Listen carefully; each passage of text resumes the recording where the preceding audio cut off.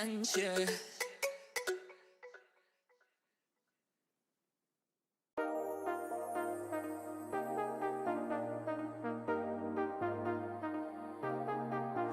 I got you and your vibes in my mind, I can't get them out, no matter how hard I try.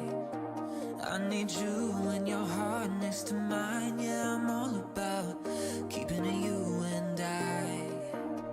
When you're here, you spark chemical reactions, your aura strikes like lightning. Got no words, I'm just drowning in attraction. Only one way to describe it, it's electric. Can you feel it? You got the only touch that takes me high. It's electric, I'm up in my feelings. Got double vision 'cause of you tonight. It's electric.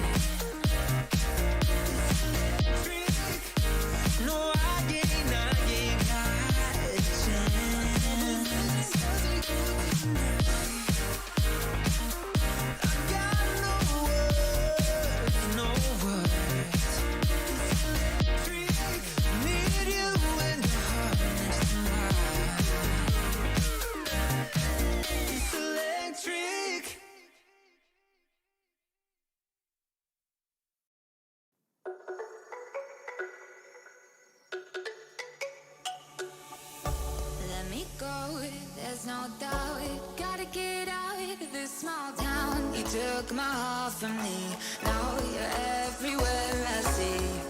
Set me free, let me fly, let me find new kinds of highs. We're just wasting here, waiting for another year. We both know the score, we've been here once before. So many words unspoken, you took my heart, it's already broken. You don't have to wait, I can take the pain. I will surrender, let me go on a new adventure.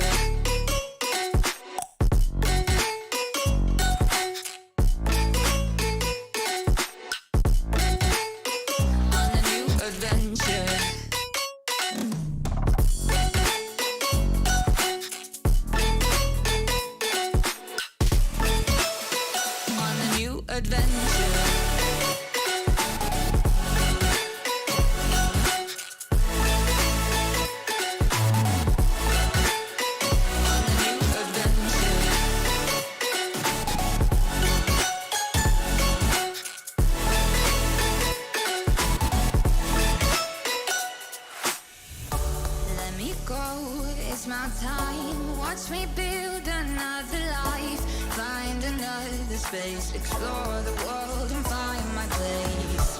Hope you find some peace of mind. Hope the night was worth your time. Threw my heart away, we won't see another day. We both know the score, we've been here once before. So many words unspoken, you took my heart, it's already broken. You don't have to wait, I can take the pain.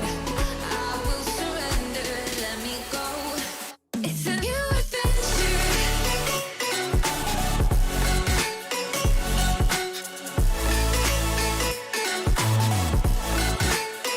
On a new adventure.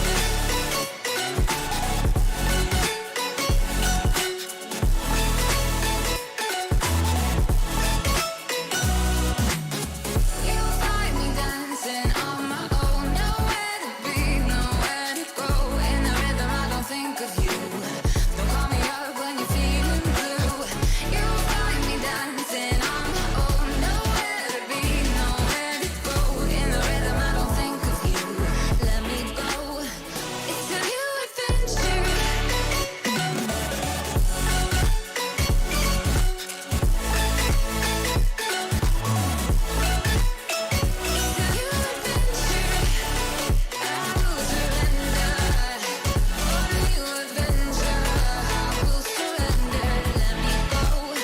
On a new adventure.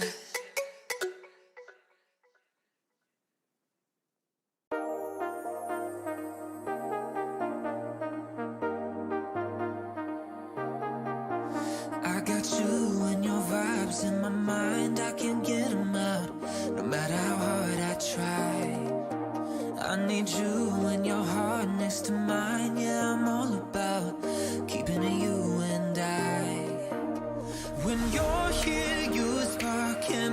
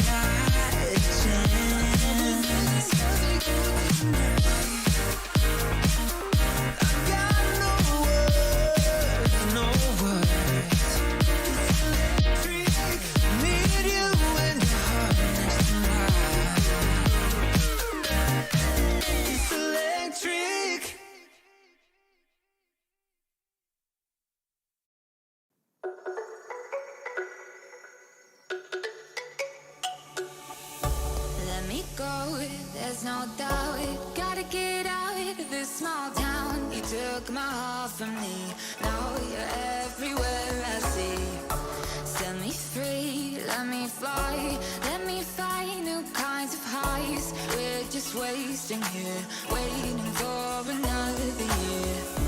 We both know the score, we've been here once before. So many words unspoken, you took my heart, it's already broken. You don't have to wait, I can take the pain. I will surrender, let me go on a new adventure.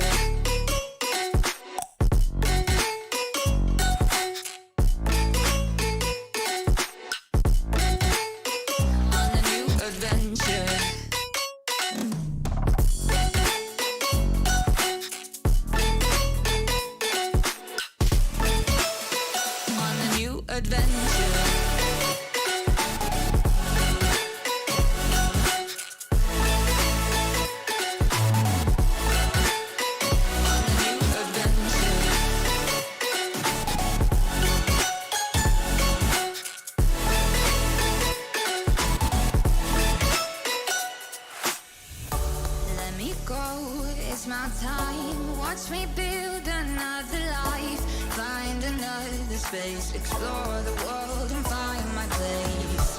Hope you find some peace of mind. Hope the night was worth your time. Threw my heart away, we won't see another day. We both know the score, we've been here once before. So many words unspoken, you took my heart, it's already broken. You don't have to wait, I can take the pain.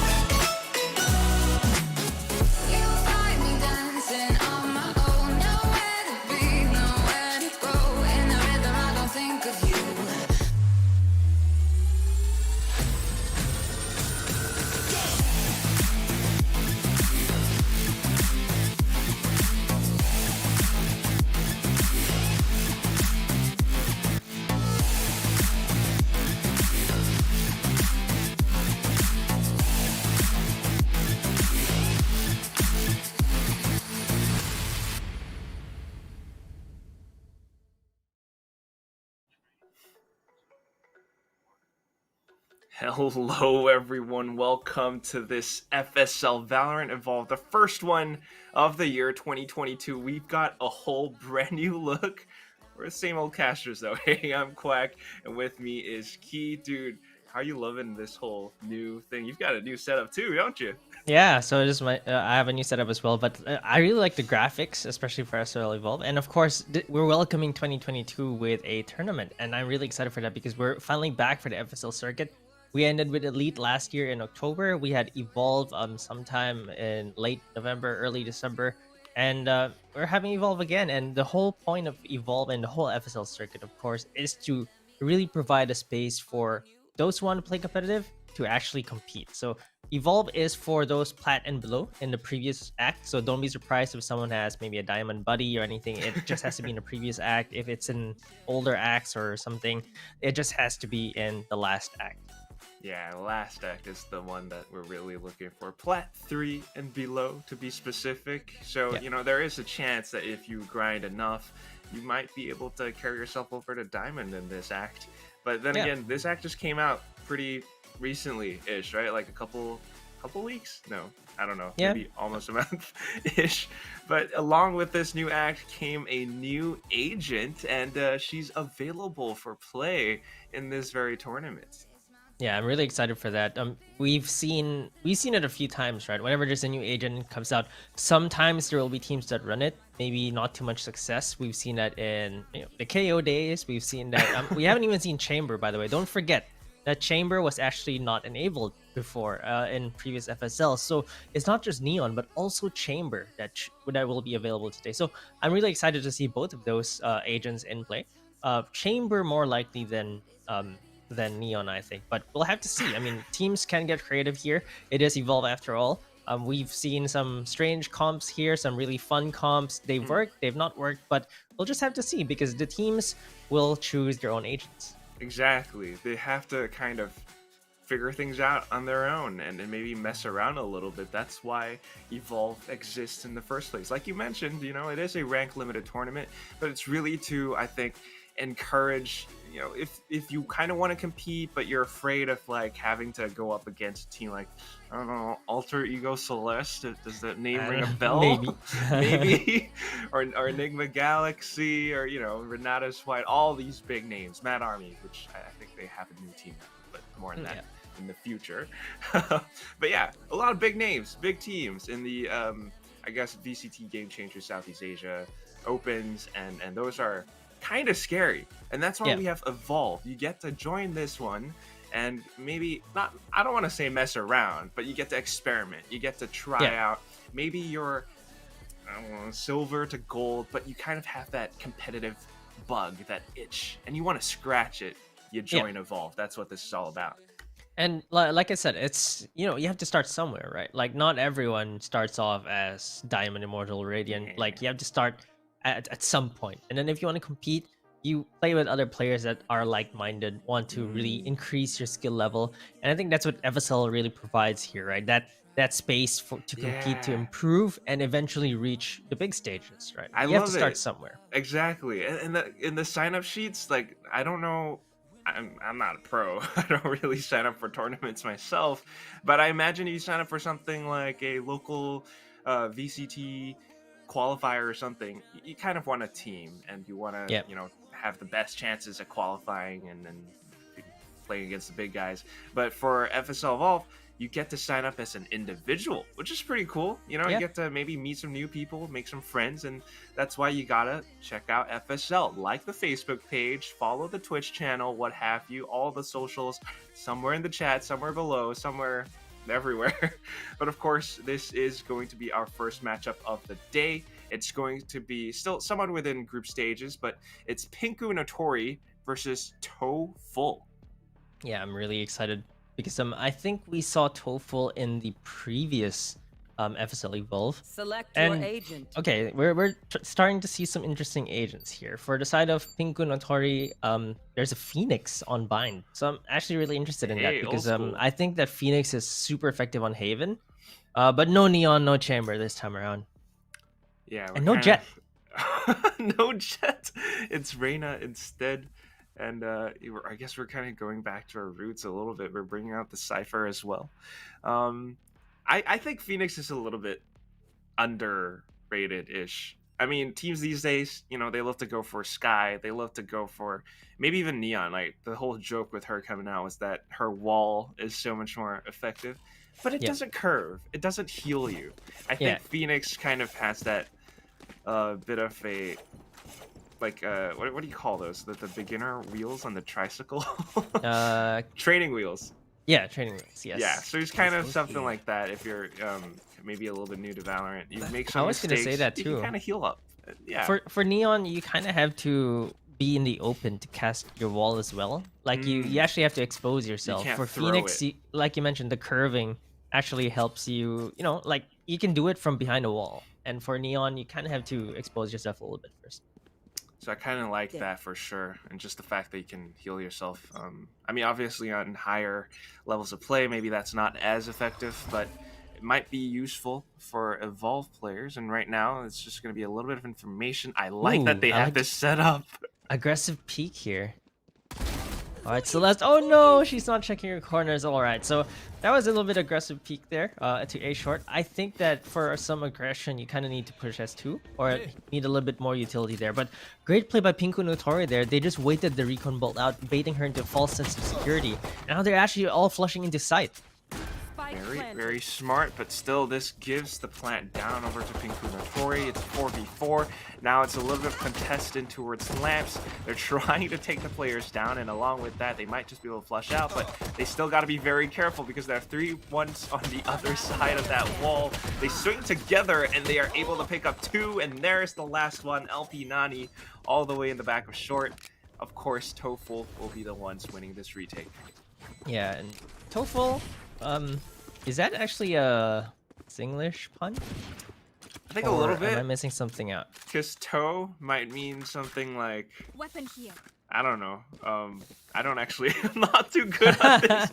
I think toe means like you faint or like, toe like already, right? Yeah, something like that, right? I don't really know the actual meaning of the word. Do their players have the last name Toe? Maybe. I don't think so. Maybe. No, there's a chance. less limb. But it also sounds a like limb. tofu. Don't overthink. Yeah, it sounds like tofu. That's what I was getting at. So that's the fun part about these tournaments, right? You get players with new names, and like you're just trying to figure out what the names are. Celeste, though, look at her. Oh, maybe she's trying to channel her AE Celeste. Look at the sheriff there. Another like sheriff by pushing A short again. Oh! The headshot! What was that flick? This girl. Alright, this time she's not pushing out, just holding the angle. She gets the flick, and you see that one little shot sends so many shivers down the spines of Pinkunotori. They don't want to push this anymore, and the star just makes it even worse. They just froze in place there, but look at Nut0. She's in a sneaky position here with the Spectre. This is the nerf Spectre after all, though. But in close quarters, that's perfectly fine. Shot into her. She Okay, fires that's the right first away. one. Oh, she actually got a second dink. Yeah, a little bit mismanaged perhaps with the movement afterwards, but of course the dink will only do so much. She tops herself off, and now the Sage player is going to push up in towards Hookah. But I love this game sense from AGXL. She knows where the push is coming, instantly smokes it off, and now Pinkunotori are going to have to find different options. They still jump through, though, and they're going to be pretty much running into the lines of fire from Toh-Full. 1 player remaining, and I don't know what LP Nani can do, trying to tap away, but Poyo is just going to pepper her full of bullets. 2-0 to start. I'm actually a little bit sad that we didn't see the tournament with the Ares before it got nerfed. Really? I mean, I just wanted to see the spectacle. I don't encourage LNG crimes against humanity, but it was fun for a while. For a while, maybe. Like, okay, I wanted to see maybe at least a series with it. Like it was pretty funny. Fair enough. Second round, everyone buys the Ares. There's no wind up. I mean, it is still pretty decent, I think. It's not just the fact that there's no wind up makes it so much stronger. But still, we got to consider Pinkunotori as full Vandals right now. They have to be very careful about how they approach this, because if they're not, they might just lose their rifles. And Nut0, the perfect setup, somehow in towards the teleporter already. They might not know this. A single ghost on the other side is not going to do too much, but still Nut0 strikes at the perfect time. That's the double kill. That's 2 rifles on the ground. Wait, how does she get into the teleporter? That's a very good question. I didn't catch it. Did they open the door with a Sova recon? I think I totally missed that because I was watching the minimap, but I think they might have opened it by a recon. They came to play. Yeah, they definitely came to play here. That's a really sneaky setup there. Like, no one was ready for that. And look at this flank. It's a double flank 2 for Celeste Lim plus Poyo. Alright, they get 1. They trade for another, though. That's all down to Cow Pad Nim. 1v3 right now, though. So it's going to be really difficult for her. She's getting pulled into the gravity well as well. She does have a Vandal, and everyone else has Spectres. Oh, this is going to be a pretty scary, sketchy round. She's got 10 seconds left. She cannot make it all the way over onto A to get the spike planted. At this point, she's really just trying to save and hold on to the rifle, transfer it over into the next round. But with this win, with only 2 players eliminated on the side of Toh-Full, it's free upgrades. Key. Yeah. They get free upgrades. It was the bonus round as well, so that's 3-0. They had 3 members survive. And they eliminated 4 from Pinkunotori. Like, it couldn't have gotten any worse for Pinkunotori. Aquarium, though, she was AFK the previous round. I think maybe she had to do something. Like she had 7.8k just now, so she's able to buy up still, able to buy a gun. So I think that Pinkunotori want to take this round back. There's her Ares on LP Nani. There you go. She's got her lockdown available as well. She could use that to initiate some site entries, but still the main thing is they have to deal with the Vandals on the other side first. Maybe with some careful peeks here and there. But I'm very curious to see what else Xeaora has installed, because the way that she's been playing so far, so sneaky. They've got team setups. The way that she pushed in towards teleporter the previous round, Pinkunotori had no idea. And I mean, they really have to use their utilities a bit more, I feel, on the side of Pinkunotori. They're not getting much information, and on Toh-Full, they're just getting their flanks. Bind is notoriously very hard to flank in. But, oh, okay, there you go. The teleporter is going to throw them off, though. This flank is going to be considered useless because, I mean, it depends if they're actually going to watch their backs here. It seems like they're not going to watch their backs. Ing is already here as well. Tries to kill the Phoenix. Oh, but Phoenix actually gets a jump on her. There's the flank as well, pushing up. Celestim is going to finish off Heyimquack, though. Spike planted. A little bit of a trade. And now Celeste is doing a little bit more damage. I like it. No detain. She continues to push up front, but unfortunately gets eliminated from the back. And with Xeaora's control, they just might be able to do this if they can secure a couple more frags. Aquarium has the res as well. She can bring the numbers back over to Pinkunotori. It's a 3v2. And now all Xeaora has to do is try to tap on the spike, maybe bait out a peek here and there. But without the numbers advantage, I don't like where this is going. Nanoswarm's being popped. She pushes out front, tries to go in for the swing. AGXL eliminates. And we're down to the 2v2 once more. Aquarium down really low as well. But what they're really trying to do is to play for time at this point. All they need is that one frag, and Raise the Flamingo will be the one to get it. It's the first win for Pinkunotori. It was an expensive win, though. They lost all 5 members, but they at least got the round. That's what they wanted. But right now, their economy is still hurting. Look at the cash situation for the attacker side. They can buy 3 rifles, some light armors, even Reyesa Flamingo can't even buy armor for herself, so she needs to top up with her own heal, with an overheal.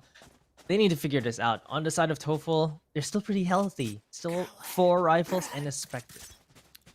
Very healthy. I mean, even if they lose this round, I think a couple of the members on Toh-Full will be able to buy up on the next as well. Yep. So it's not the worst thing for them, and they are at a 3-1. They just gotta be a little bit more careful. That, of course, round was won thanks to the lockdown for the most part, I think. Create a lot of space. But coming into this one now, it's Pinkunotori with their half-ish buy, trying to find some kind of an entrance in towards the B site. They're slowly creeping up on towards B long, but look at those camera setups from Xeaora. I don't know if Pinkunotori are aware of this. They heard it for sure, but they walk right into the crossfire. Celeste firing at baiting her teammates. I think she didn't want to give her position in case in case there were more, but still, you know, sometimes you gotta do what you gotta do. Teammate falls, you make it a trade, and now the push coming in from Hookah, they know this all too clearly. I mean, she was really waiting for more. Okay, she gets a third kill as well for the team. Dismisses away, but she only has 29 HP remaining. Her teammates need to help her out. There's one big flank though. Nani is gonna kill Poyo 30 seconds left. in spawn, but Ying is there watching her. The spike carrier is also very far away, and Ying is gonna finish her off, securing the 4th round for Toh-Full. That's a reset for Pinkunotori. Yeah, it's really tough. I mean, they might have lost a round, but at least this way, they might be able to kind of coordinate their economy once more. A couple of buys from teammates here and there. So we got full reset on economy. Everyone's kind of tied up, but 4-1 is still the score. And if we take a look at ultimate economy, Toh-Full are flourishing. Yep, they have 4 ultimates up. I mean, not all of them can be used all the time. Like, I feel like the Astra ult is very situational still. True. But you know the thing about Astra, even with her ult being so situational, her regular kit just feels like it's the best. suffocating. It's just so good. Okay, so look, she's just pushing everywhere. She's feeling herself. she's definitely feeling herself. She's really playing Arena really well. She's really channeling her inner AE Celeste here. And right now, it's just really trapping Pinkunotori. Himuru tries to push out, but got stunned by the Nova Pulse. I mean, Gravity Well, probably as well. And this is really difficult. It slows down and stifles their approach so many times that whenever they try to actually push out, it's not the best thing. Nani, though, will be able to pick up one over onto Hookah.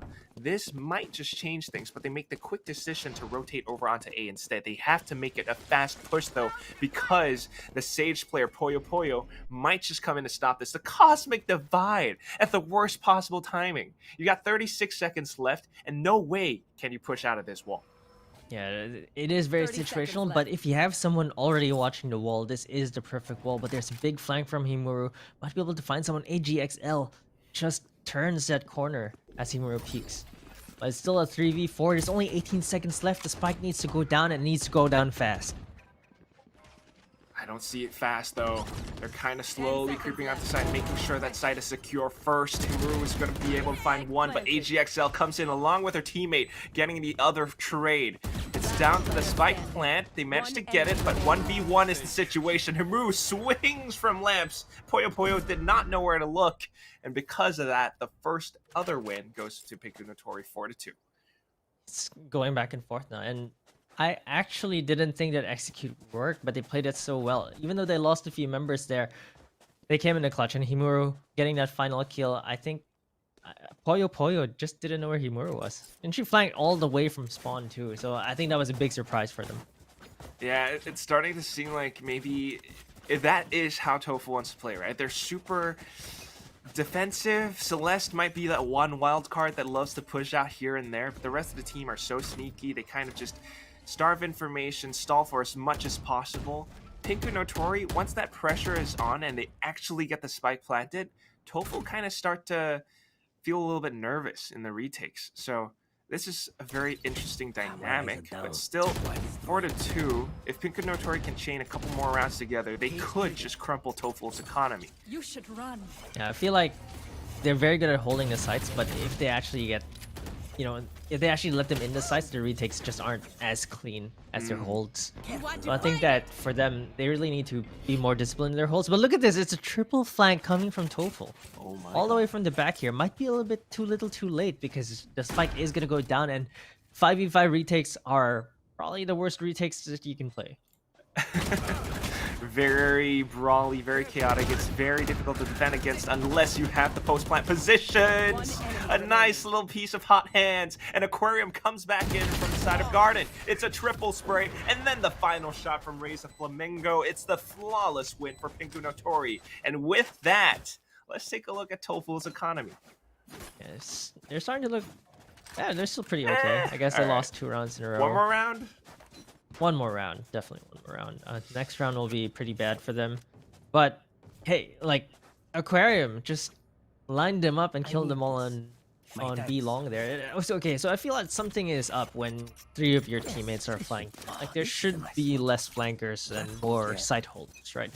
And we just mentioned it in the previous round before they execute that their retakes just aren't that clean. So I feel like the flank was just a little too much. I think it's a good attempt, but it's one that can also be kind of predictable when you don't have that many players trying to hold the site. So it's like, all right, deduction, the other possible place they could be is probably the flank, and that is kind of how it goes. Still though, again with the defensive holds, this time it's 3 players on A that Pinkunotori have to deal with. And what an angle! She takes off her head. It's the Sage diff, getting the heal to top herself off as well, but doesn't expect the push coming in from Showers. Puts herself in an open position, and that allows for Raise Flamingo to strike yet again. The second kill now. Spike planted, 2v3. Xeaora on the flank. Make that a 1v3. Yeah, it's not looking very good. There's a wall as well, so she has to shoot. She has to get into the site from Showers and then break the wall. Gonna be looking very difficult, but she actually gets a spike diffuser, just misses away, tries to go for her next fight. He reloads, 11 bullets left, but it's a little too late. AGXL is gonna take her down, and the defuse is gonna go through. Toh-Full bring it back and reset Pinkunotori yet again. And it's just this constant tug of war. We were talking about the back and forth, and now it's going to be Toh-Full coming back into the game. They managed to save themselves from a, well, save round. Here we are back into full buys all across the board. This is very lovely to watch for their very first game of the day. Yeah. And Pinkunotori, they have a lot of money because they had a flawless round previously, just right before the previous round. They won a flawless against the Toh-Full save. So like, they're still pretty rich. They have the full guns. Let's see if they can execute this time. It looks like, hey, Toh-Full are taking a page off of Enigma Galaxy's playbook. Look at the wall on long for the Sage to get the orb. Now she has her res up. And that could be a very game-changing ultimate, but still game-changing. Wink, wink. All right, the push coming through into B instead. But looking at how they're positioned, it's all the way at the back of site. I like this because it's very defensive. You get to stall for as long as possible. Heyimquack, though, going to try to create so much space for a team. She traps the tripwire. She goes forward. Activates the tripwire. And that kind of baits out a couple of peaks. They managed to take a couple of players down as well. LP Nani getting the entry, eliminating the Astra just makes it that much worse. And now they have the site. They're actually into the site now, but Poyo takes one down, evens things up. Both reses are up, but both teammates are just in two dangerous positions to actually get the res out. Let's see if Pinkunotori can hold this. Already falling in. Aquarium takes one, gets the res off. Ing is gonna kill one though. Celestim takes two down, and now Toh-Full are in the lead. The res comes out as well for the defender's side. And Celeste takes a third, but Heyimquack is gonna finish her off. The defuse is just gonna go through though. There's no time at all for Heyimquack to stop this defuse.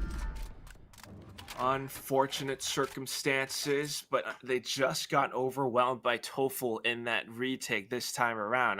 Sometimes the retakes, they look a little bit scary, they look a little bit iffy, but once they are fully coordinated, once they are prepared to actually go in together as a team to push out of halls all the way, it makes it that much more difficult for Pinkunotori. I think they actually had some pretty good post-plant positions set up. Calpaid Nam, for example, hiding in that one little corner, might have been able to take out a couple of players along with her, but unfortunately, marksmanship a little bit lacking. It allows for Toh-Full to come into this 6-3, and going into this round now, we still have enough buys, but it's still a little bit scary. They have some ultimates to work with as well, but the marksmanship of Celeste just strikes again. She's actually really sharp. She just keeps scalping people with that Vandal, and it's like a drive-by. She just takes one out and then walks away. Doesn't even have to use her dismiss.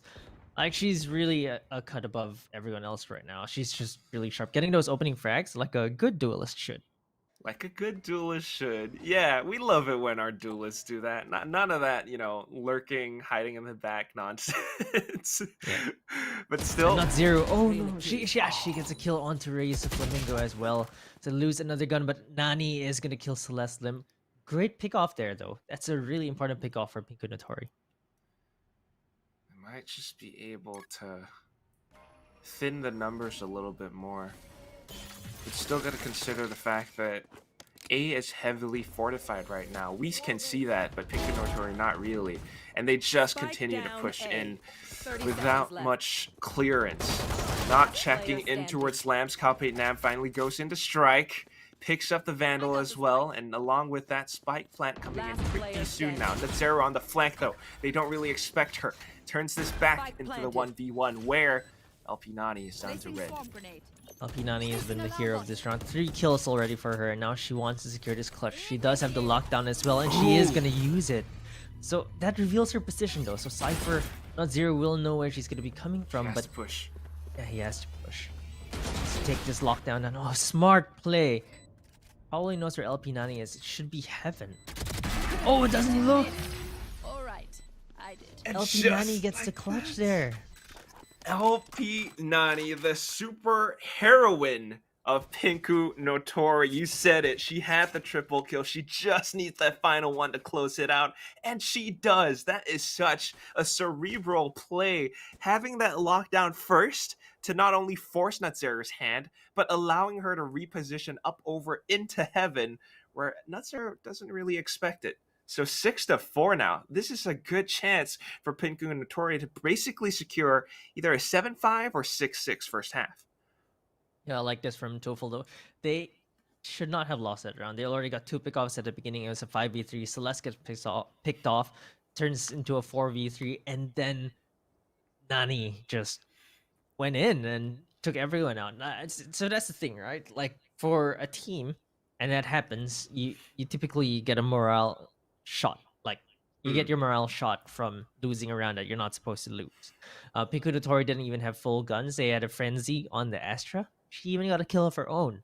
So this timeout was really good. Calm everyone down. Celestim, I guess, the leader of the team, saying that, guys, we got this. I mean, it's 6-4 right now. They're still in the lead, so they're in a pretty good spot. But of course, they want to end the first half with a bigger advantage. I think absolutely both sides can make the full use of this timeout to kind of just calm yourself down after that clutch. Calm yourselves down after that nerve-wracking round. But of course, this kind of puts Toh-Full in not so good position. They have no choice but to go with upgraded pistols for this round. Of course, though, with the fact that they're on defense, they might just be able to go in for some cheeky peeks, maybe take out 1 or 2 players. It certainly seems like they're trying to set up some kind of crossfire inside of Hookah.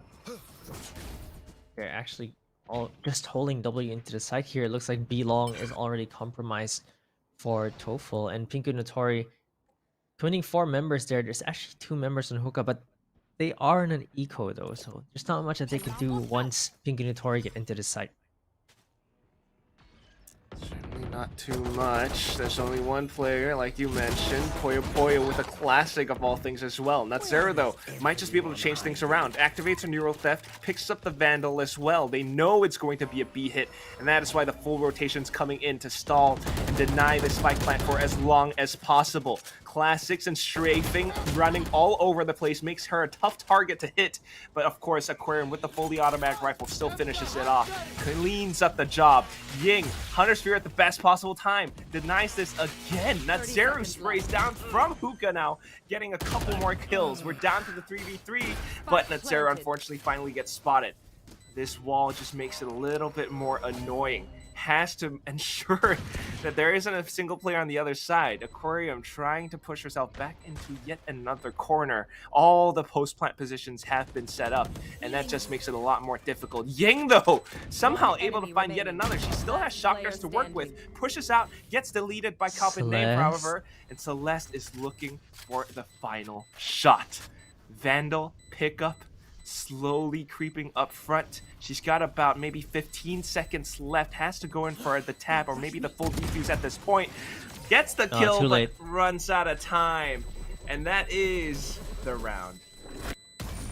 Yeah, unfortunately, I think that Celeste didn't really have the time to get that gun and go for the reload. I thought she was going to go for that Sheriff headshot. She's been really sharp. She got a headshot right before that. But, you know, really unfortunate she got the kill, but was too little too late. And it's so hard to play a post lane against an Astra, although she didn't have stars anymore, I think. It's just so hard still. Like, the wall could come up, and there's just so many things you need to think about. But for Celeste Lim, she's been stepping up for her team. I think that they do want to go into the second half with an advantage, but Pinkunotori are catching up. Certainly. I mean, they've been winning a couple, maybe 3 rounds now at this point. They started off from the back foot, 4-1, and they managed to come and stage this comeback in the first half. Still, though, I think Toh-Full have been making a statement. That was a full eco. They managed to kill every single player on the side of Pinkunotori. If they can keep that up, if they can play a little bit more clean, perhaps, they just might be able to make this a whole lot worse for Pinkunotori once they swap sides. Still, though, this is the last round of the first half. We've got stars placed down all over on the A site, where Pinkunotori are trying to find an opening pick. Yeah, this is actually the slowest I've seen them play. They haven't gotten much information, but at the same time, for Toh-Full, they haven't been flanking. In the latter half of this defensive side, they haven't really seen the flanks come in. And I'm not sure if that's the reason why they're not playing so well now, but Poyo is going to open the round with a kill. Himuru did not flash that corner. A little bit of a dry peek for sure. Maybe she didn't want to give her position away, but it certainly bites her in the back as well. Cosmic Divide just makes it a whole lot more uncertain for Pinkunotori yet again. But of course, they might just be able to push in, gaining some control over Hookah, over Garden now. This is not so good because Xeaora is the only one over on B to defend. The other members of her team all the way on A. It's going to be a slow rotate. Xeaora has to stall for as long as possible. Does pick up one, and that is a pretty good win. The wall goes up. She takes off the panel, gets sucked in by the gravity well, but it's not too bad. The spike has been planted, and we are in for a big retake. 5v3. And they have no choice but to get overwhelmed. All members from Pinkunotori flushing back in towards the side of B long. They're not aware that Xeaora is pushing out from the corner of the smoke, though, and that leaves Kape Nav in a 1v5 situation. Pushes up front right now, but unfortunately, there's so many bullets flying all over the place that she gets taken out. It's a 7-5 first half. Amazing anchor from Xeaora there. Just held the site, was able to take one. And they're forced to plant the spike, so it was so difficult for them to get into post-plant positions. That Astra wall coming in from their own side, though. Pinkunotori's wall didn't really help them out there. I feel like they probably should have closed out Xeaora there. You know, the angle should have been from elbow to spawn and just cover the opening, so that would discourage Toh-Full from actually pushing in willy-nilly. But you know, they got the spike down. They thought they could hold the post plant, but Celeste Lim, Hell W killed a few of them, and Xeaora, the anchor, triple kill off her own on that round. So Toh-Full are gonna go into the second half with a 2-round lead. Let's see if they do better on the attacking side, because their retakes haven't been very good. So let's see if their executes are actually good. Let us see, indeed. I mean, I gotta say, I like that they kind of go for this, just whittle away at them. You know, we got this under control. We just gotta play a little bit calm, a little bit cool, collected. They're going for that same-ish approach right now, not too aggressive, not blindly rushing in. They take one panel off, they try to find some hits, but unfortunately, it's Celeste's hit that gets spotted instead. It's not the worst thing in the world, though. It's a frenzy, so down to 59 HP she will go, and they still have more options. Take a look at your mini-map. Xeaora all the way inside of Showers. If she can take down LP Nani, they should have the A site. They know that they both, I mean, they know each other's positions. Xeaora got tagged by Bullet. One shot from Classic. She has armor. So they know that she's there. But the spike is still on B side. What? And she's still so daringly sneaking up underneath Heaven right now. Finally throws out the Cyber Cage, and that just might have given her position away. But setting up some cameras, buying a lot of space, and just holding it down for her team to come on over and get the spike planted. Remember, Pinkunotori have already lost one player early on in the round, and this is something that puts them in a worse position. Xeaora, in yet another off angle, catches 2 players now.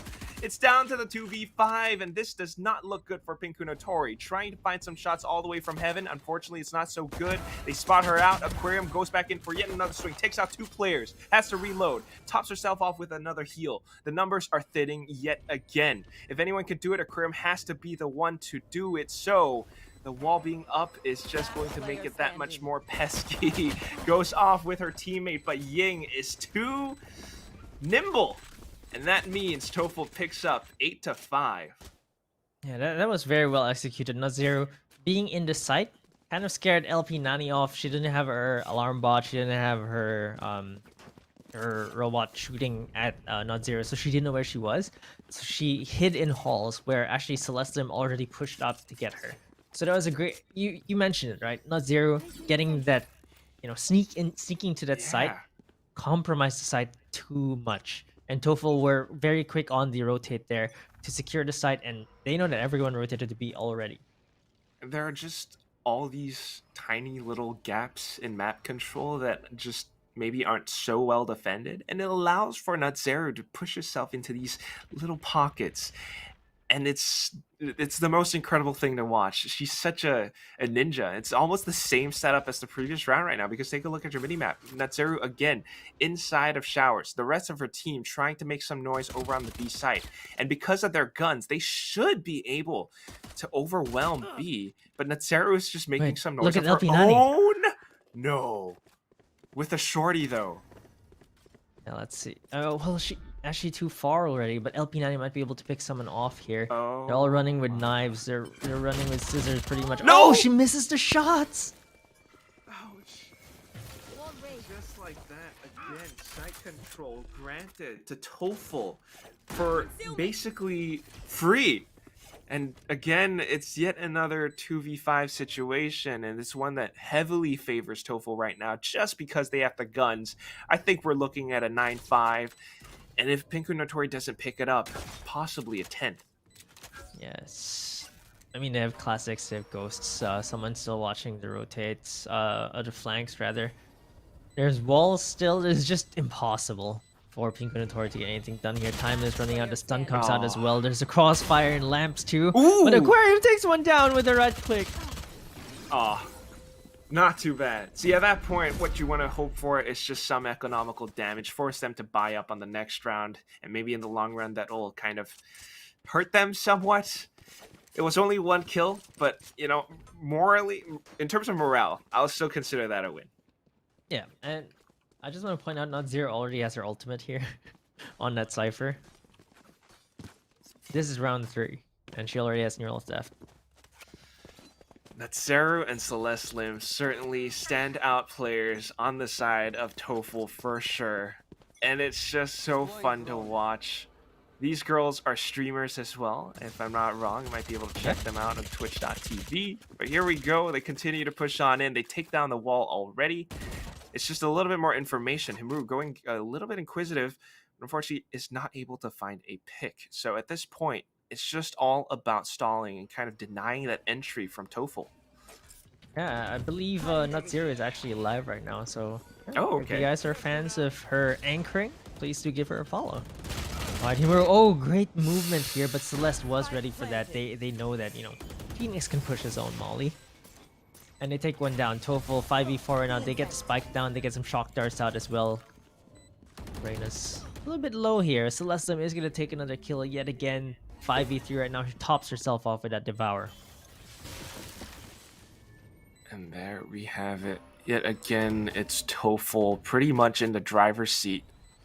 Still, though, trying to find different avenues of entry. One towards Heaven, one towards Lamps. It's going to be Raise a Flamingo to find a couple more headshots. Goes in for the burst, able to pick up one. Dismisses away into cover, but unfortunately, Poyo Poyo just looks down the angle yet again. LP Nani at this point just looking for some exit frags at this point, perhaps. Maybe looking the other way in case someone tried to set up a flank, but pretty much Toh-Full are looking to be in a very strong position. It's 10-5, and their economy is not hampered at all. It's not at all, like, not affected by the losses. They still have a lot. They still have enough to buy for next round, next 2 even. Pinkunotori, it feels like they keep watching the flanks, and for Toh-Full, they haven't really flanked on this attacking side. They just barrel down whichever side they want to go in. And for Pinkunotori, I feel like their holds are the ones that are an issue, right? Like, it was a bit of a problem holding the sites, and at the same time, it seemed like Reyna on Pinkunotori's side was trying to go for that retake anyway, but LP Nani had other plans, so just to save her gun. So many rounds where Toh-Full have this incredible teamwork. Look at how they're pushing in together, completely surrounding the site. Calpe Nam trying to go up close to the Spectre, but is only able to take out one, and for what? Natzeru gets rest up anyway. It's down to 3 more players from the side of Pinkunotori. Make that 2 as the push goes in one by one yet again. Aquarium, last one left alive. Just looking for a little bit more damage. And the Sheriff not gonna hit the shot, so as Ying Ferrari peeks her, just takes her scalp out. Toh-Full look even sharper than they did in the first few rounds. It's like they warmed up, and then all the shots are hitting. And they're even calling a timeout still. Wait. They are. I mean, I get it. I mean, we talked about this before. The winning timeout, the rub salt in the wounds, maybe that could also be potentially it. I'm very like curious. allow the anger to stew on the enemy team.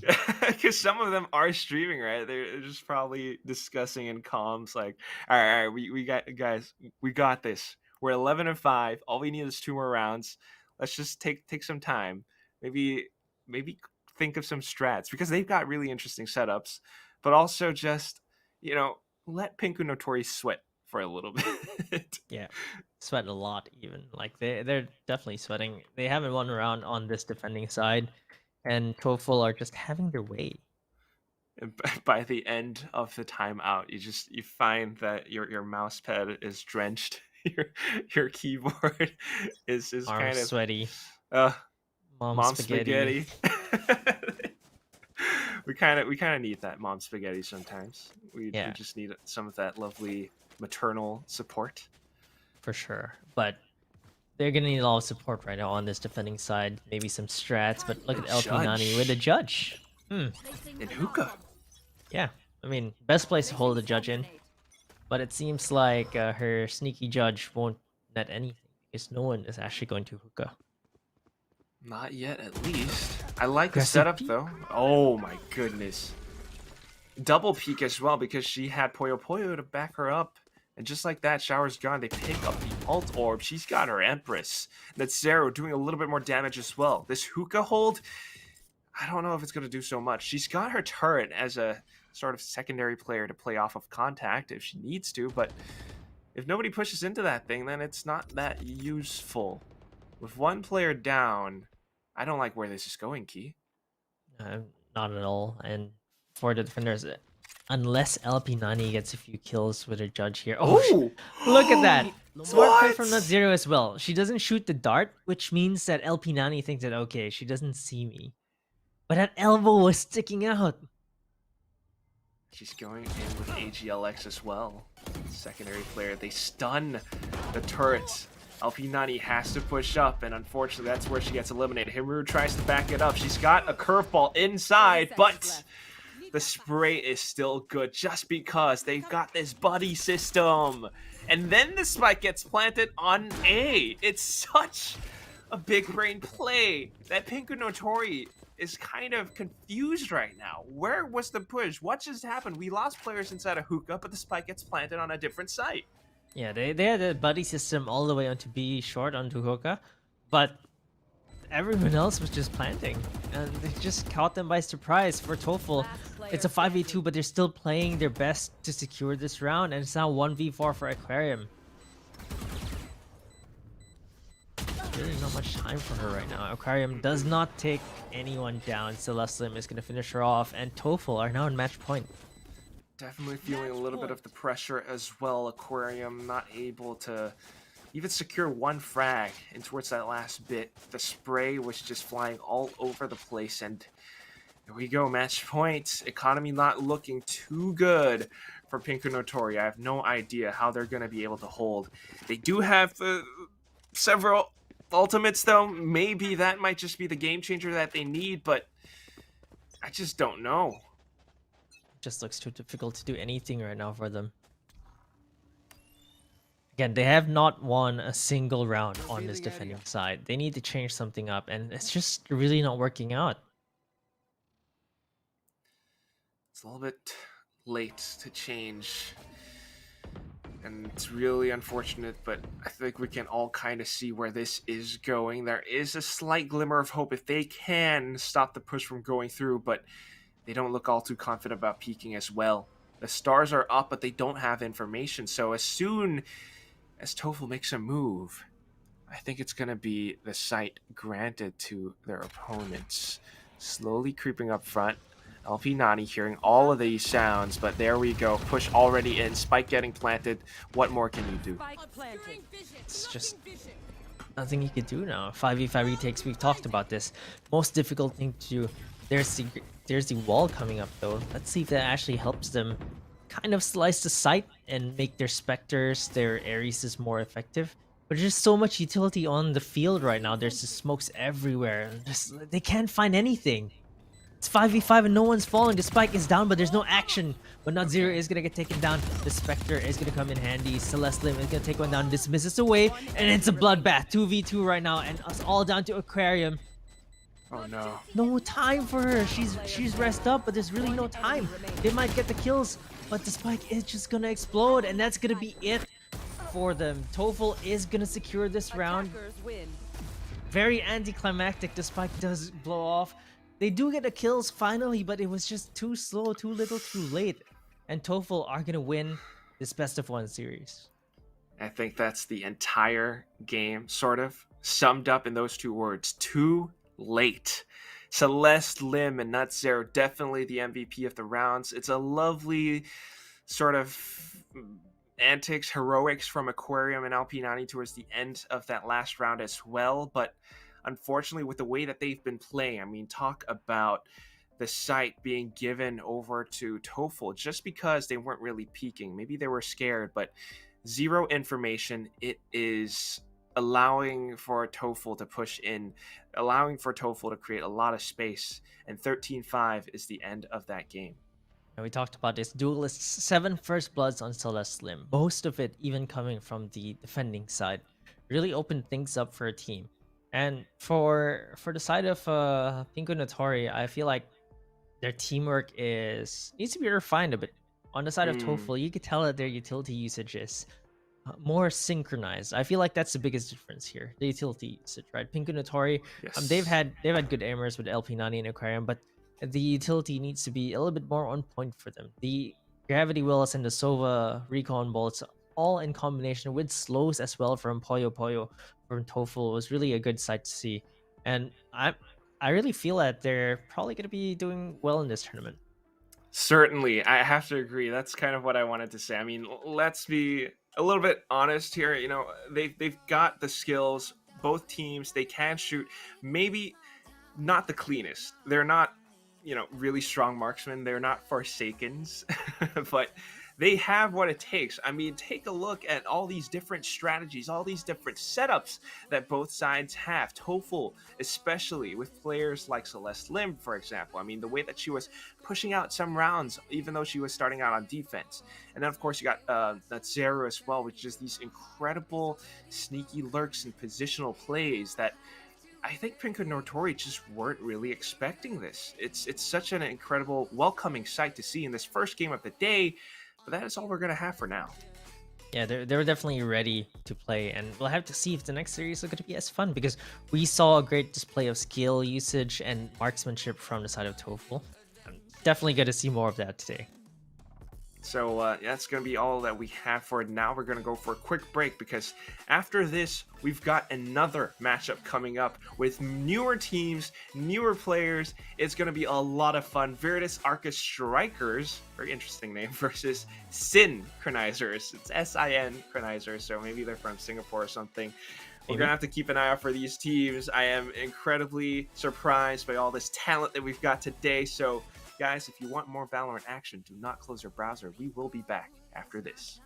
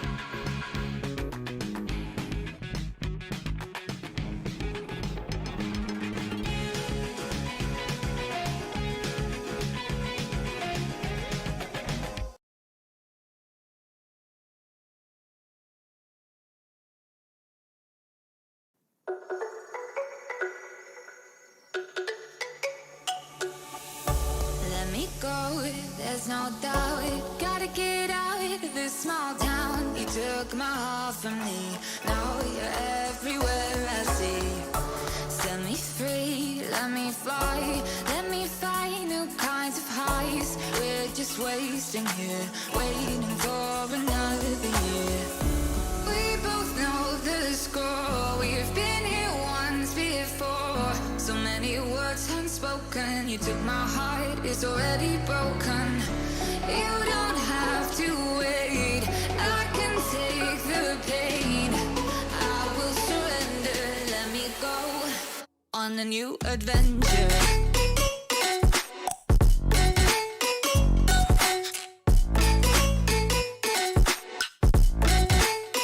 On a new adventure.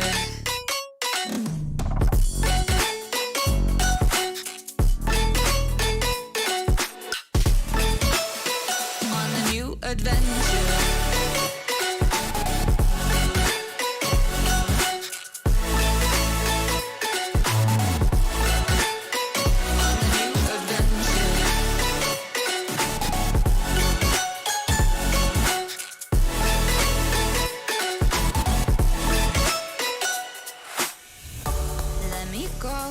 It's my time, watch me build another life.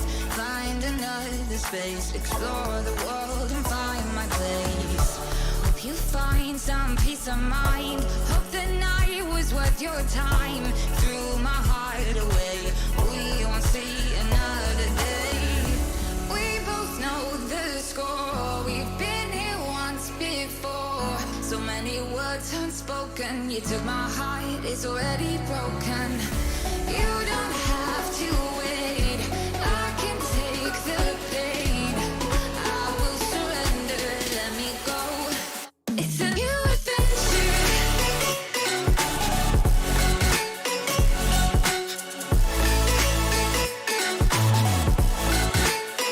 On a new adventure.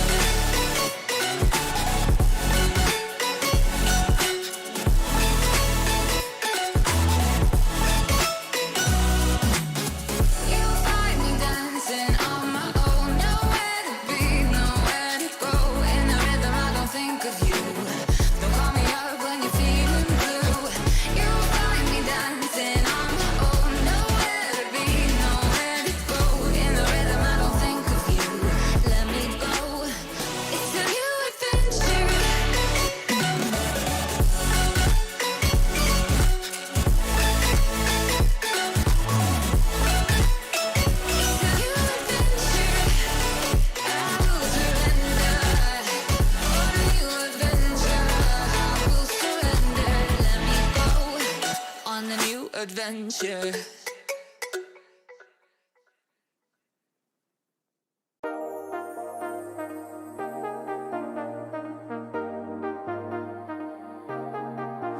I got you and your vibes in my mind, I can't get them out, no matter how hard I try. I need you and your heart next to mine, yeah, I'm all about keeping it you and I.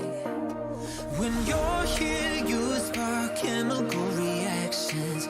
Your aura strikes like lightning. Got no words, I'm just drowning in attraction. Only one way to describe it. It's electric, can you feel it? You got the only touch that takes me high. It's electric, I'm up in my...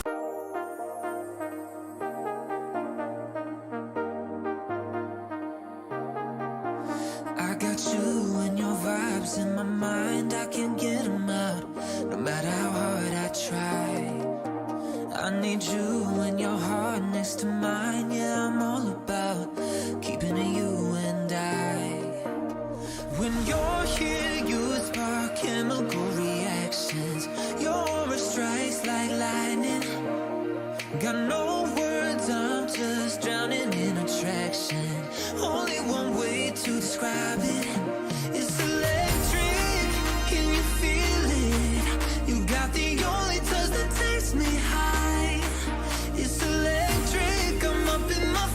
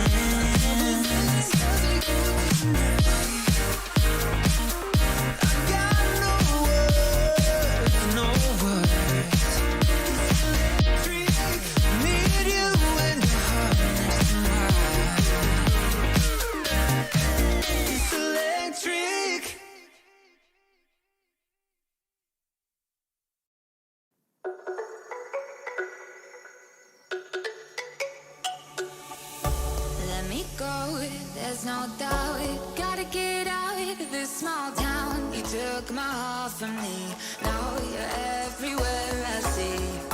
Set me free, let me fly, let me find new kinds of highs. We're just wasting here, waiting for another year. We both know the score, we've been here once before. So many words unspoken, you took my heart, it's already broken. You don't have to wait, I can take the pain. I will surrender, let me go on a new adventure.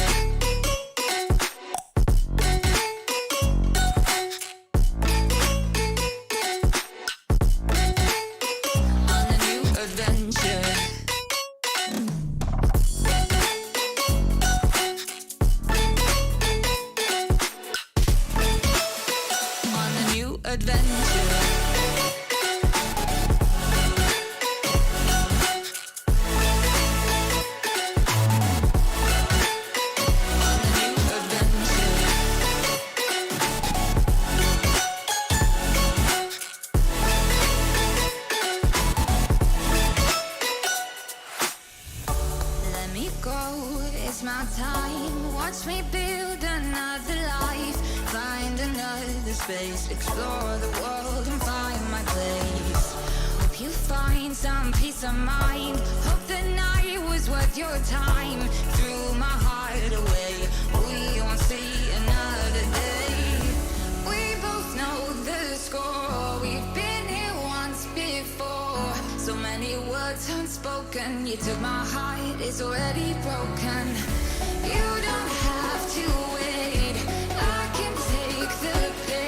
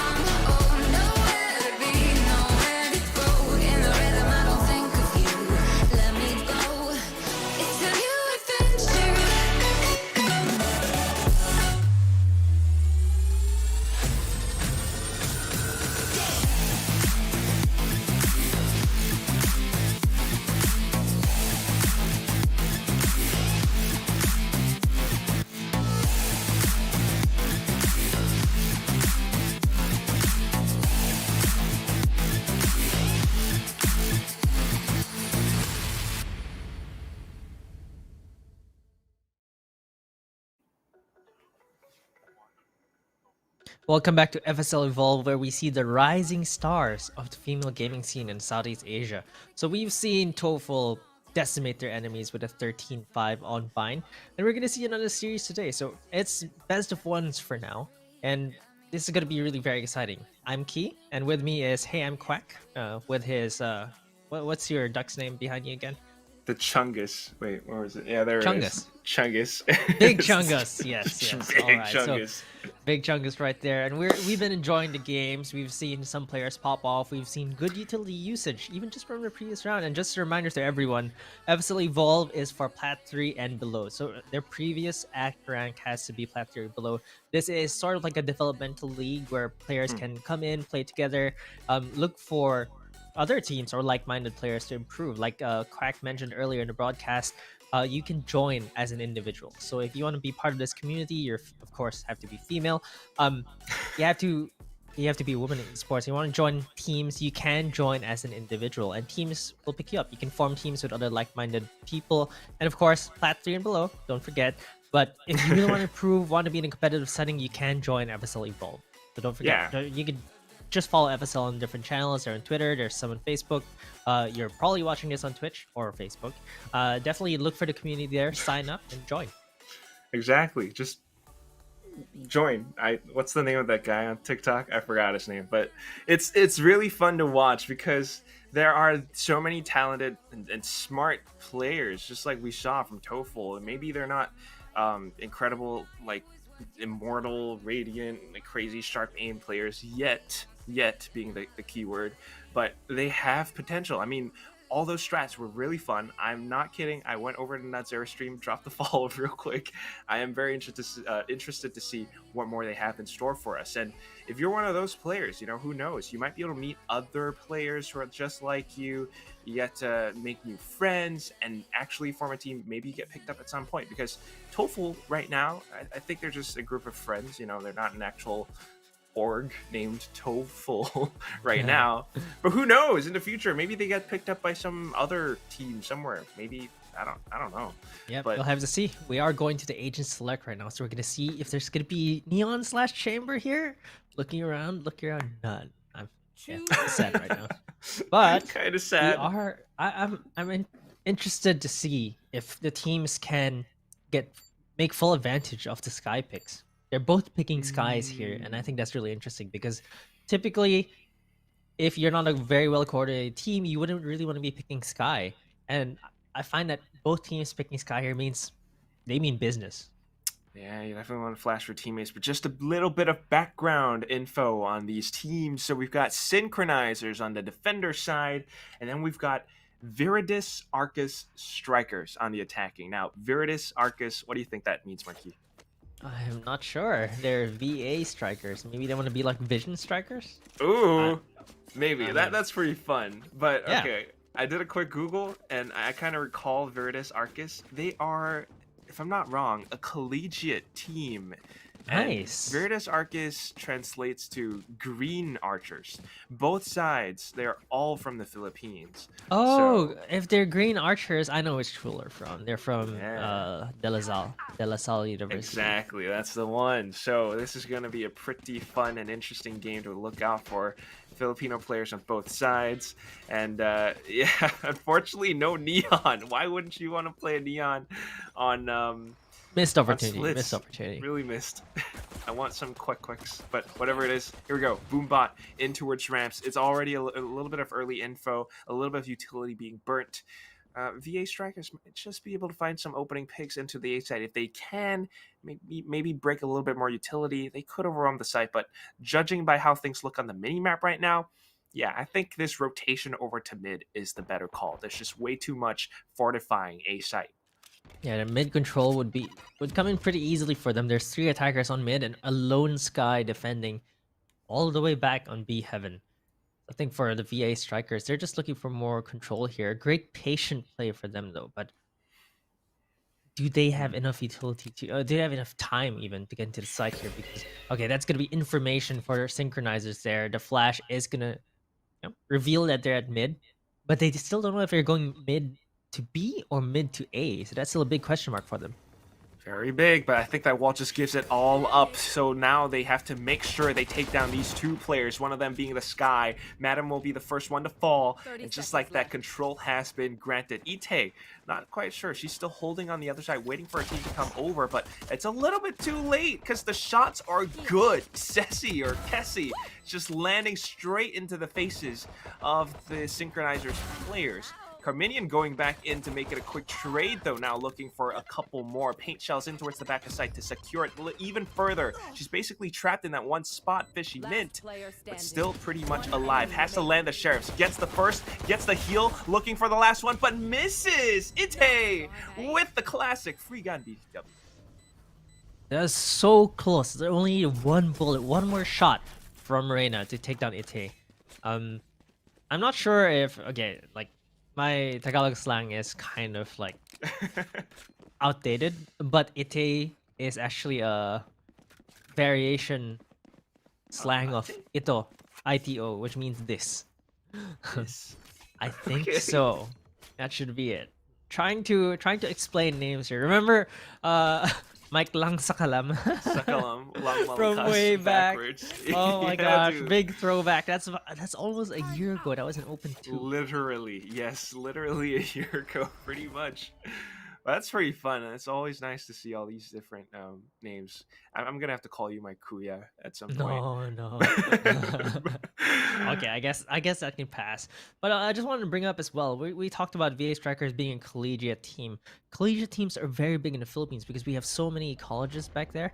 They- Cat Arena or something, right? Yes, so Arena is also one of the organizers of like collegiate tournaments, and I think that the collegiate scene is just full of budding and promising players. Like Savvy 8K from VCT PH actually started from collegiate, team. So that's really interesting because there's nothing to sneeze at, right?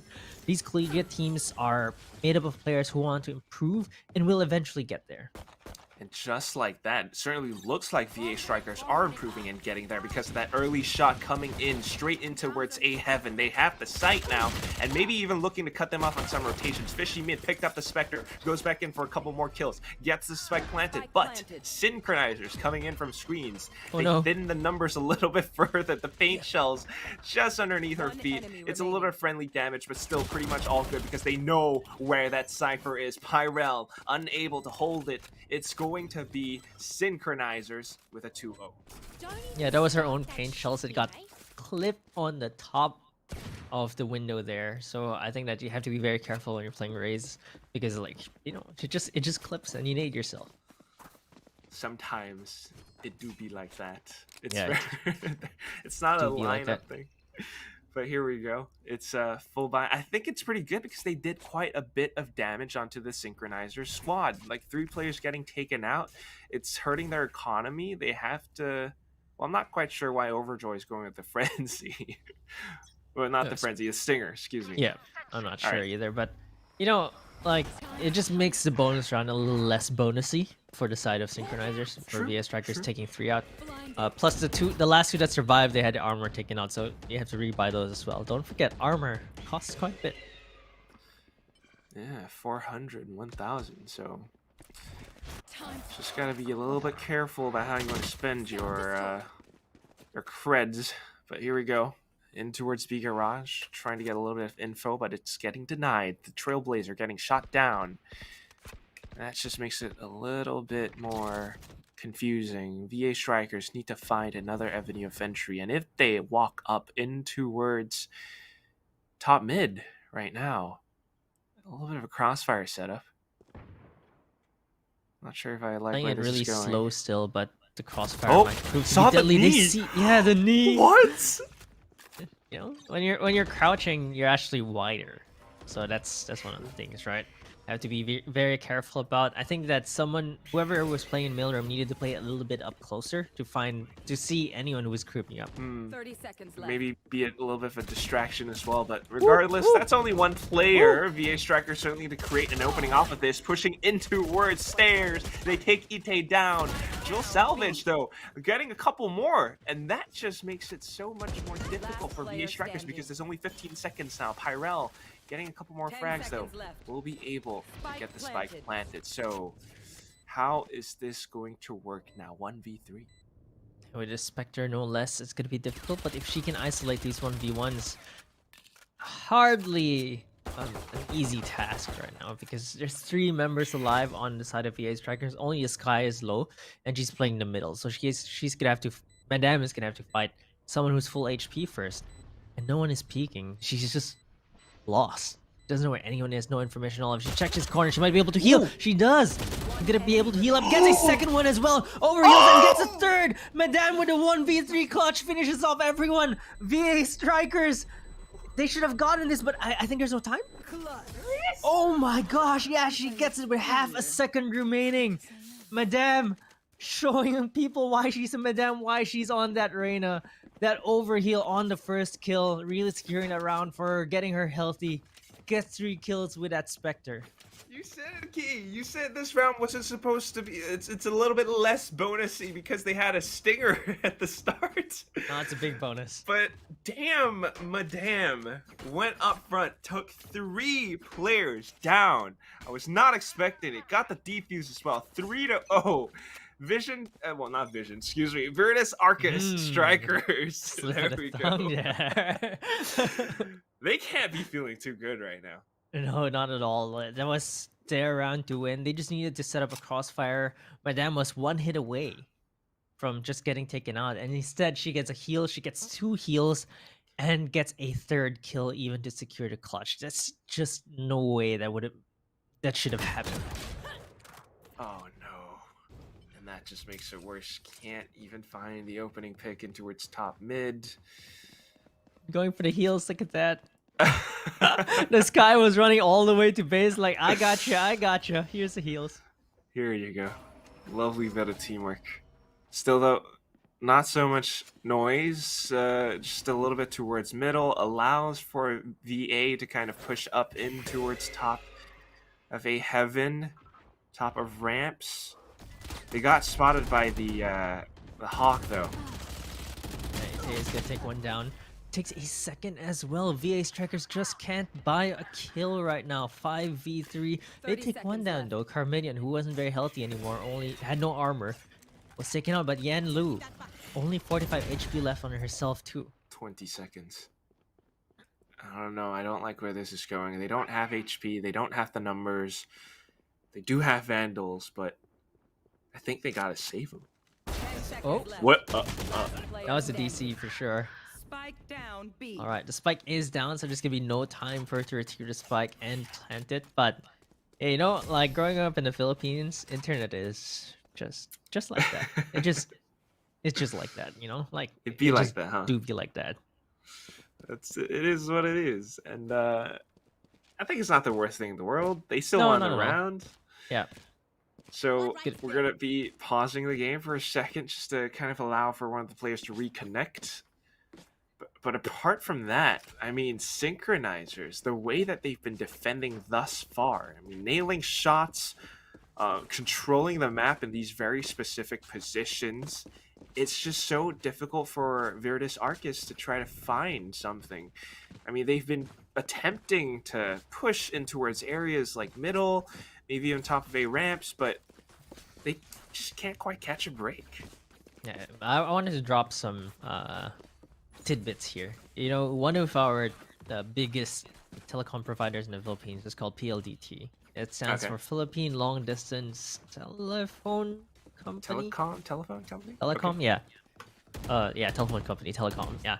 So they used to be the biggest providers of landlines, hence the name. But because of that, they were also the first ones to provide internet. But you had to have PLDT back then. You had to have PLDT or not at all, right? There's so many ISPs that popped up. They're all small, but you had to be on PLDT since they had the widest network in the country. Right. But because they always disconnected, they're lovingly called PLDC. as in Oh no. disconnect. Yeah, so there's maybe a PLDC moment. Like the past few days, I've seen some streamers, some players all complaining that they're getting less than 1 Mbps on their internet. Oh no. That's Less than- problematic. In 2022, less than Yeah, in 1 2022, Mbps? exactly. Like, what can you load?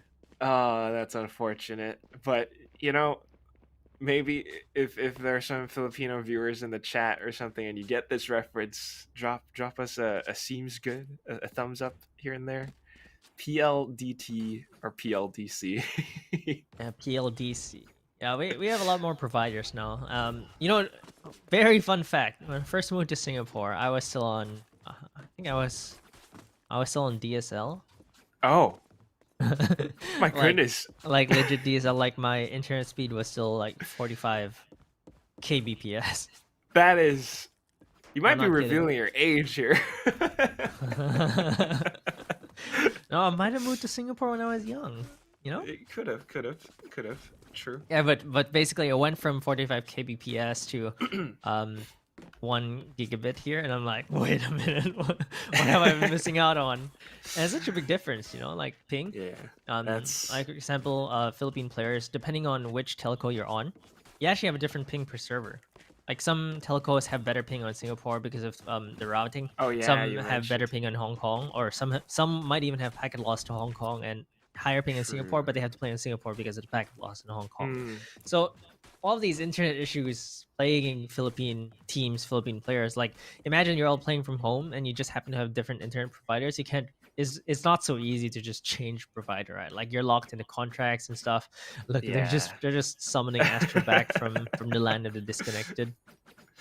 Just I don't know, knifing Hacking the away. ISPs. Hacking Hacking away. away. Wow, Yes. there we go. Hacking away. What is this?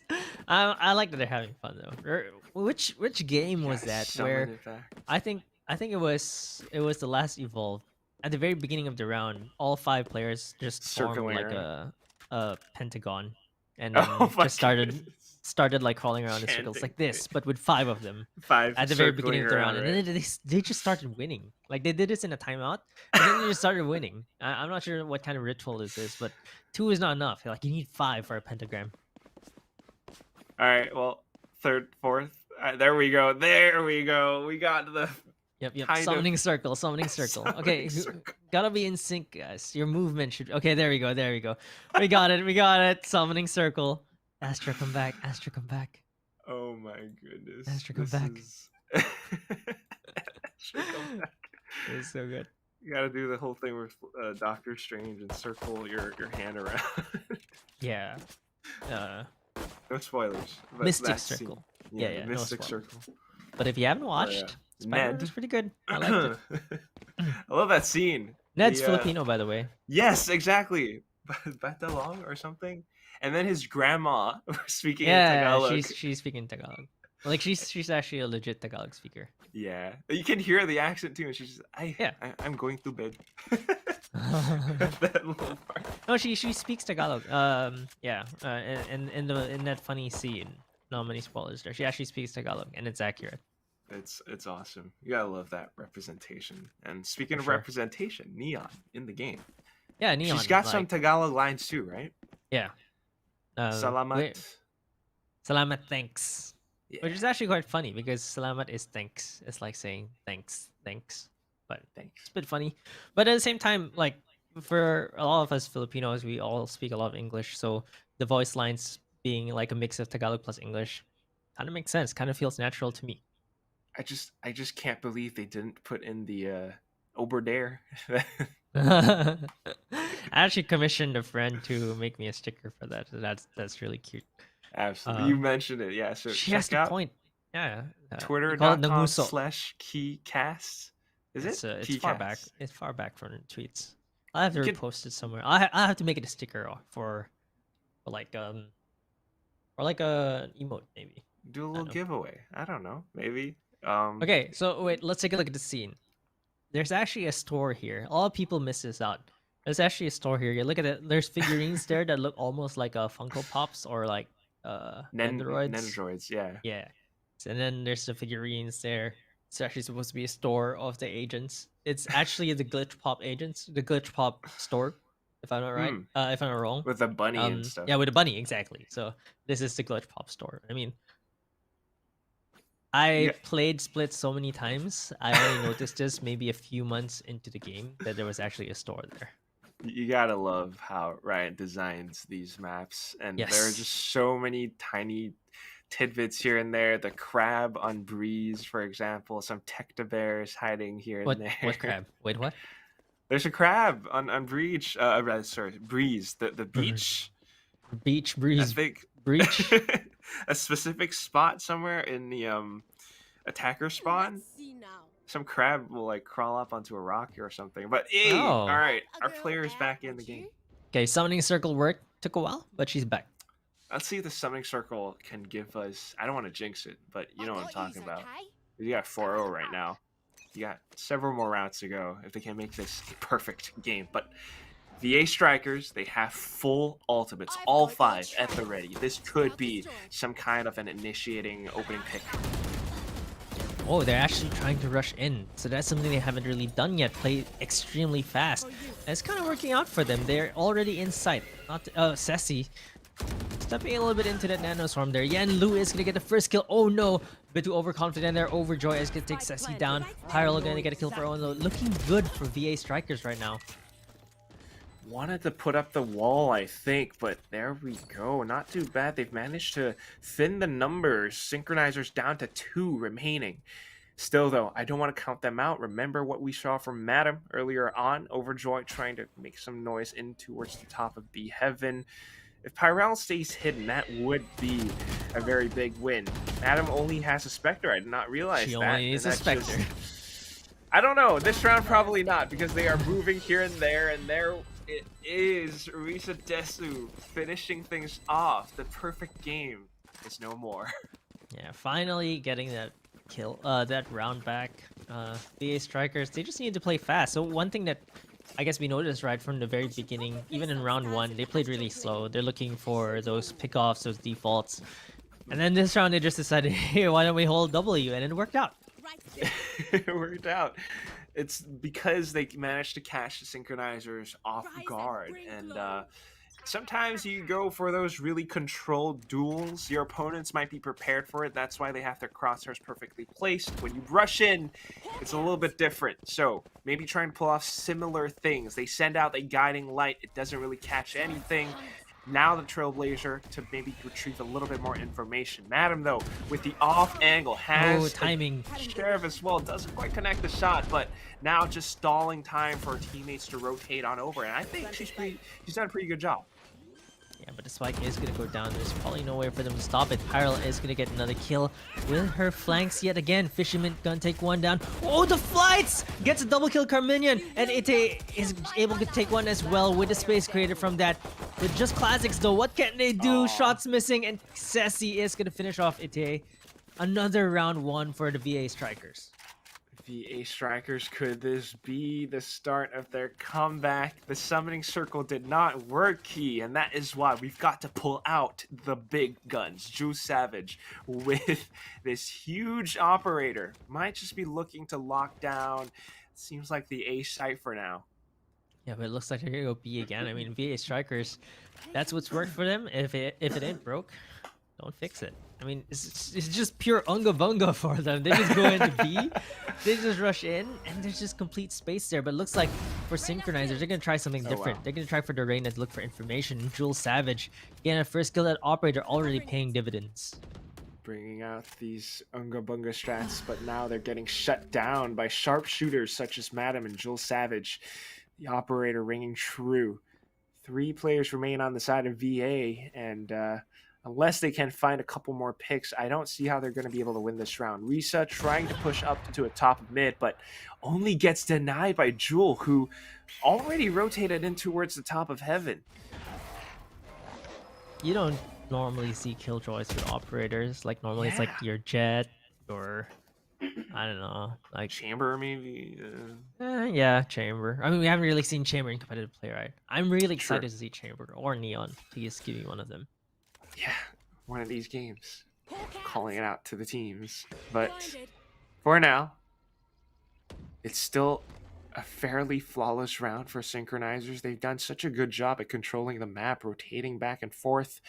Earlier on, Jules Savage was on Heaven, B Heaven.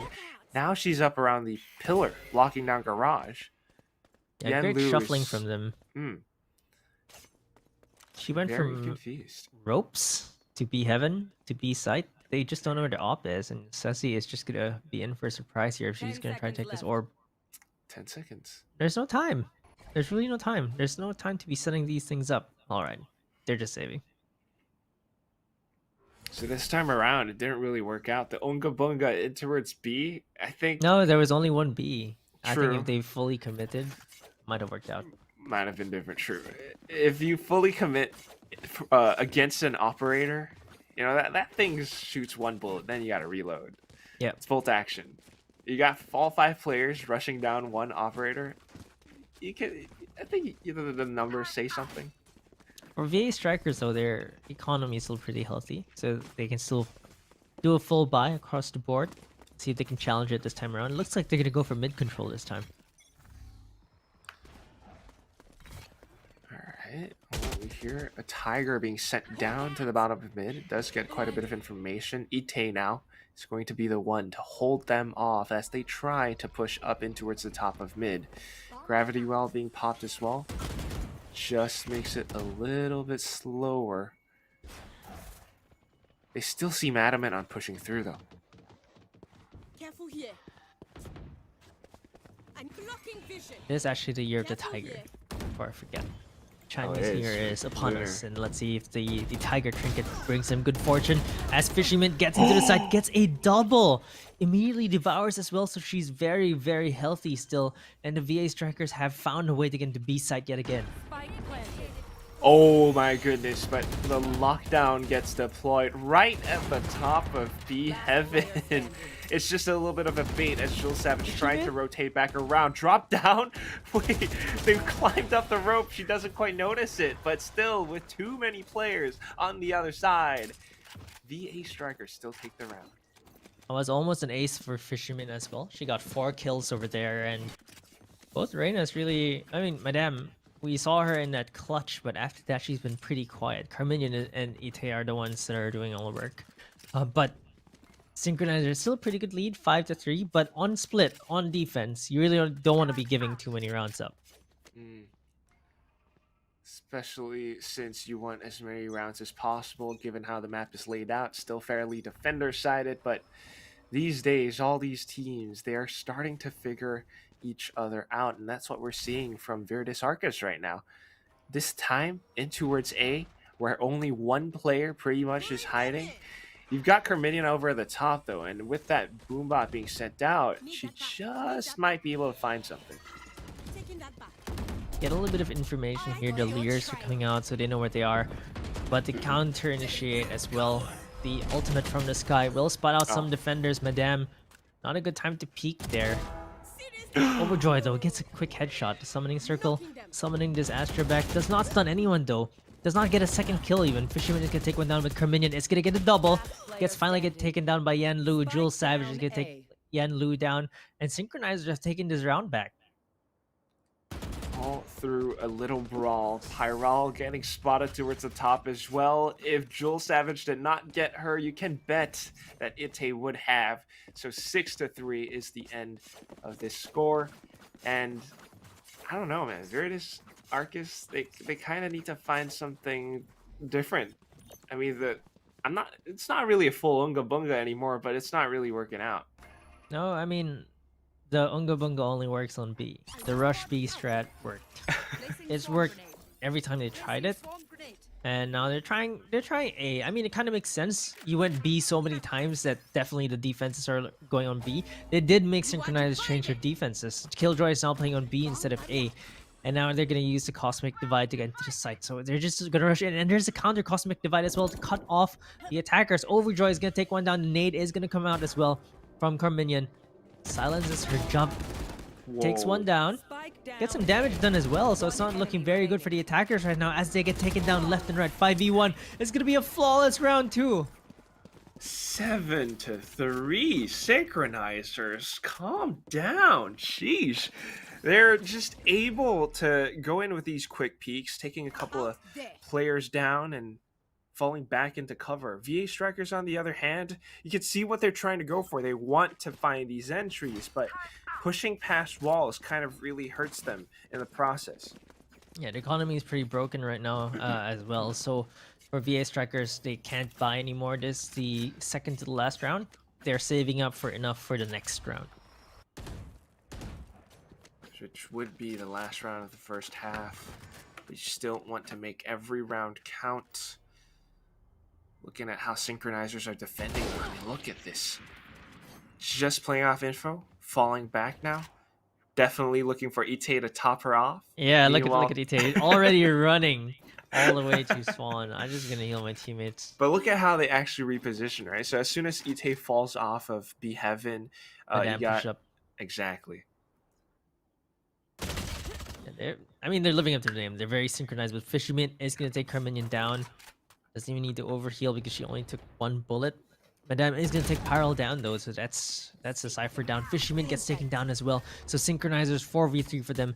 Looking pretty good in the lead. And that just takes care of so many other players. Yan Lu, though, with a couple of taps away, she picks off another in towards B, forcing the Seekers to get sent out. It's a nice little even exchange, but what they really want is to be able to push up front, pick up those rifles, and turn this into a spike plant or 2. Can't quite get Yeah. it though, looking at how synchronizers are just holding them off. I mean, these guiding lights being sent through. I think that might have been the last one though. So finally, utility being burnt off. The wall comes up. They should be able to push up front. Yenlu picking up the Phantom now. With 10 seconds remaining, she has to go in to get the spike planted at this very second. They get the spike planter down, and it's all down to Sky. They don't even need to kill her. Risa does. She's just gonna be going to the next round with 1,000 creds less. Oh, Look, man. Because she didn't die, she's not able to buy up from her Marshal. Can't even... Right. Yeah. That is a bit of a gross miscalculation there. I think, like, a Marshal in the last round, not really the best, but I mean, if you can, you know, use it as a musket or get those headshots, Maybe. I'll excuse it. Still, you have to be that sharp of a shooter. If this were a bigger map like Ascent, maybe, but on Split, only terrible. a few spots where you can really make the full use of that thing. So now, even getting spotted out by the Trailblazer from Ite, I don't think she's going to want to push up into mid anymore, not unless she's got backup from her teammates. Guiding Light getting sent in again just confirms a little bit more information. And every single corner of the map is being so well defended by synchronizers. Take a look at this. They're pushing into Garage just to lurk. Yeah, they're getting so much space. There's just so much information. They know it's probably going to be an A, just because of the information that they have. The Garage being pushed up. Fishyman gets the first kill though. Great headshot there onto Carminion.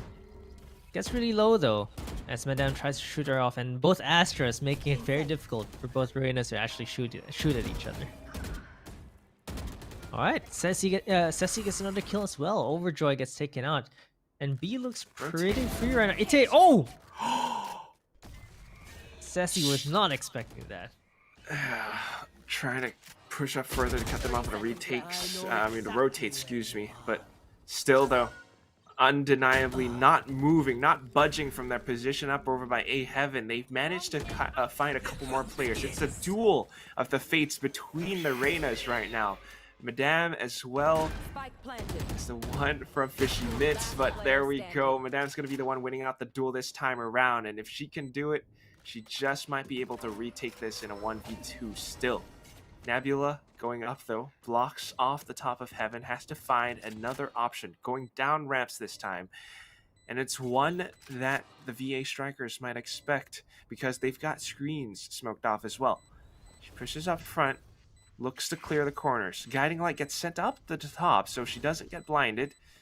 But still, Yenlu with a perfect crosshair placement, perfect position, strikes her down. It's an 8-4 first half. Not too bad. Yeah, pretty good for starting an attack. I think that they can take this back still on the defending side. My one concern for the VA Strikers is that I actually don't feel that Cypher is that effective on this map. I just feel like, you know, with the Sky, with the Rays, like so much of the utility just gets broken. There's no jet, so you're not gonna trap that annoying wind girl. We'll see. I mean, Pyral has been pretty sharp, although not sharp as Fishyman, who's topping the scoreboard right now. Let's see if VA Strikers do better on the defending side, because we saw SINchronizers, right? Their defense was really good. It was very dynamic. They moved it around. Especially Sky needed to move around. They moved the operator around as well. So VA Strikers, they have to defend this really well as well. The Astra and the Cypher both on B, so it's going to be difficult for SINchronizers to get in. Certainly. I mean, just take a look at this. They push up front, instantly getting pulled in, but they backed off in time. Still, though, this is plenty of information for the VA Strikers. They see all of this so clearly. Can they land the shots? That is the question. Pyrel wrapping around the corner, managing to take down the spike carrier. This puts SINchronizers in a very tough spot as they have to retrieve the package, and that leaves them with one single player. Overjoy dropping from the top of Heaven, now looking for the two remaining players. Just might be able to do it. Peppers down the +1, and then the headshot. A triple kill, 1v2 clutch to close this out. They pick up the pistol. That was something. Like we saw a similar clutch from Madame, and she does it with a classic on a pistol round. So again, no business winning that 1v3, and she clutches it with a classic. And with so many kills, like, you get all that economy, you buy up a Spectre, some light shields, you just go shopping with all these stars. Look at you, place them in these little corners. It's definitely going to be an A execute. I don't know if VA Strikers are going to be prepared for this. Not unless Fishy Meat finds an opening pick. She doesn't get it, has to back up. Reset though, with the Marshall. There's your musket. It's one shot, she backs up. Yeah, that's where it's effective, right? There's a little bit of distance for you on the defending side. Fisherman not getting those shots. Oh, gets it as I say that. I kind of cursed it. But the defenders, VA Strikers, are making this round work. Yet another headshot for Fisherman. Tries to get the last one, but Madame is going to be there. We've seen her deadly with a Spectre. Only 81 health, though. She does not have the spike yet. Well, I don't think she can take it at this point. It's dropped so far from her, and they know where she is. Look at them. Some of them dropping down just to close up those inches. Ceci holding it down, and that's just going to be that final frag. VA Strikers turn this back around. Yeah, the gamble paid off for them. The headshots from Fishyman, the opening kill from Viridis. It just really played out well for them. I mean, you normally don't want to buy in that second round, but they were already in the back foot, and they made it work. It's just one of those things. They were at the back foot. SINchronizers got maybe a little bit overconfident, just trying to rush in with Spectres, but they did not expect Fishyman to play Ring Around the Rosie and turn the A site into her playground. This time now, it's going to be the reset on the economy. Fishyman has her Vandal. And SINchronizers, they're kind of suffocating. They need to find different ways to approach the sites now. Just looks difficult for them. They don't really have the astronaut to smoke anything off. So, I mean, it's a save round for them, right? But they want to do as much damage as they can. They want to see if they can get the spike down. But for VA Strikers, they know Fishyman? Okay. Oh, thank God. That was a spectacle. But Fishyman gets to top herself up. She has Devour. So, unfortunately for Madame, her efforts are basically nullified.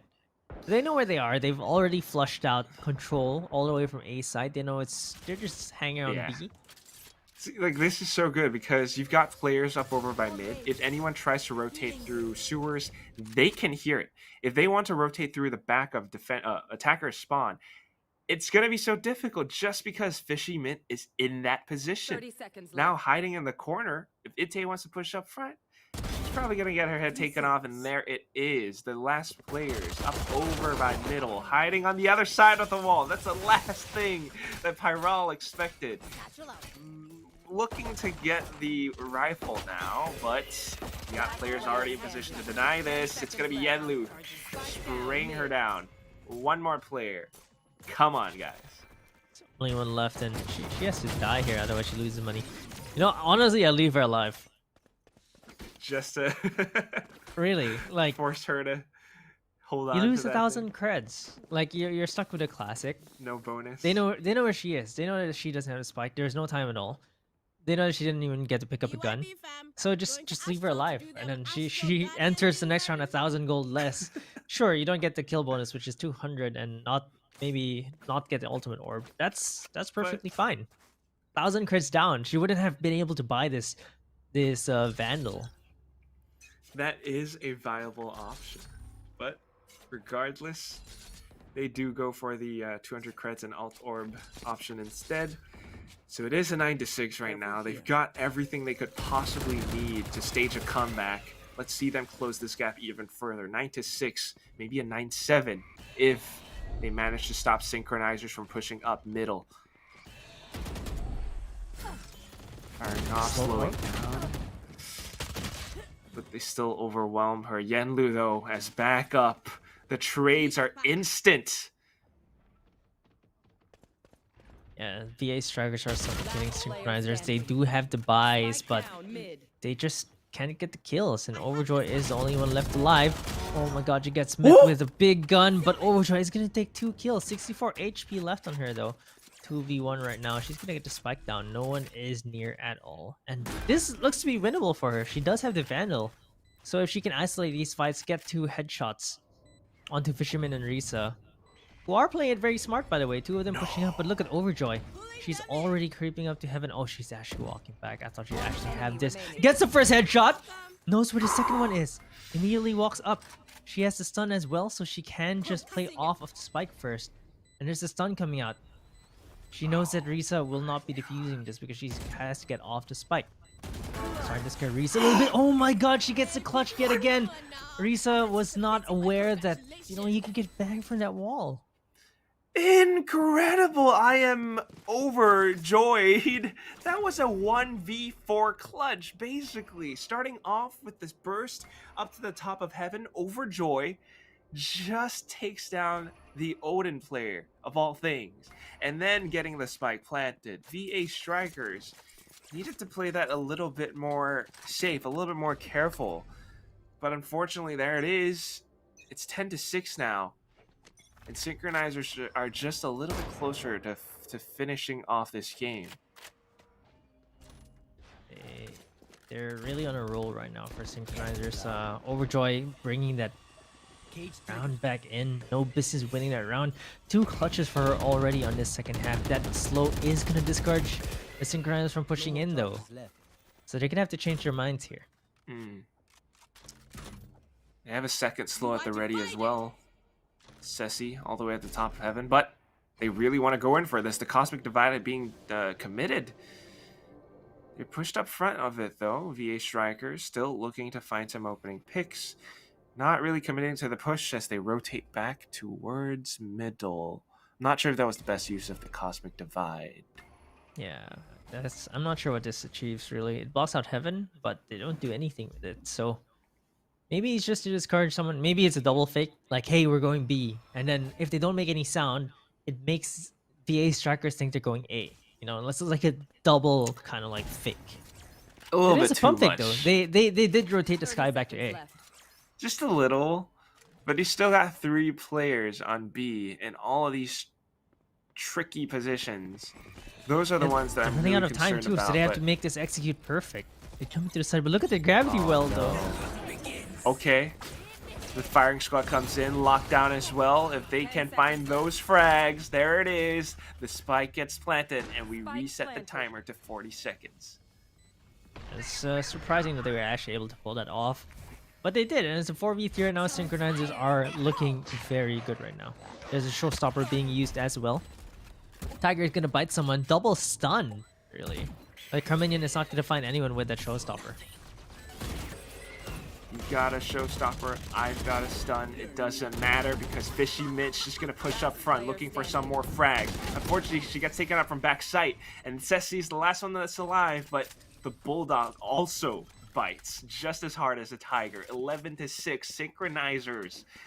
That was a pretty delayed but smart play, right? Very smart play from them, and it was really fast. It just happened so fast. They all went in, even got slowed by the gravity a little bit. Despite that, they got the opening kills. They were able to open up the site for the plant and ultimately the win. So Synchronizers definitely way more synchronized than VA Strikers right now because that execute was beautiful.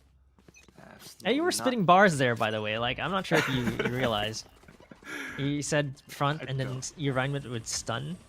Like, I did not realize that. But just another thing that I did not realize, Synchronizers are at the top of their group stage right now. They are at a 4-0, looking really unstoppable. They know that the economy of VA Strikers is crumpled. That's why they're just rushing in. They're losing some players in the process, which is not my favorite thing, but it doesn't really matter at this point because they win this. It's 12-6. Overjoy is just spraying down every single player. The 3rd kill in the round.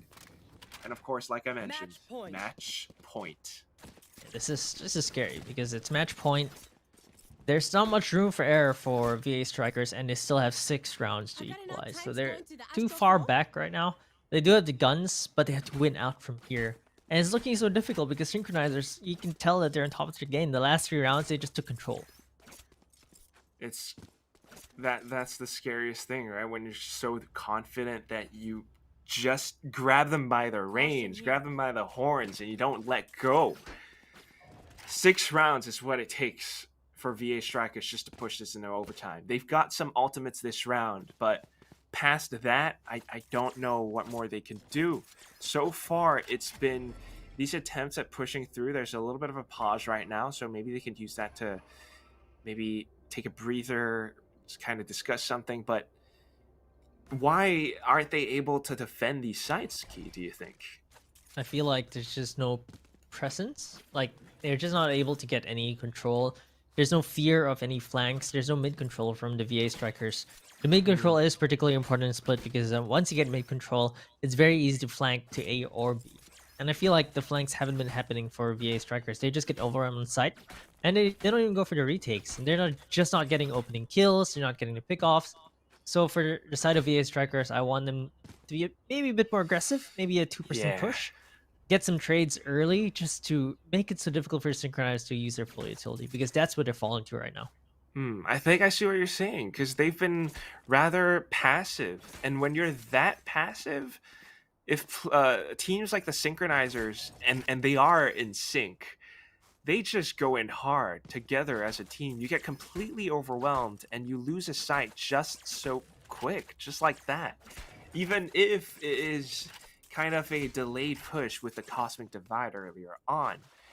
It's so many of these things that the VA strikers have to consider that I fear it's kind of paralyzing them at some points.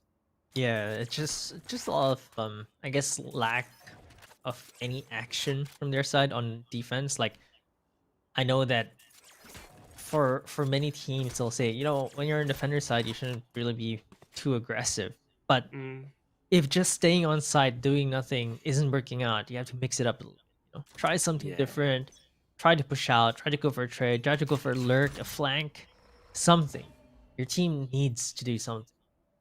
Just something different, anything. Could be anything at all. I don't think they're really doing that at this point. Defensive positions posted up onto B. Some cameras being pulled up as well. But the executes are just too good. The Seekers get sent down, and here comes the push. They're going in hard. They're getting some headshots. They're falling back as well, but still the 4 team members are just going in to take control over the site. Pyral is the only one hiding over by the box in the corner. Ceci finding a shot from the top of heaven as well. Look at the flank a little bit better. from Astra. Finally peeks out, and here comes the retake. Ceci, Fishman, they're looking for all these frags, and Overjoy with a bit of a flank. I don't know if she's going to be able to do much because it's all too late. The retake was good, and it keeps them alive for one more round. That was really good. They still make it out with 4 members alive. I did not expect that from VA Striker, especially since Synchronized actually used so much utility there. They committed a Sky Ultimate, the Seekers. They even got to pull Pyral in with a Gravity Well. They knew where she was, but it just didn't pan out. Like they couldn't get cleanly into the site. They could all just get taken out one by one. And Overjoy was a little bit too late to on the flank there, all the way from A. It was just too late. 1v5, she was left. That's why I don't really like controllers being separated from the team. Especially once the spike gets planted, you really need to work together. But here we go.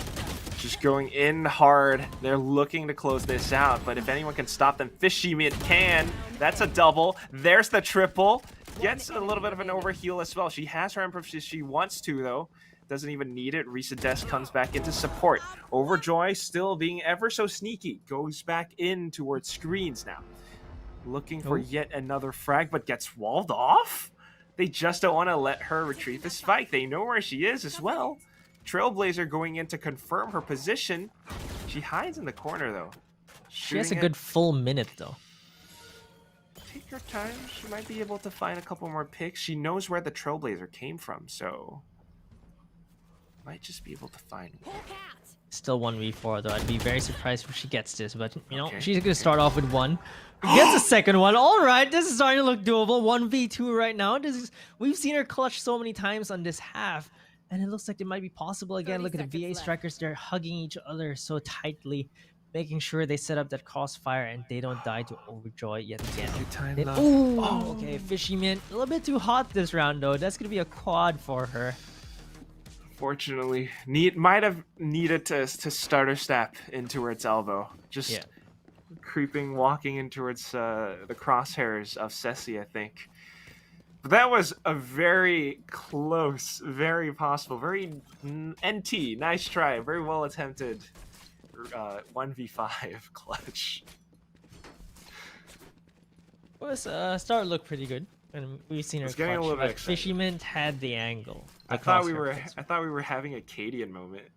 Yep, that would have been sick though. She would have won the round off of that if she actually did that. Okay. Back into the fray we go. 12-8. It's a bit of a half-ish buy. And they're just cheekily crouching.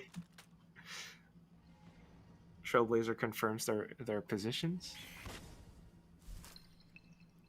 And now it's just a matter of burning away that utility. No more guiding lights. Well, one more remaining, but to walk up front. The Phantom sprays have to be good. The first one nails it for sure, and Yenlu comes back in to support. Yeah, looking very good for VA Strikers. I mean, it was 12-6. It looked pretty hopeless, but look, Madame is going to take Yanlu down with a Spectre.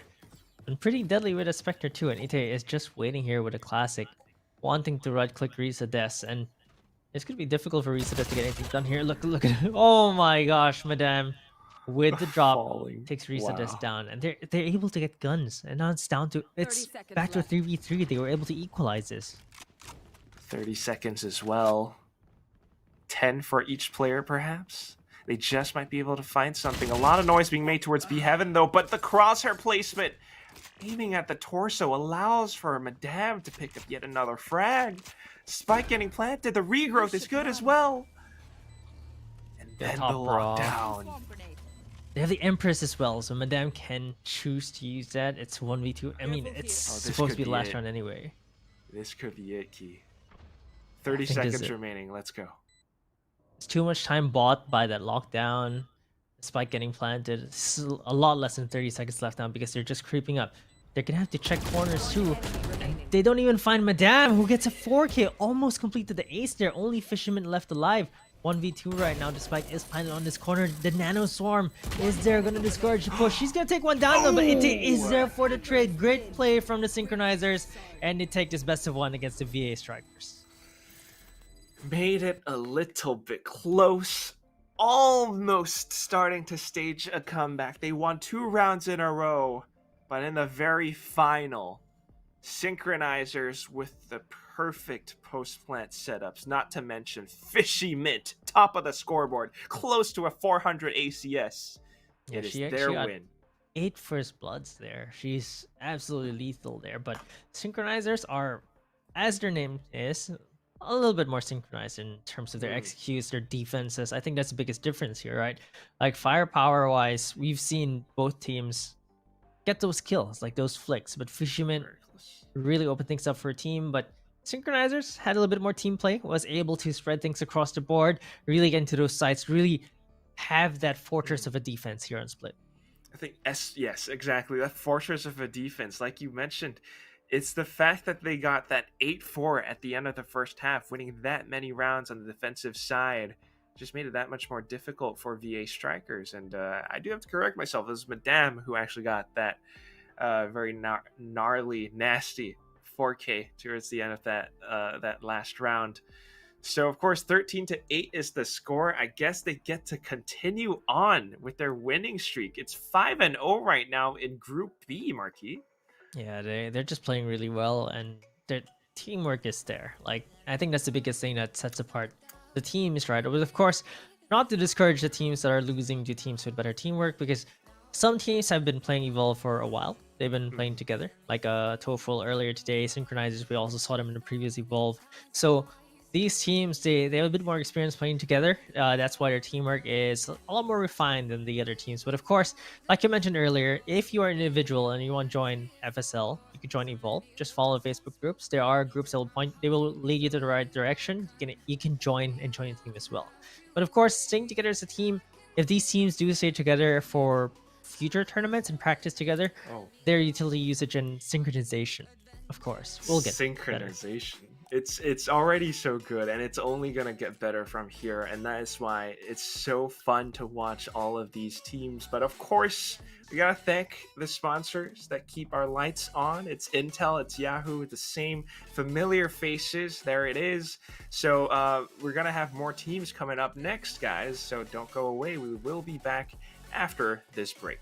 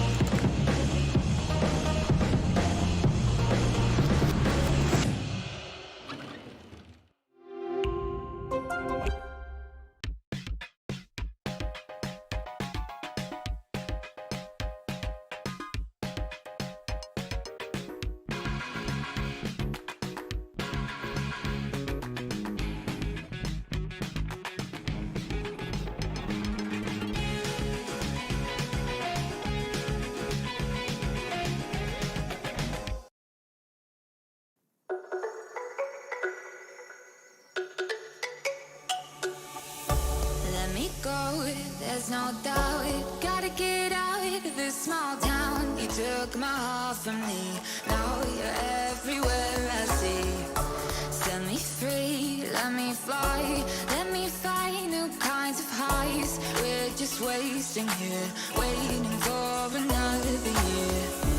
We both know the score, we've been here once before. So many words unspoken, you took my heart, it's already broken. You don't have to wait, I can take the pain. I will surrender, let me go on a new adventure.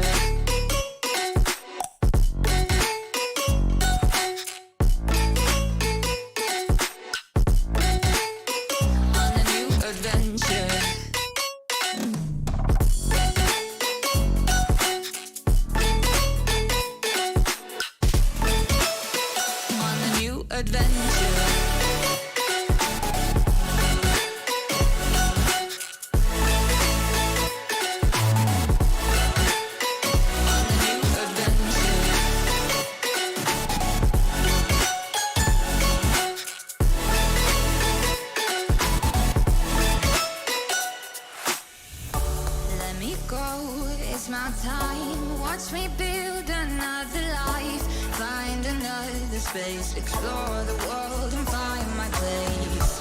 Hope you find some peace of mind. Hope the night was worth your time. Threw my heart away, we won't see another day. We both know the score, we've been here once before. So many words unspoken, you took my heart, it's already broken. You don't have to wait, I can take the pain.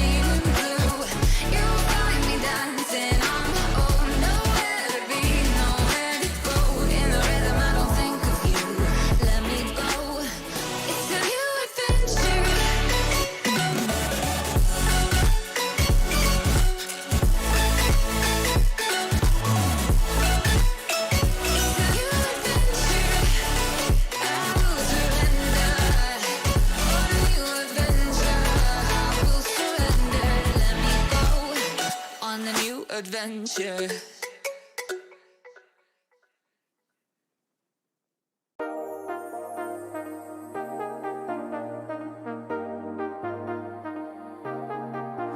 I got you and your vibes in my mind, I can't get them out, no matter how hard I try. I need you and your heart next to mine, yeah, I'm all about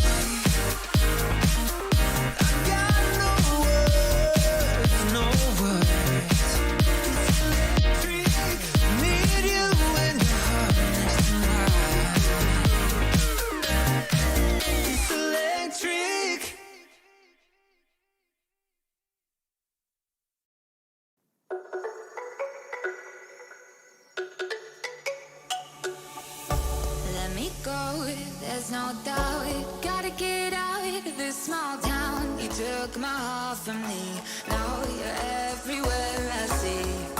Set me free, let me fly. Let me find new kinds of highs. We're just wasting here, waiting for another year.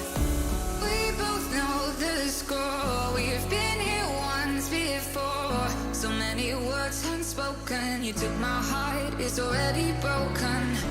You don't have to wait.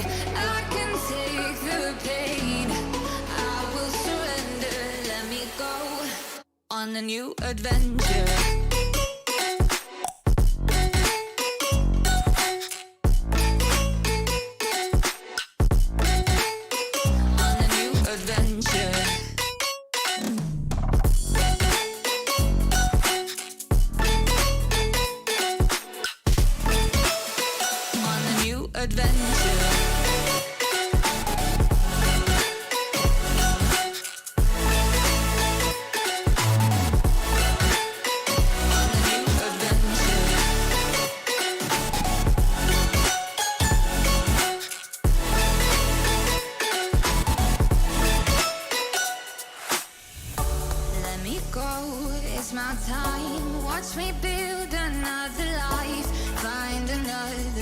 Explore the world and find my place.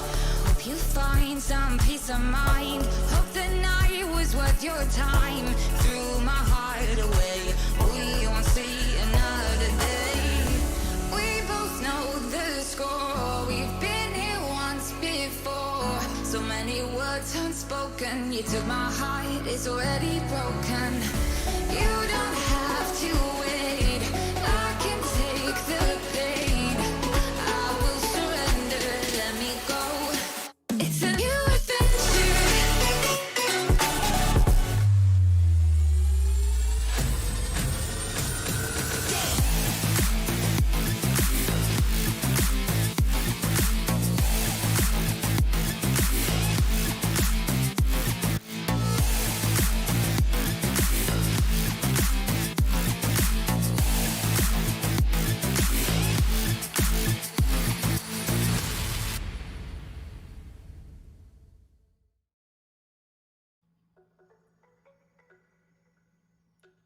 Welcome back to FSL Evolve, everyone, and joining me in this third series is Xeaora. Hello. I'm Quis, and we are going to be your casters for this third series of today.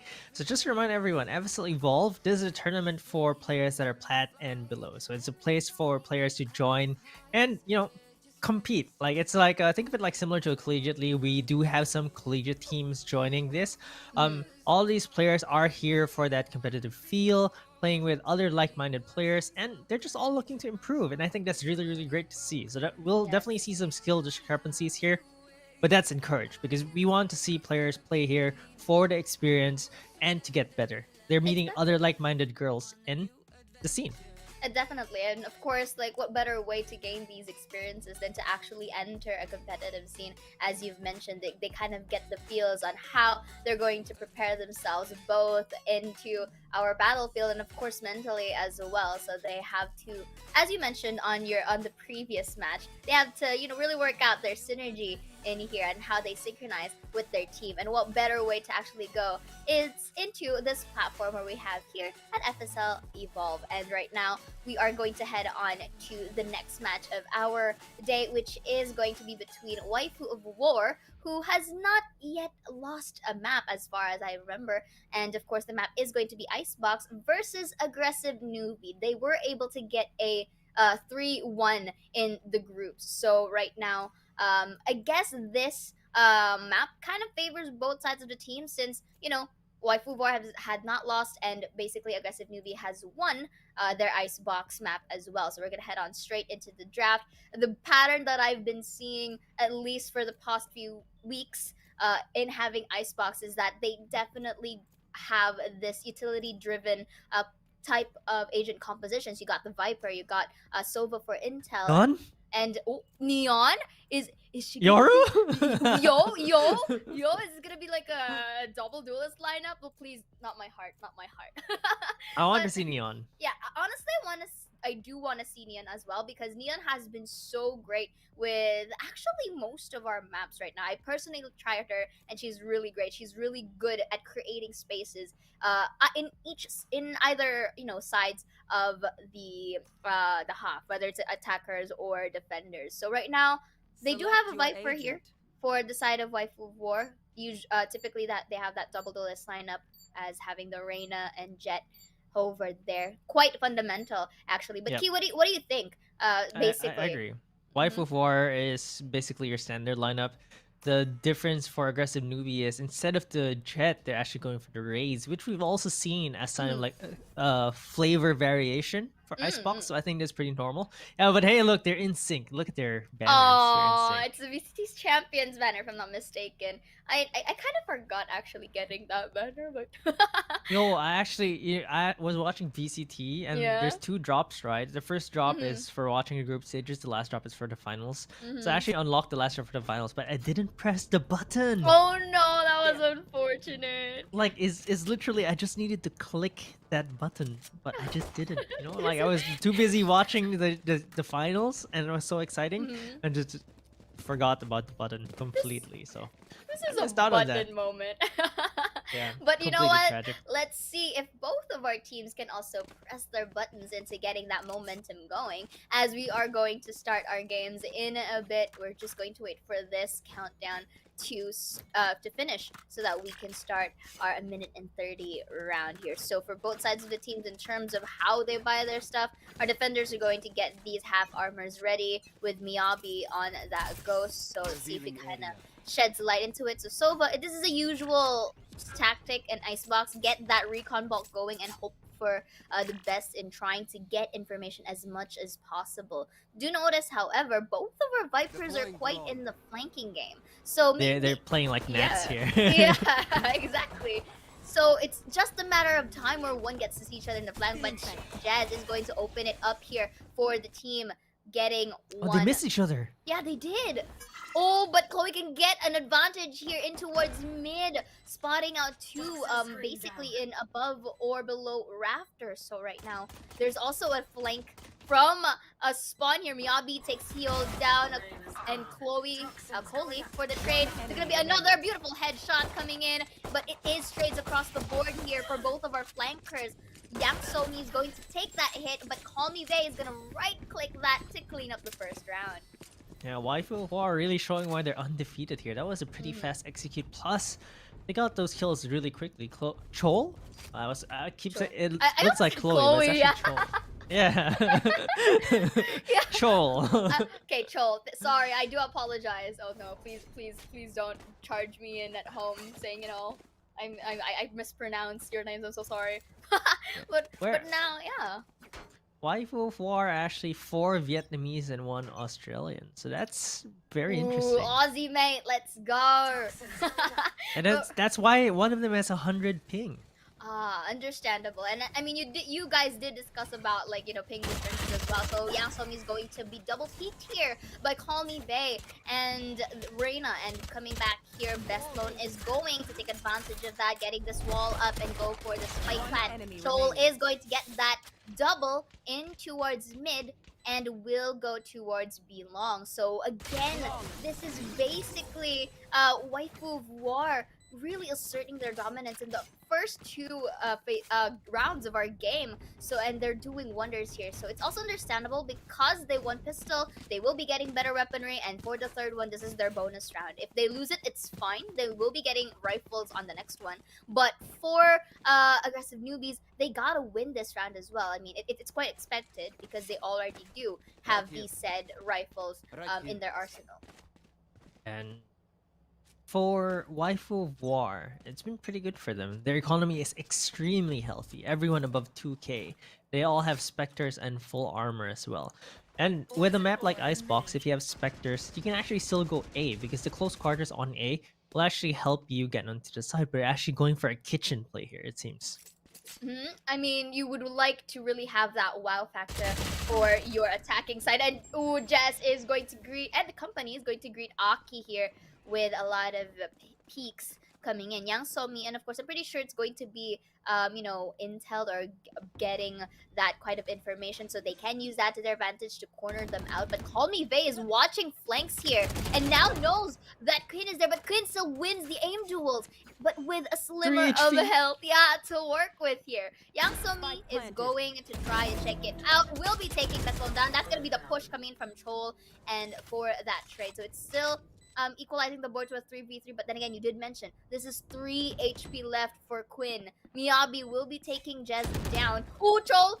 Ooh, the timing was able to hide, but 199X is going to go to get that trade from behind. Heal gets one. Is it gonna be another? Will be repositioning from Yellow. Takes out Quinn first. Beautiful isolation of this fight. And let's see who gets to have that better crosshair, but Heol has to move fast. Time is running out. He won't have that time to defuse. Oh, but he also gets it, but he doesn't have time. So he can save this Vandal. Ooh, No. he survives. Oh, he survives. just survived. I was like, Oh, is she gonna make it out? But Heol makes it out, and that bonus round is huge for them. They saved so much creds from the previous round. Heol gets a gun. They win this round as well. Look, Heol can buy for Ches, and they're just gonna have so much creds here on the side Definitely. of aggressive Newbie. They're poor. Yes, of course, it will damage their economy a lot here, having 3 consecutive rounds lost here, and they don't have really much to work with, but with half armor and stress, because they want to at least save at least 1.7 or 1.6 into their money, so that they can have the rifles on the next one. But right now, it is expected that once again, Waifu War can win this because of gun difference. So Quinn will be spotting out Jez there. 199X is going to detect one. Jez is gonna go use the Leer out. So reposition, a bit of a whiff there, but managed to get the job done. Heol and Chol will be doing their parts as well in getting heads on their own. And this is just a free plant once again. Yang Song will be spotted out in an Unlucky off angle. timing. Yes, the timing not really in their favor at the moment. And this is another flawless round coming in from Waifu War. Yeah, so this 4-0 is... Oh, look, there's a timeout from aggressive Newbie. Waifu 4 showing clearly why they're on the top of their group. I mean, this is group stages, just to remind everyone. Aggressive Newbie are comprised of 6 Thai players, while Waifu 4, again, 4 Vietnamese, 1 Australian player. So this is really interesting. And this exactly ties back to the point that I was mentioning earlier. If you're an individual and you want to join these tournaments, you can find other teams with you, and definitely the Australian player joined these Vietnamese players, and we also have a lot of mixed teams in the roster. So various groups have a mix of Malaysia, Singapore, Philippines, Indonesia, Philippines, and Singapore, Philippines, Indonesia, Malaysia, Singapore, Philippines, Singapore, Mongolia. So that's really interesting. If you really want to join, find other players that you can play with. Yes. Please just sign up.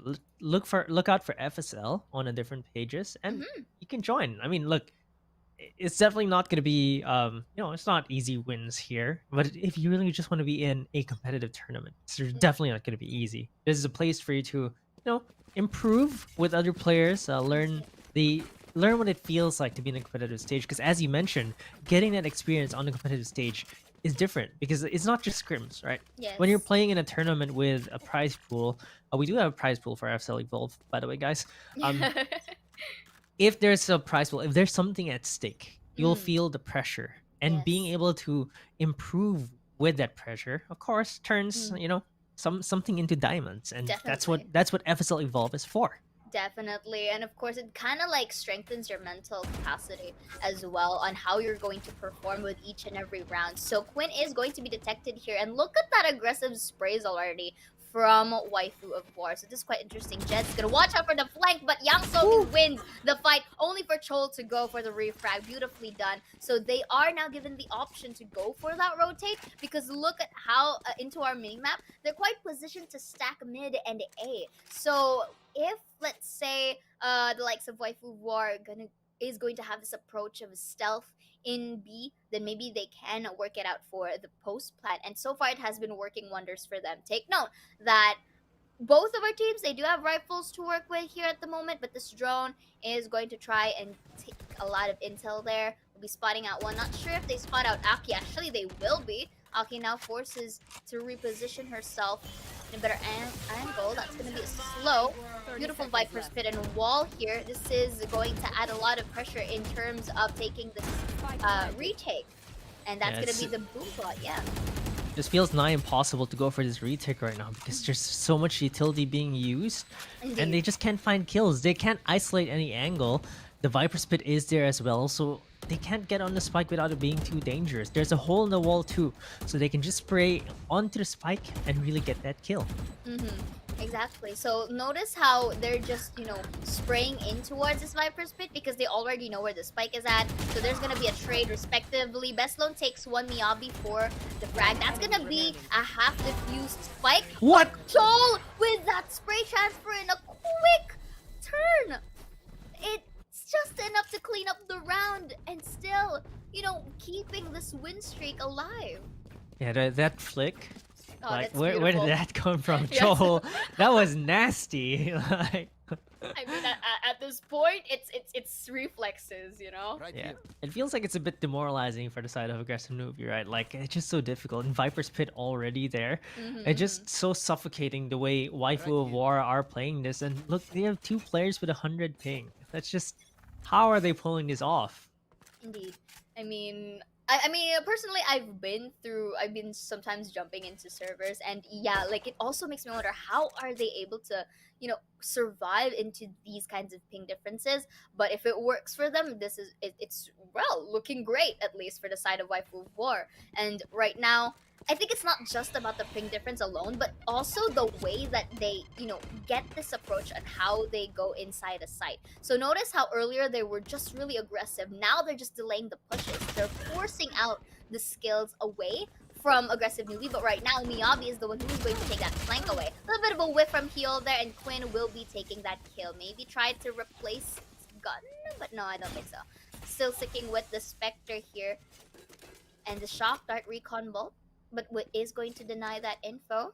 Oh, there you go. There's the switch of the Vandal from Quinn.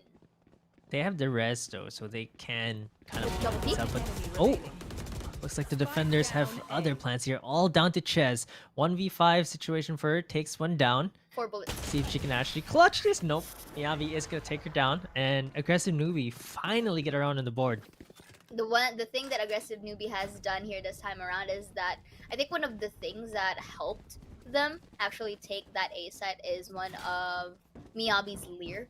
Because of that Leer, it forces them to reposition, and it kind of places them in a good position to just get those fights and win them. So if ever aggressive Newbie can capitalize on this point that they have right now, since they do have rifles to work with, but of course the same thing, I guess. Heal is gonna go with the ult, since he's just using a classic. There you go. So they can capitalize on this part.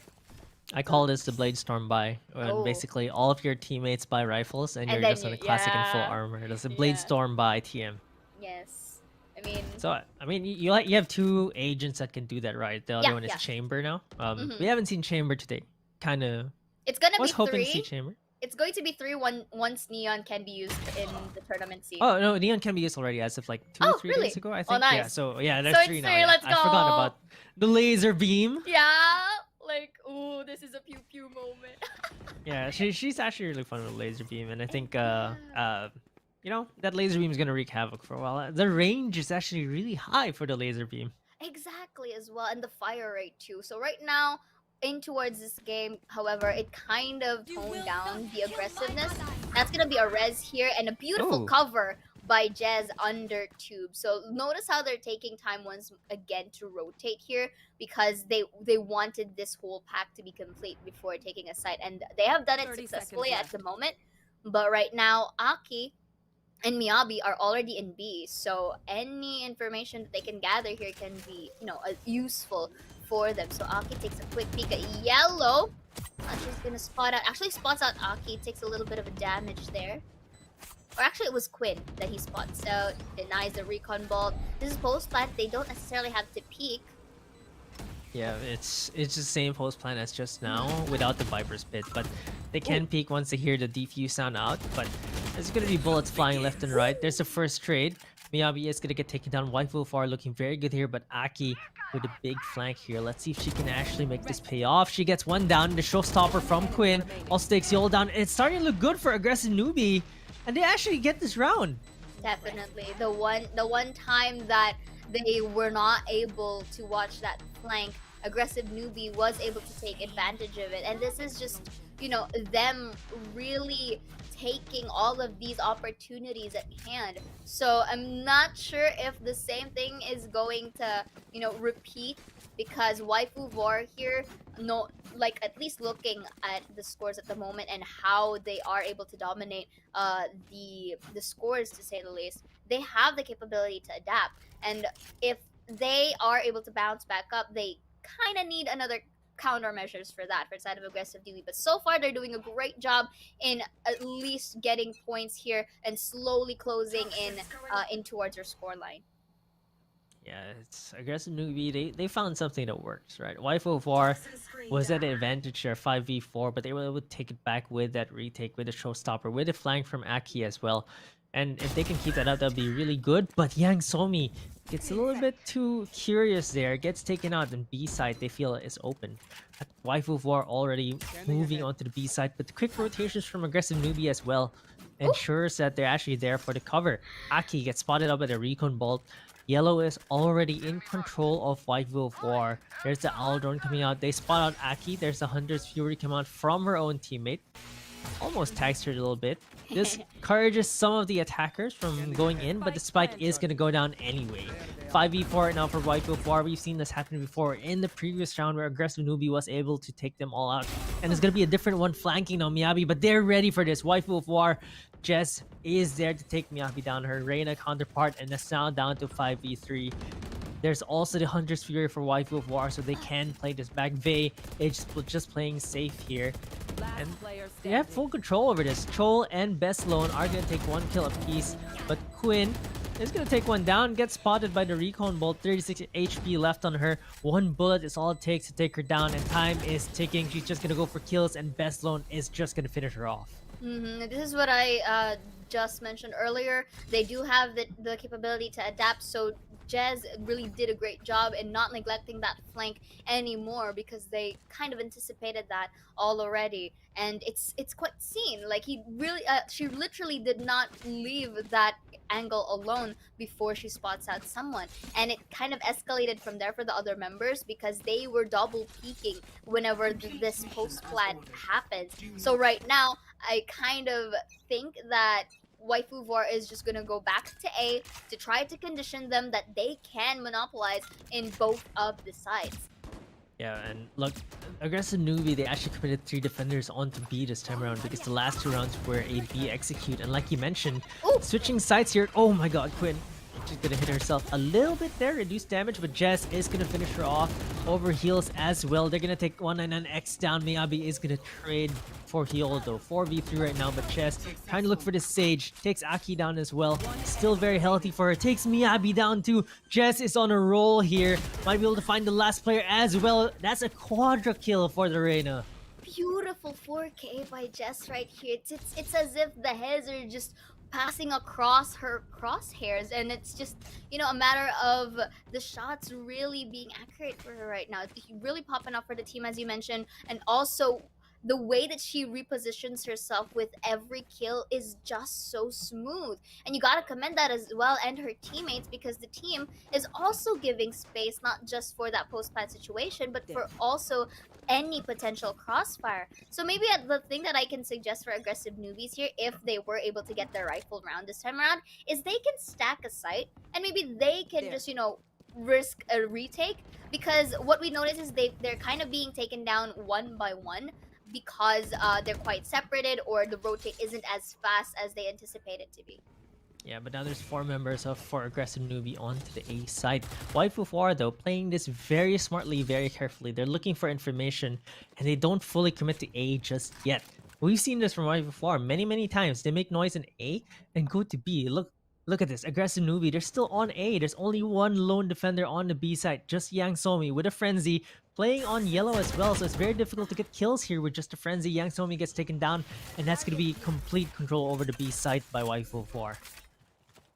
Again, another. And if you notice, even for these past 9 or 10 rounds now, they always, had the capability to plant the spike down, and they're always ready for these post plants. But Miyabi, really good job with that tap of the sheriff, taking down Toll, and right now that's gonna be the boombot going to detect Vey, but Vey, it's not really gonna be faltered and react. That's gonna be a potential double peek, but Bestlow takes 3. What? Beautifully done.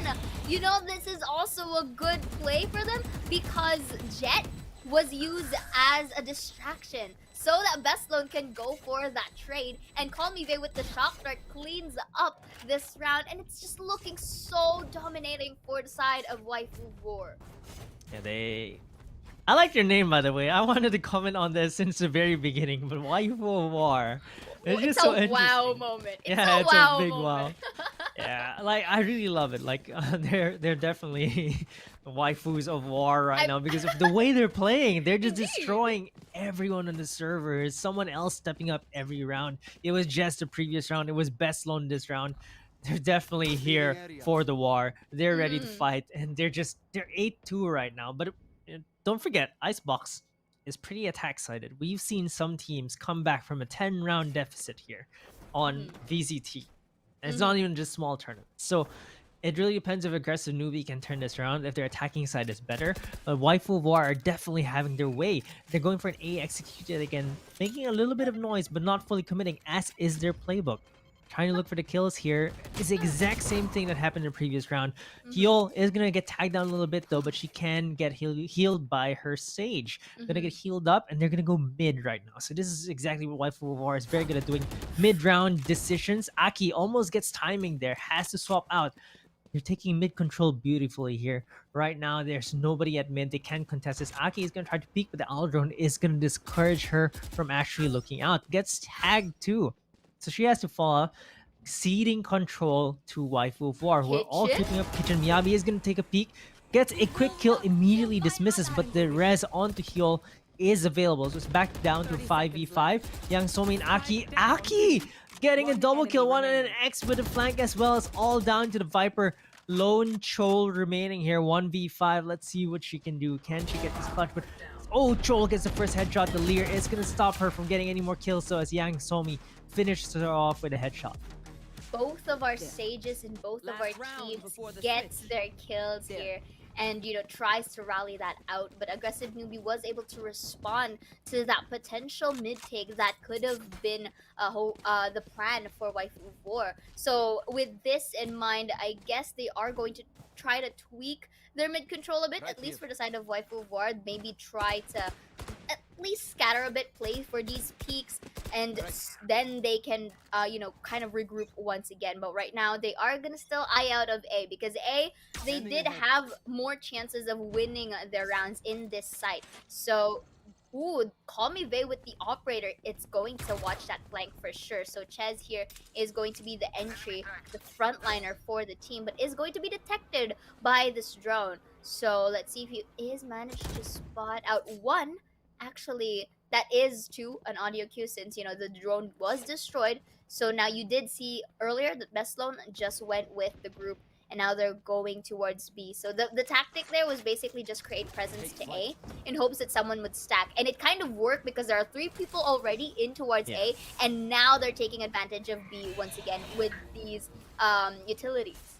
Yeah, it's exactly what happened in the previous round, right? Make noise in A, go to B, get the plant down, settle for that post plant. They still have the Hunter's Fury on the side of Waifu War. Hasn't been used yet, so they can just use it again for this post line. Bestlone walks forward, tries to get the plant down.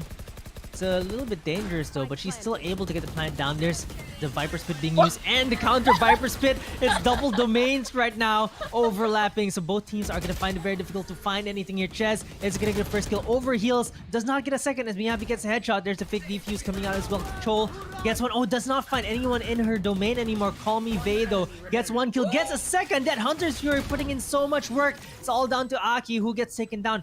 9-3 right now for Waifu War. They're going into the second half with a 6th round lead. This is a Yoriki Tenkai moment.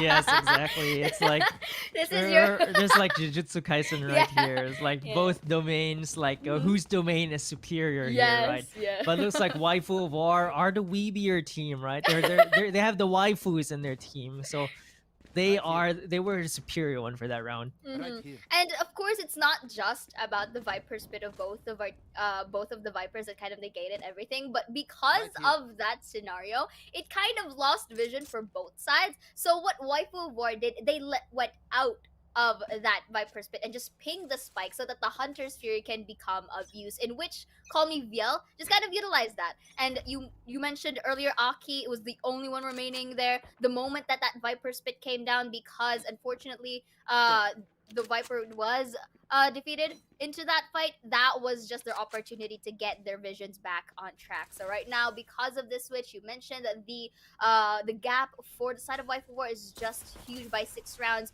So let's see how aggressive Newbie is going to really counter things out into their aggressive side here, as they are the attackers for this next half. Right now, and let's see if Waifu of War can defend as well as they can attack. The attackers, aggressive Newbie, they are pretty aggressive here, but they don't seem to be, having the same plan as Waifu of War, where they're actually prepared to retreat. They're just fully committing on A, but because of that, Waifu of War is already fully rotated. There's 5 defenders on his A side right now, and aggressive Newbie, they're not looking to go back to the B side at all. They're gonna go for this 5v5 take, but it's so difficult. But you see the Viper's wall, it's actually up there, preventing them from coming in. Best Lone is gonna get a kill. Chol is there on Generator as well, wreaking havoc, gets 1 kill, but gets taken out. It's 2-for-2 trade right now, but aggressive Newbie are getting whittled down very low. Waifu of War 3v2 right now. Yang Somi is going to take Best Lone now though, so no more heals for them.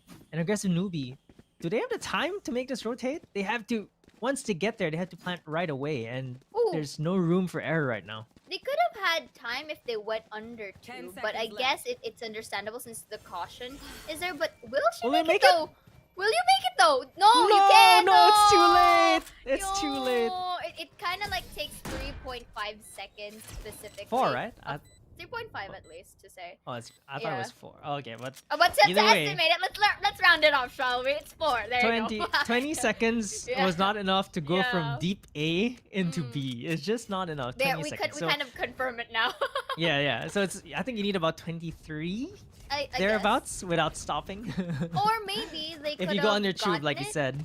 Yeah, they could have gotten it. They just went under tube. But again, the risk was there because the Viper's walls that came with Chol. There's the risk factor there, and it's understandable that aggressive Newbie didn't want to get that risk as well of being taken down. So right now, this is basically another pistol that the members of Waifu of War won here. So Hyol's going to be detected, will reposition himself, also going to be spotted up by the drone. Let's see.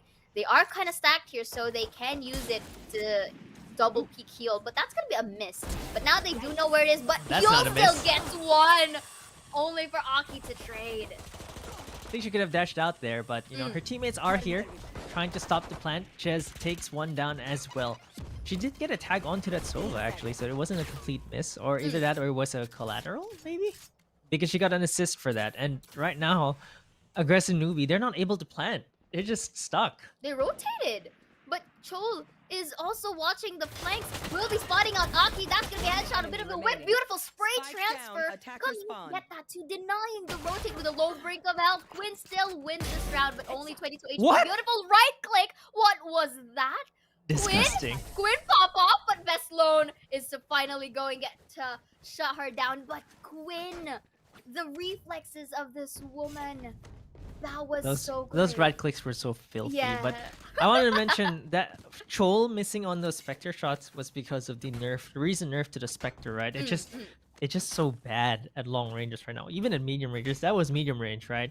The old Spectre would have taken down those 2 players immediately, but because the spray control is so difficult right now for longer ranges for the Spectre, I've had this in a game once. I was trying to shoot someone with a Spectre because it was a round 2 and I had a bigger gun. Couldn't hit them, so I just switched to the Ghost instead and was able to finish them off because the Spectre just is not accurate anymore at longer ranges. It's really for run and gun, spray and pray for close range, tight corners, but it doesn't work for medium range anymore. I mean, you can still hit the shots. They only had classics there. but it just nerfed quite a bit. Indeed. I mean, that's why that others really kind of resort to really saving even on the second round if ever they do win the pistol because of that said nerf as you mentioned. And here, this wall is just being so tedious to our defenders at the moment, but Joel still gets one. Ches is just spraying in here. And let's see, in hopes that they are able to find the heads that they're looking for. Not sure if Ches just know one is in. Raptors looks at the corner, but loses the fight. 199X will be getting healed down as well. Best loan for the trade, and only best loan to try out a 1v3 clutch. But this is the man advantage for the side of aggressive Newbie, and they can just go for the crossfires. And the fact that this is a post plan already, they don't really need to peek as much. They just gotta wait for best loan.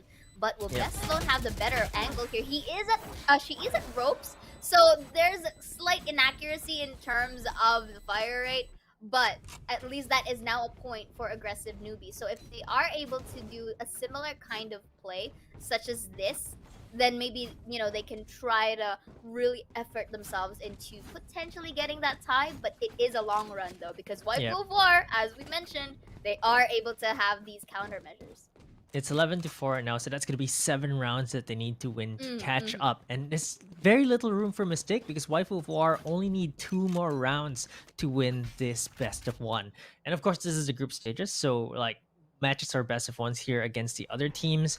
They do have the guns now for Waifu of War, so it's going to be very scary for aggressive Newbie if they're not able to take advantage of this. But it looks like Jet is only on a classic. Wait, they're saving. Oh, they are. Oh, maybe because they want to, because if potentially they do lose or win here, they're guaranteed better, you know, guns in the next one. So heal here, I can see that. classic, because again, weapon difference, Yang So-mi will be taking heal down. And of course, the double peek capability was also there in towards V long, so they can't really do much. Jazz was able to dig one down though. Best low and take 199X. Yang So-mi for the trade, but Call Me Vey with the frenzy takes Quinn down. That's gonna be a Lear. Spots out Aki, but Chol will take Yang So-mi, who's been popping up for her team. And because of this, the spike isn't planted yet. And just like that, they were able to win out these fights, even though they did not buy rifles. Match point. And they get 3 upgrades too, so this is demoralizing for aggressive Newbie. It couldn't have come at a worse time, by the way. Aggressive Newbie just won the 3rd round because that was their buy round against more or less like a bonus round from Waifu of War, right? And then this win from Waifu of War, they didn't fully buy on 3 members. I think only 2 members had rifles. Aggressive Newbie just won the previous round, which means it's a total economy reset for them. And they're on match point. This is the worst scenario that you could be in. You're aggressive Newbie, you're forced to buy this round. You just got resetted, and Waifu of War just got free upgrades. And Waifu of War just called a timeout, so it also resets any potential, you know, kind of momentum that can come from aggressive Newbie if ever they kind of like felt it.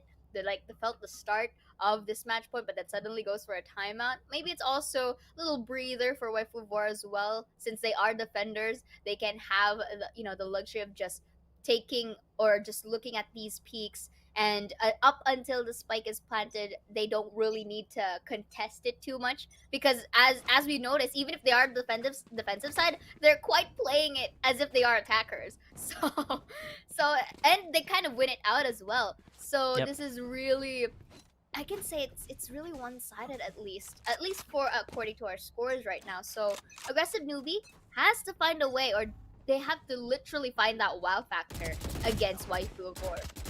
Yep, but the waifus are just a bit too strong right now. Too strong, too fast.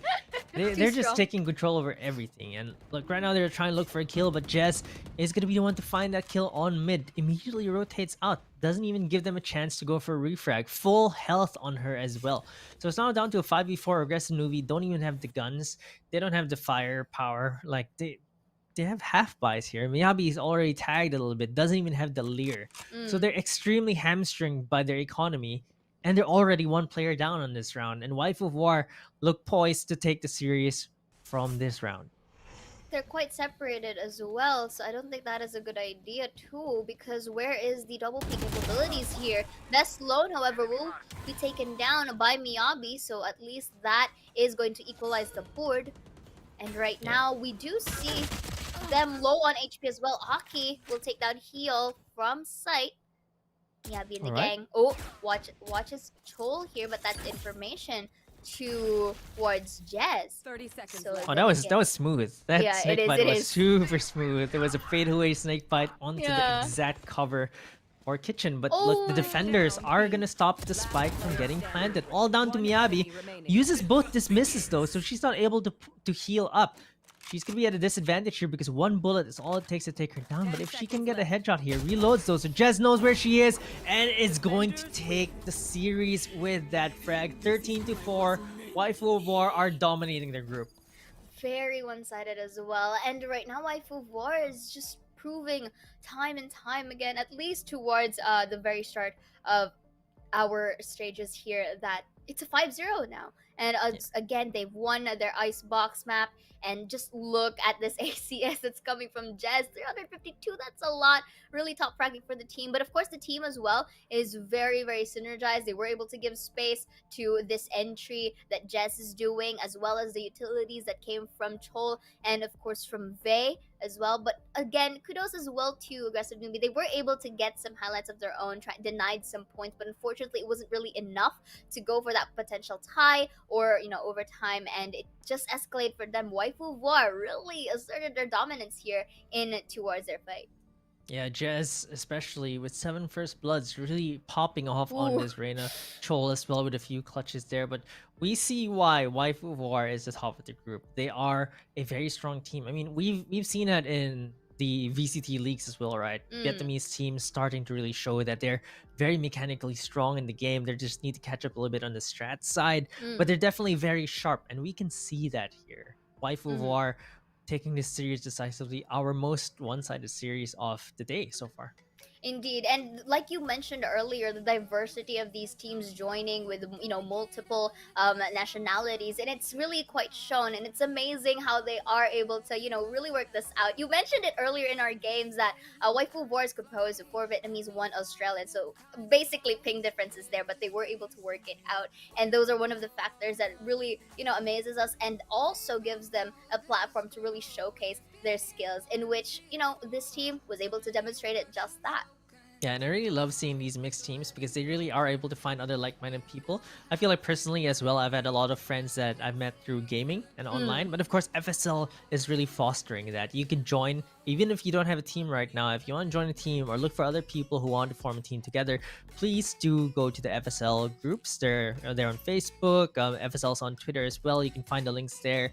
You can just maybe reply to a tweet or message them on Facebook to look for the right direction for the signups if you do want to join. Of course, FSL will really foster this improvement with the players, and we can see that some teams are better, some teams are of course not there yet, but of course FSL Evolve is there to foster this community, to move everyone forward, to really compete if you want to try your hand at competing in Valorant. Yes, and of course more competitive action, of course, when we come back after a quick break.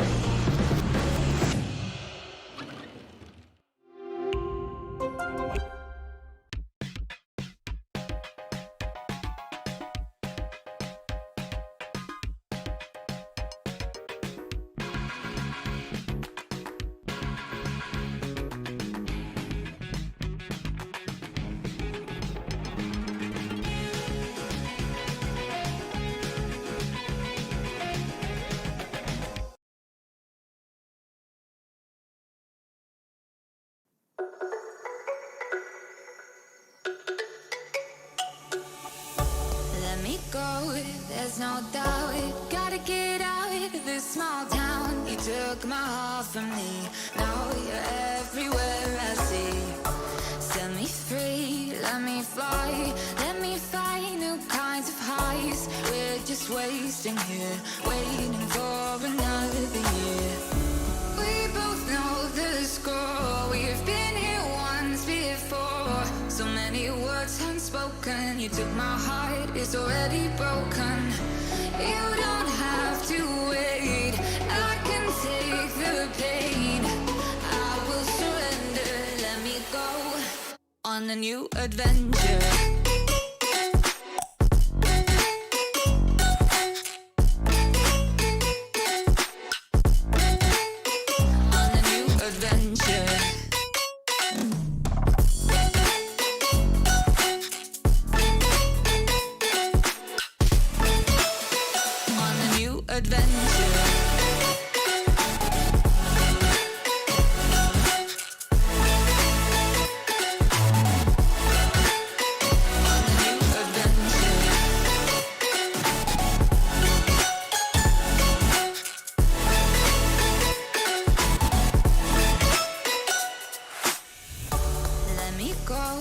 It's my time, watch me build another life.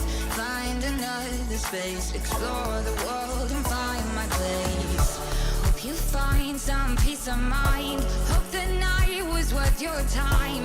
Threw my heart away, we won't see another day. We both know the score, we've been here once before. So many words unspoken, you took my heart, it's already broken. You don't have to wait, I can take the pain. I will surrender, let me go. It's a new adventure.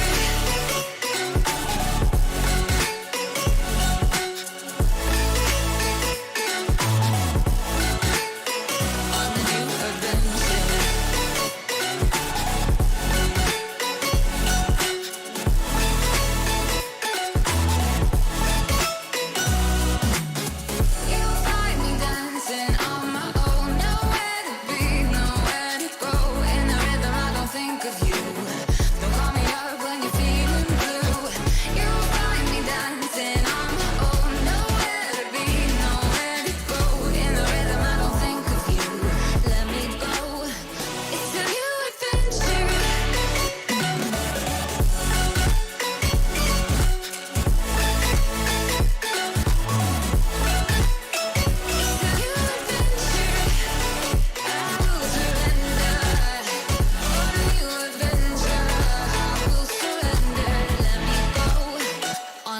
Adventure.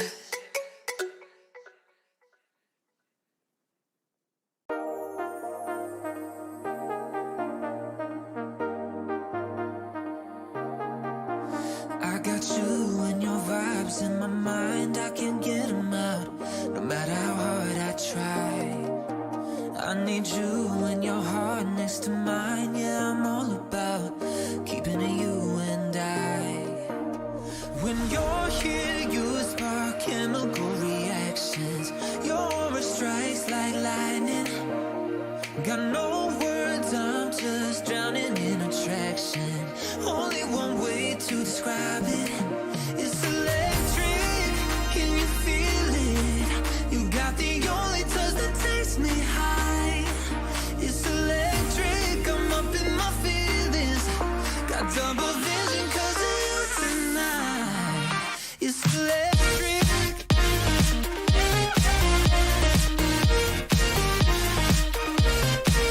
It's electric.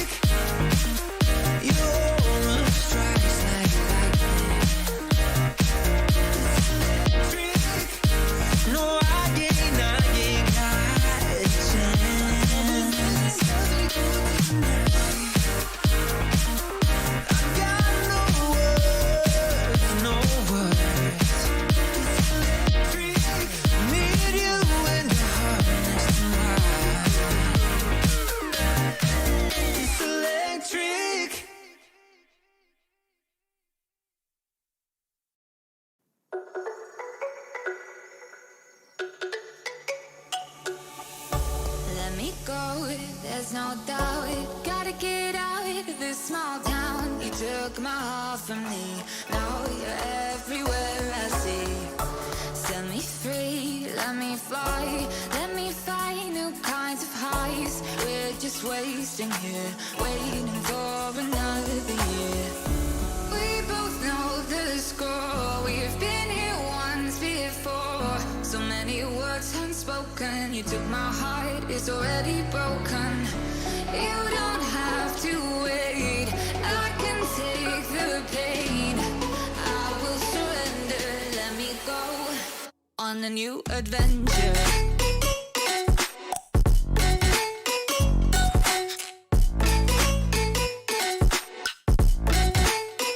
On a new adventure.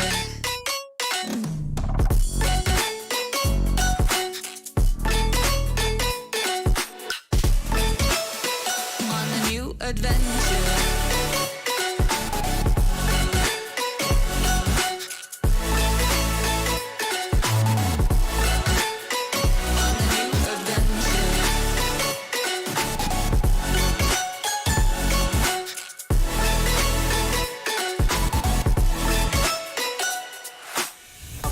Let me go, it's my time. Watch me build another life.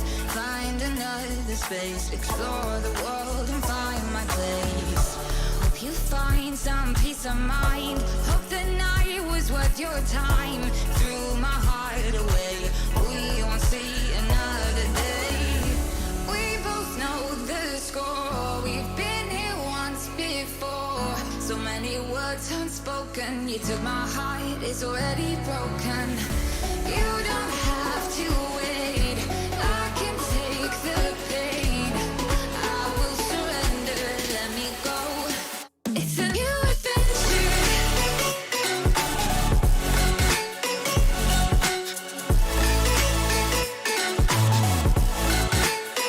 On a new adventure.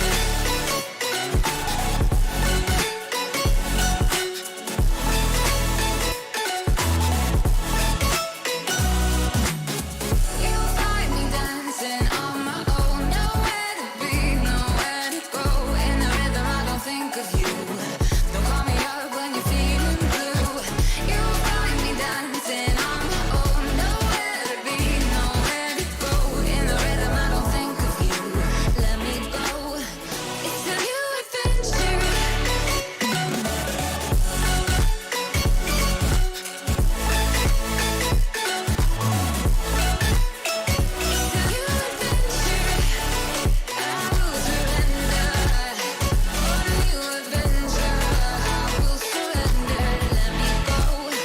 On a new adventure.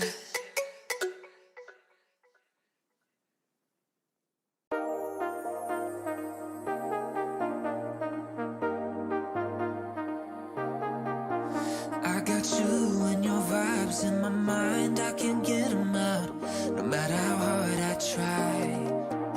I need you and your heart next to mine, yeah, I'm all about keeping it you and I. When you're here, you spark chemical reactions, your aura strikes like lightning. Got no words, I'm just drowning in attraction. Only one way to describe it. It's electric, can you feel it? You got the only touch that takes me high. It's electric, I'm up in my feelings. Got double vision 'cause of you tonight. It's electric.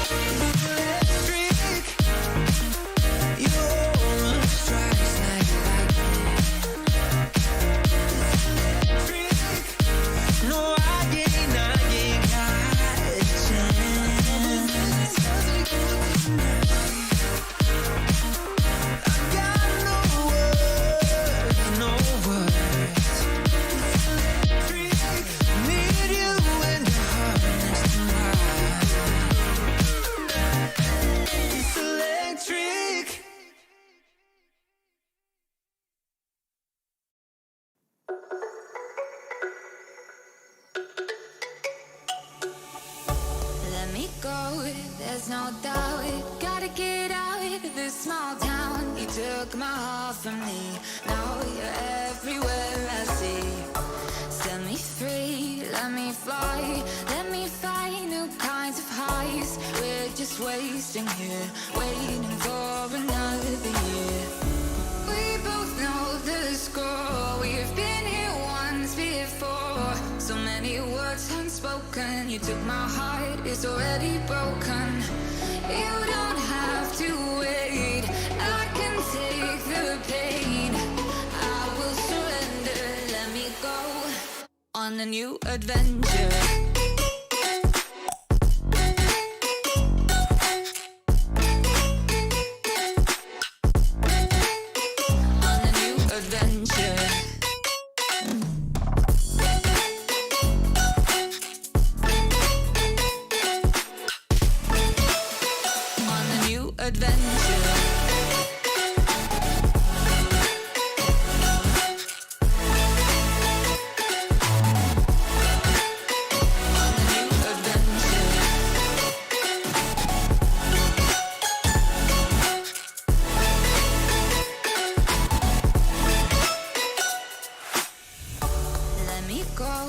It's my time, watch me build another life.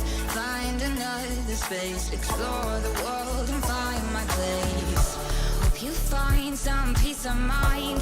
Hope the night was worth your time. Threw my heart away, we won't see another day. We both know the score, we've been here once before. So many words unspoken, you took my heart, it's already broken. You don't have to wait, I can take the pain. I will surrender, let me go. It's a new adventure.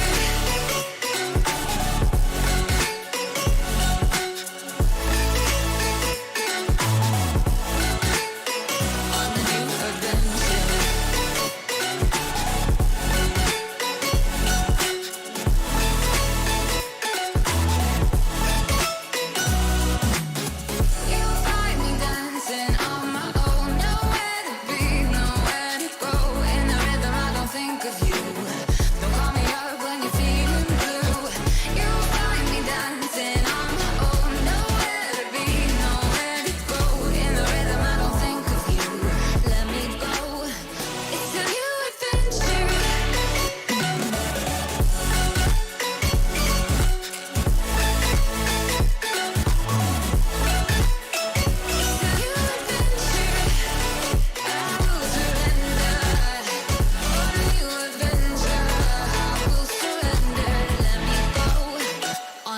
Adventure.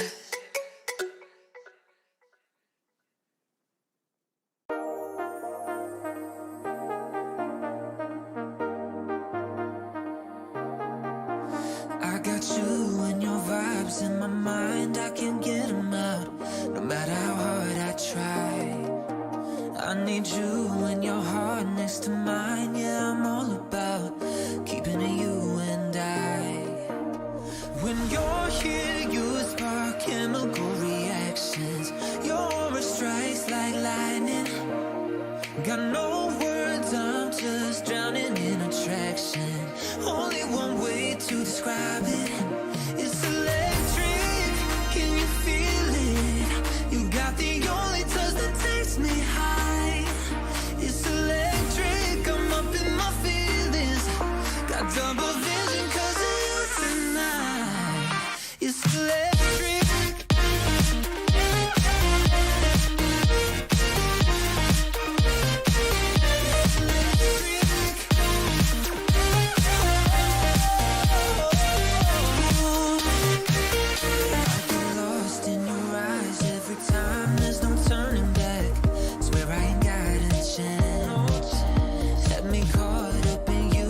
Night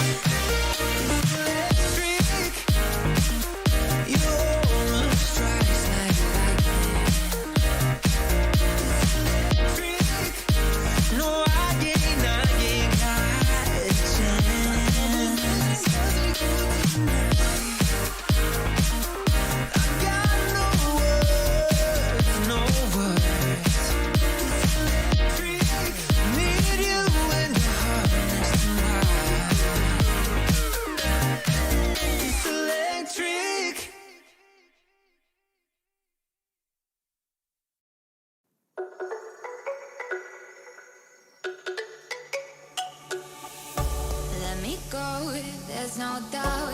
Gotta get out of this small town. You took my heart from me, now you're everywhere I see. Set me free, let me fly, let me find new kinds of highs. We're just wasting here, waiting for another year. We both know the score, we've been here once before. So many words unspoken, you took my heart, it's already broken. You don't have to wait, I can take the pain. I will surrender, let me go on a new adventure.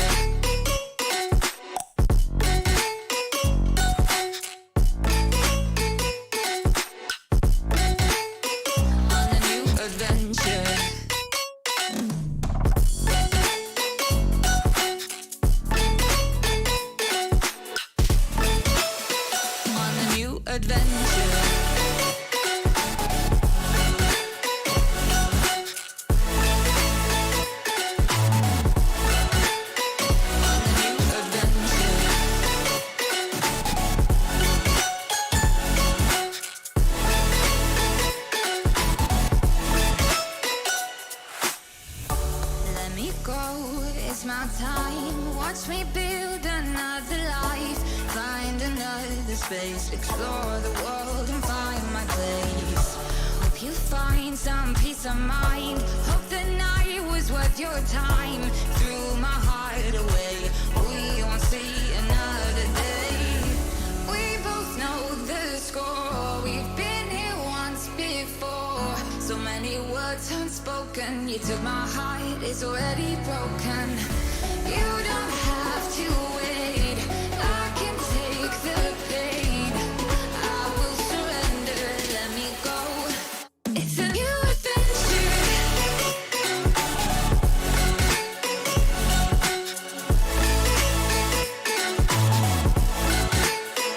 On a new adventure.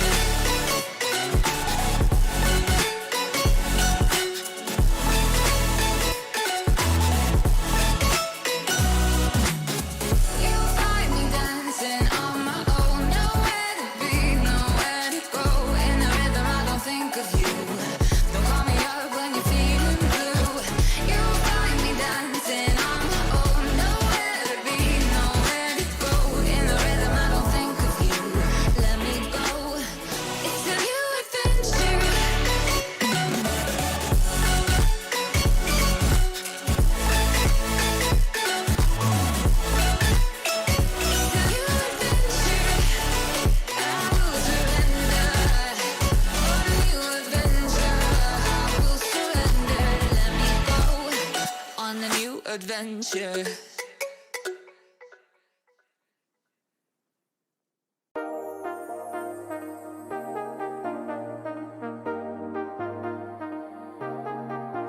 I got you and your vibes in my mind, I can't get them out, no matter how hard I try. I need you and your heart next to mine, yeah, I'm all about keeping it you and I. When you're here, you spark chemical reactions. Your aura strikes like lightning. Got no words, I'm just drowning in attraction. Only one way to describe it. It's electric, can you feel it? You got the only touch that takes me high. It's electric, I'm up in my feelings. Got double vision 'cause of you tonight. It's electric.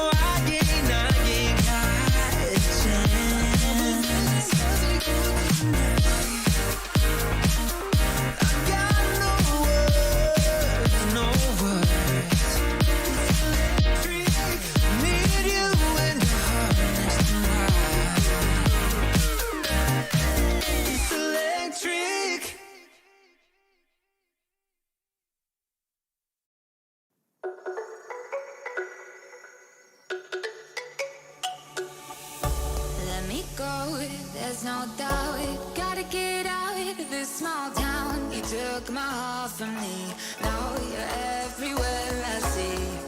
Set me free, let me fly, let me find new kinds of highs. We're just wasting here, waiting for another year. We both know the score, we've been here once before. So many words unspoken, you took my heart, it's already broken. You don't have to wait, I can take the pain.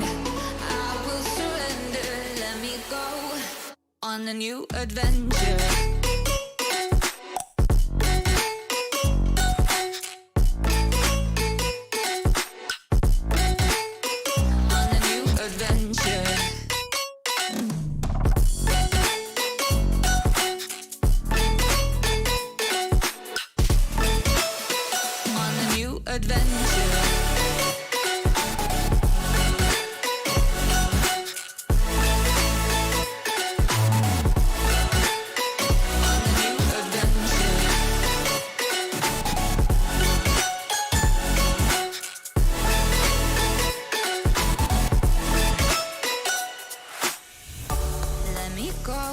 It's my time, watch me build another life.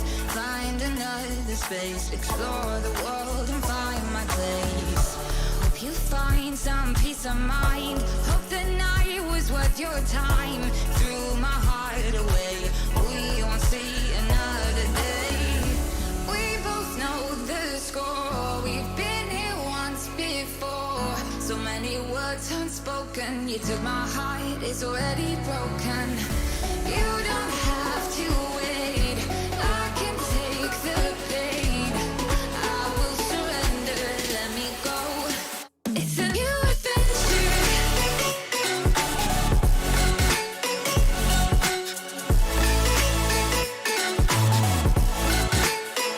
On a new adventure.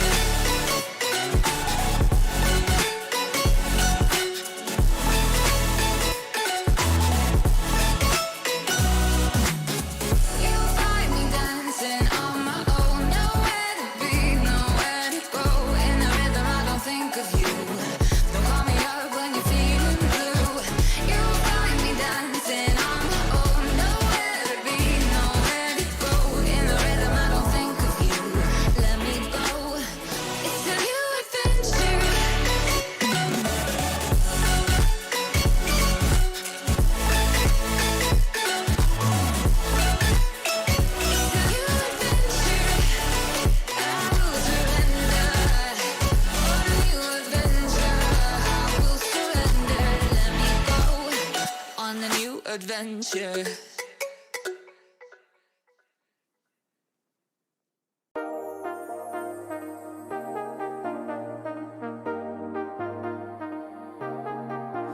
I got you and your vibes in my mind, I can't get them out, no matter how hard I try. I need you and your heart next to mine, yeah, I'm all about keeping it you and I.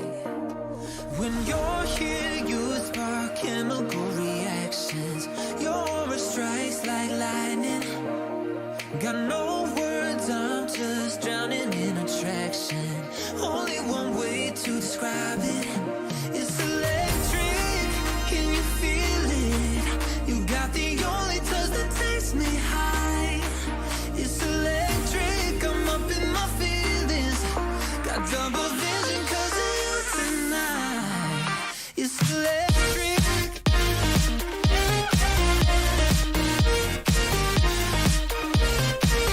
It's electric.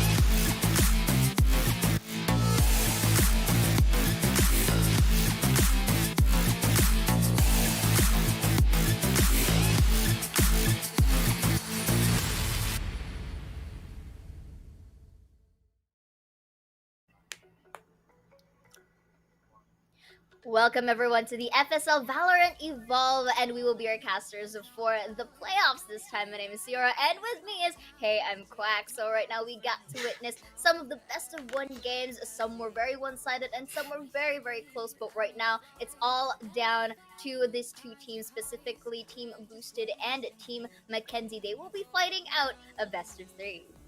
Yeah, for today at least. I mean, this is only the first stage of the playoffs. We just finished group stages, and I guess this is how everyone has been sorted out. It's going to be Boosted versus Mackenzie. We got 3 maps: Bind, Split, followed by Haven, the decider, if it goes to it.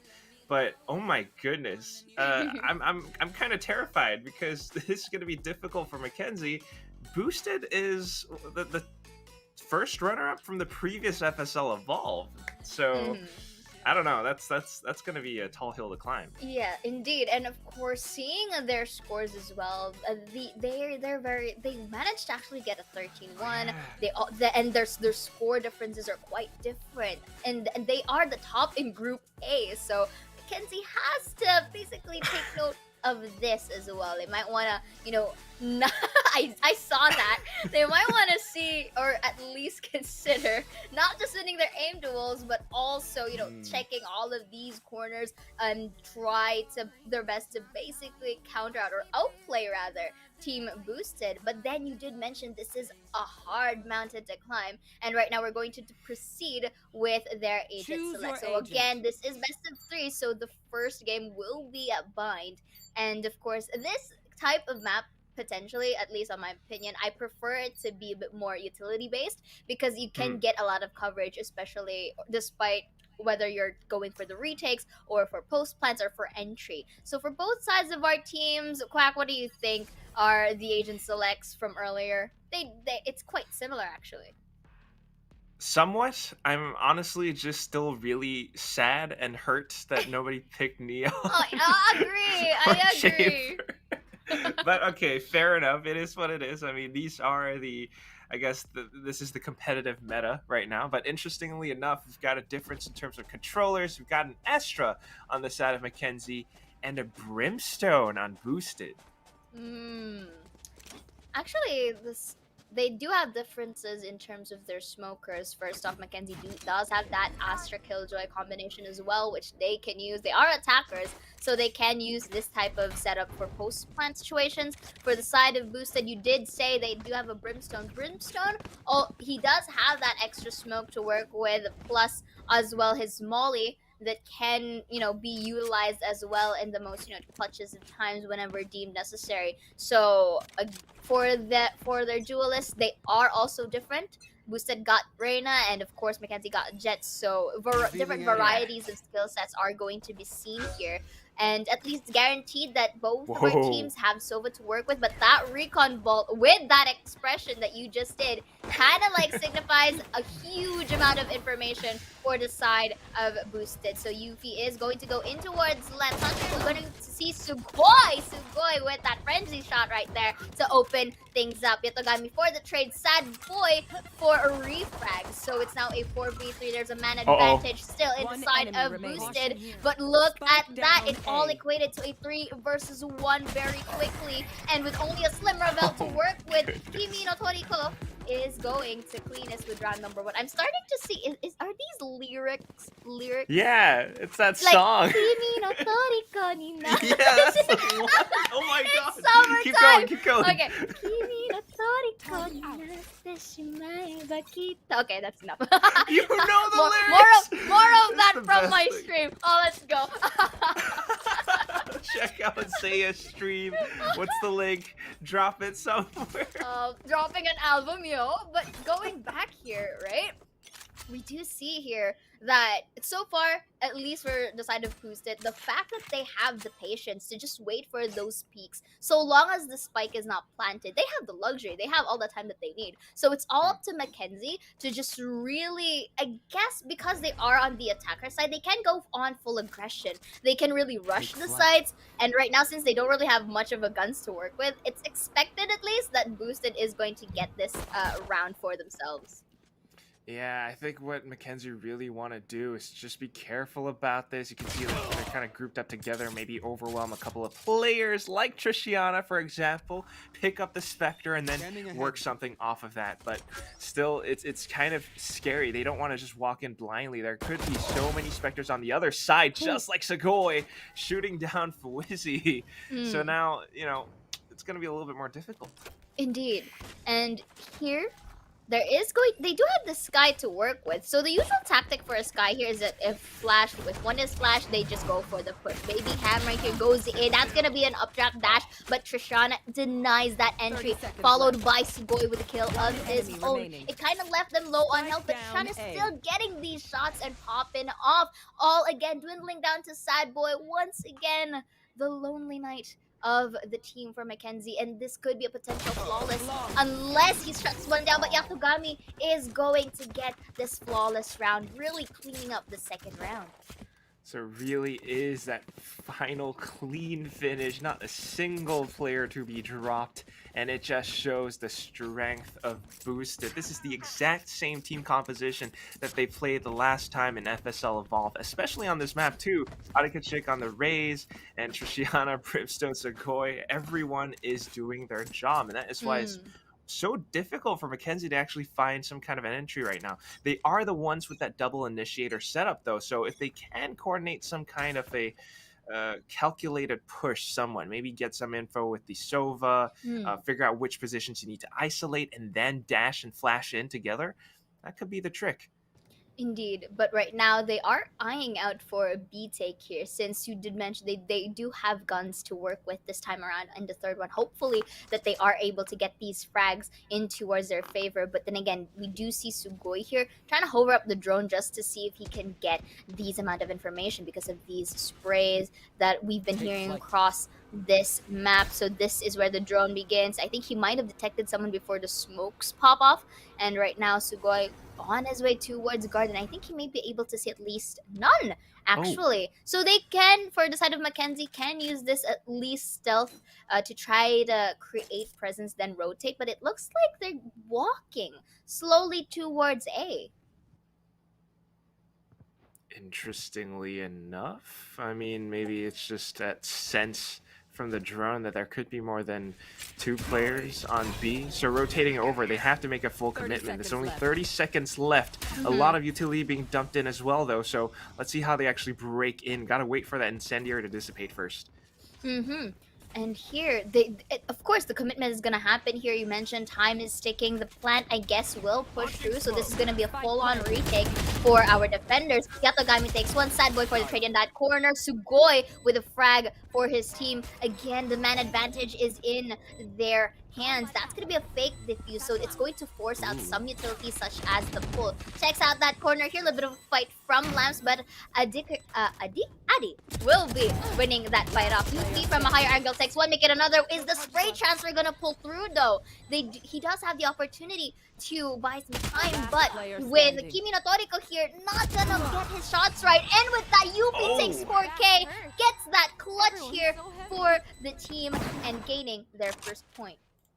That is definitely one of the ways that you can play around the retake scenario. Yuffie just making it confusing for Boosted, not sure which angles to hold, striking at the best possible time. 4-2 is her KDA right now, but of course you gotta take a look at Segoy, who is definitely lighting things up on the side of Boosted as well. I mean, just from starting things out from pistol all the way up till now, she's gotten 6 kills. She's gotten her Hunter's Fury. That could be a very useful thing to stall and deny Mackenzie the spike plants.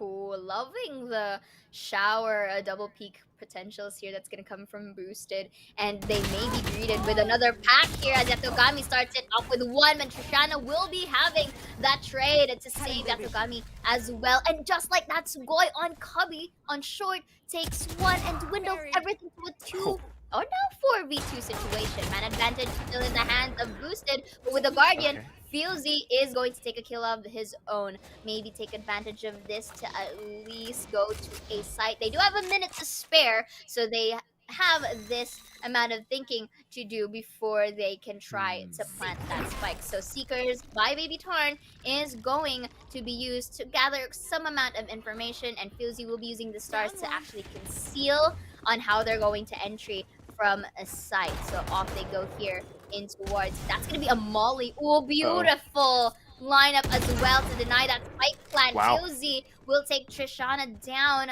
who kind of whiffs his shots as well.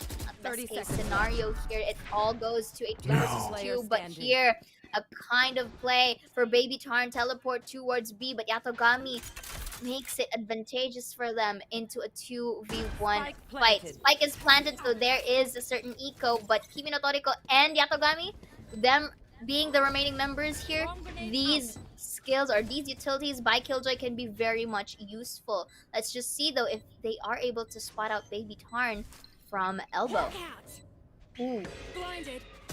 I don't know, but she goes in for the swing, gets the first one, but not the second. Yatogami, already knowing where she would be coming from, has her crosshair perfectly placed, and of course the 3-1 win for Boosted.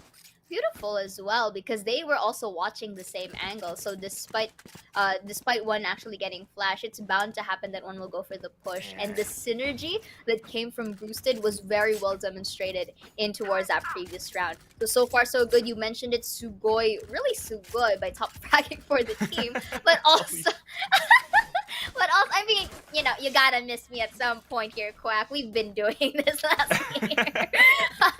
So right now, again, it's mostly about synergy that's coming in from Boosted here that's making them really, you know, aggress and show their dominance despite being on the defensive side. Absolutely, the keyword being synergy. Boosted, they are working in tandem so nicely, so beautifully, knowing exactly when to rotate, when to peek, that Mackenzie kind of are struggling to find any semblance of control. They might get spikes planted at some points, but when it comes down to holding it, if you're the last one left alive, it's just not going to work out too well. So they need to be a little bit more careful about how they approach the sites. They cannot afford to lose players that early on in the round. Still, though, this is an eco. We've got a Blade Storm. Yuffie needs to be the one to show up here.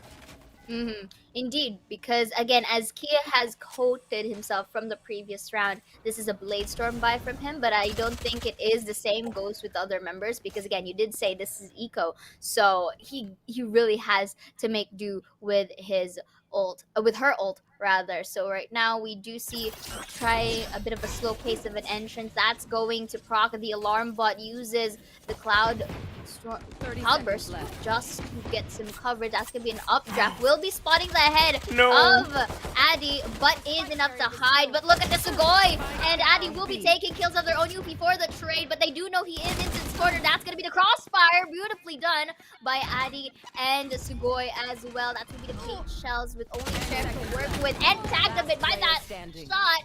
Sugoi and Trishana cleans it up for the pack for their 4th point. So many knives, so much vision being kind of taken, but unfortunately Yuffie was not able to find the perfect connection. Meanwhile, the whole time that they were trying to break in towards B, it just sets up for that perfect play from the teleporter from the site itself, and Trishana shows up just to take them down. It's 4-1. They're still holding on to their ultimates. This is going to be so much more difficult for Mackenzie here and out. And I mean, in terms of them actually going for eco, it's really not that bad so far. They do know at least when to save and when to actually go on full buys, which is right now for the specific round. Recon Bolt is going to detect Yuffie here, to say the least, towards Cubby. And right now, Trishana still in towards the slam. So far, they really haven't found a counter for these specific positions for the side of Boosted. It's going to be a Hunter's Fury. Let's see if it's going to tag some. Yuffie uses the updraft, but still, Sugoi with the patience knows when the up trap's going to get down and was able Oh my to take God. that away. This is a shock moment. Okay. That maybe a practice, or maybe there was no extra charge, or not a bit to the right. But still, they were able to plant the spike. Divide is very helpful for them to narrow down the site, and of course for post plant positions as well. Loving the turret of Baby Ham here to deny any potential flank. But look at this orbital strike. We'll be getting some damage from Sky.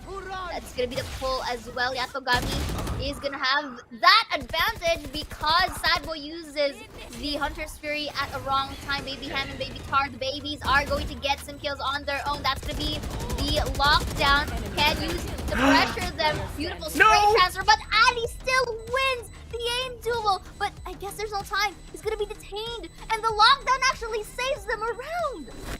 Oh my goodness. What a round of ultimates! The Cosmic Divide, the Orbital Strike, the Lockdown! No chance to defuse, and it makes it such a futile attempt. They had everything lined up for them up to the moment that the Killjoy ultimate was placed. So hats off, the babies have come here to play. Indeed. But still though, you have to take consideration that they for this specific round, since economy was damaged a bit, there is some economic disparity for both sides. There is bound to have that said save here, and it's not really either going to go for some split buys or some half ones as well. But then again, we have to consider that they're going to be working with some sheriffs or some SMGs or ghosts here for this round. 4-2 on our scoreboard, still in the advantage of boosted. So right now, at least for the side of a Mackenzie, they were able to find a way to get that spike down in towards A site. But right now, Addy does know there's a turret here. She's got a showstopper as well. I mean, she has the option to just blast pack in towards A short, catch all three players, but she's just waiting for the best timing. Launching smoke. Still holding. The smoke comes out. They have no idea where this brimstone is. And now the push goes in. Surely Adi goes in pretty soon, any moment now. Oh, there it is. There it is, as you mentioned it. No. But I don't know if they see copy. No.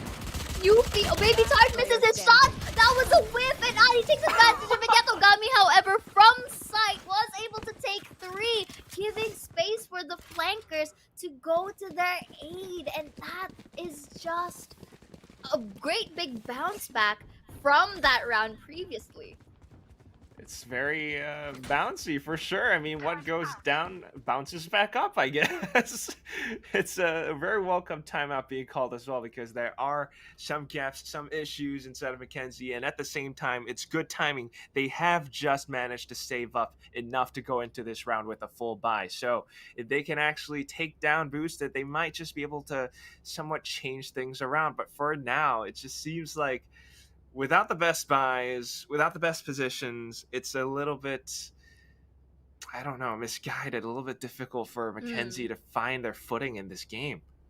I think for this one, I mean, it's not really bad to go for that said rush push. It just so happens that the timing, especially when they try to place their utilities, it kind of is being taken advantage of boosted, because the moment that they kind of hover into their skills is the moment that they kind of spot them down, so they don't really have that much of a reaction time. This actually is a very good call for a timeout for the side of Mackenzie, because it kind of like resets or actually gives them a little bit of a breather to this current momentum that is being in the hands of boosted.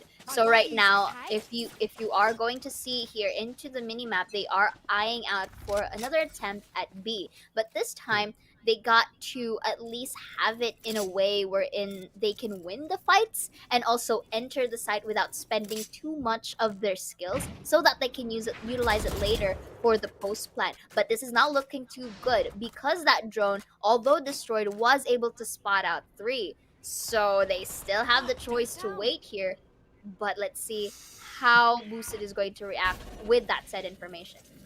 Yeah, I'm pretty scared as well. I mean, this smoke is just the first thing to start things off. I mean, you've got several bunches of Killjoy utility dispersed all across the map as well. I mean, if they try to go into this, they got to first deal with that. There's so much that Boosted can do to stall right now. That they really just need to make sure they maintain control over the side, and that's exactly what Yuffie and Gang are trying to do right now. Spike getting planted, Astro Nebula's all set up as well, but then the lockdown comes back in. It forces them to go out of the site, and they just have two options here. Either Hookah, which is now smoked, or Garden. And it just is a good way to segregate our attackers here. That's going to be the satchel. But look at that beautiful push from Addy and Trishana for the trade. Make it a double from Hookah. And that's just it. They basically were able to sandwich down, not technically the members of Mackenzie, but they were able to segregate them away from sight, denying those angles that could have been monitored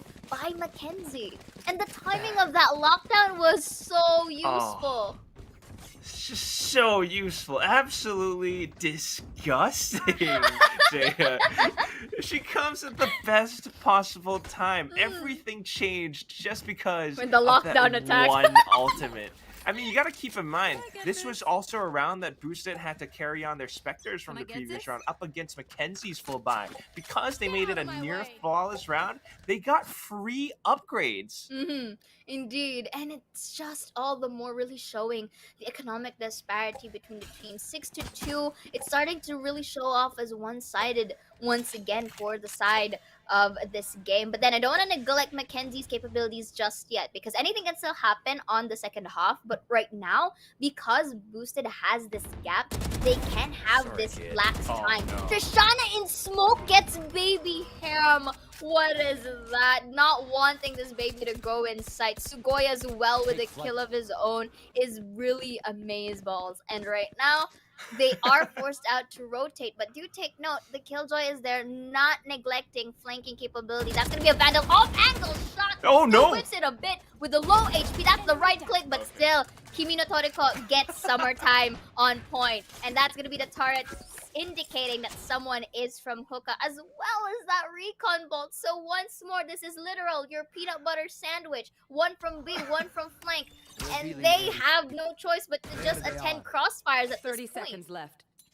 Oh my goodness, it's summertime. We got PB and J. We got Pick It's Pick just ongoing. Perfect pick. Sad boy, I'm sorry, but this is not looking too good. You're gonna have to wipe off your tears because this game is not over. It's 7-2, and Booster are just not slowing down. Every single round, they've got so much control. I mean, talk about the sandwiches. You got the perfect setups. They're making use of the teleporter to gain extra information, and Mackenzie just have no idea how to respond to that.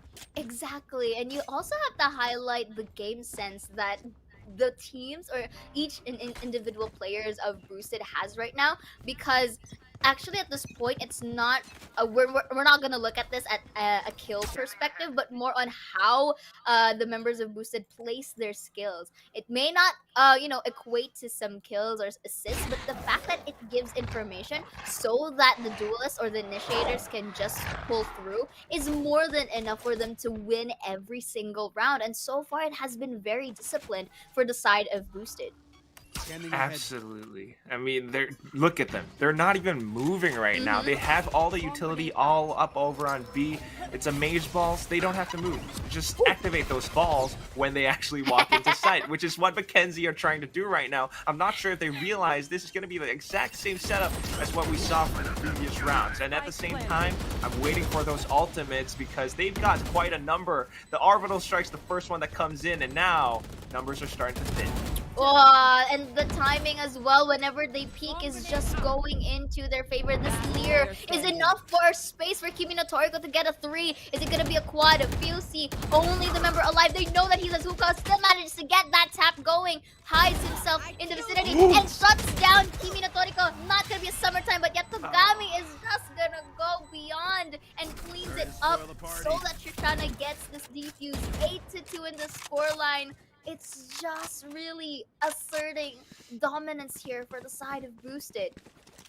And it's just so unfortunate. It's pure dominance. We are pulling Mackenzie down, making them heal, making them submit because it's history repeating itself. I mean, take a look at this. 4 past rounds, all won by Boosted.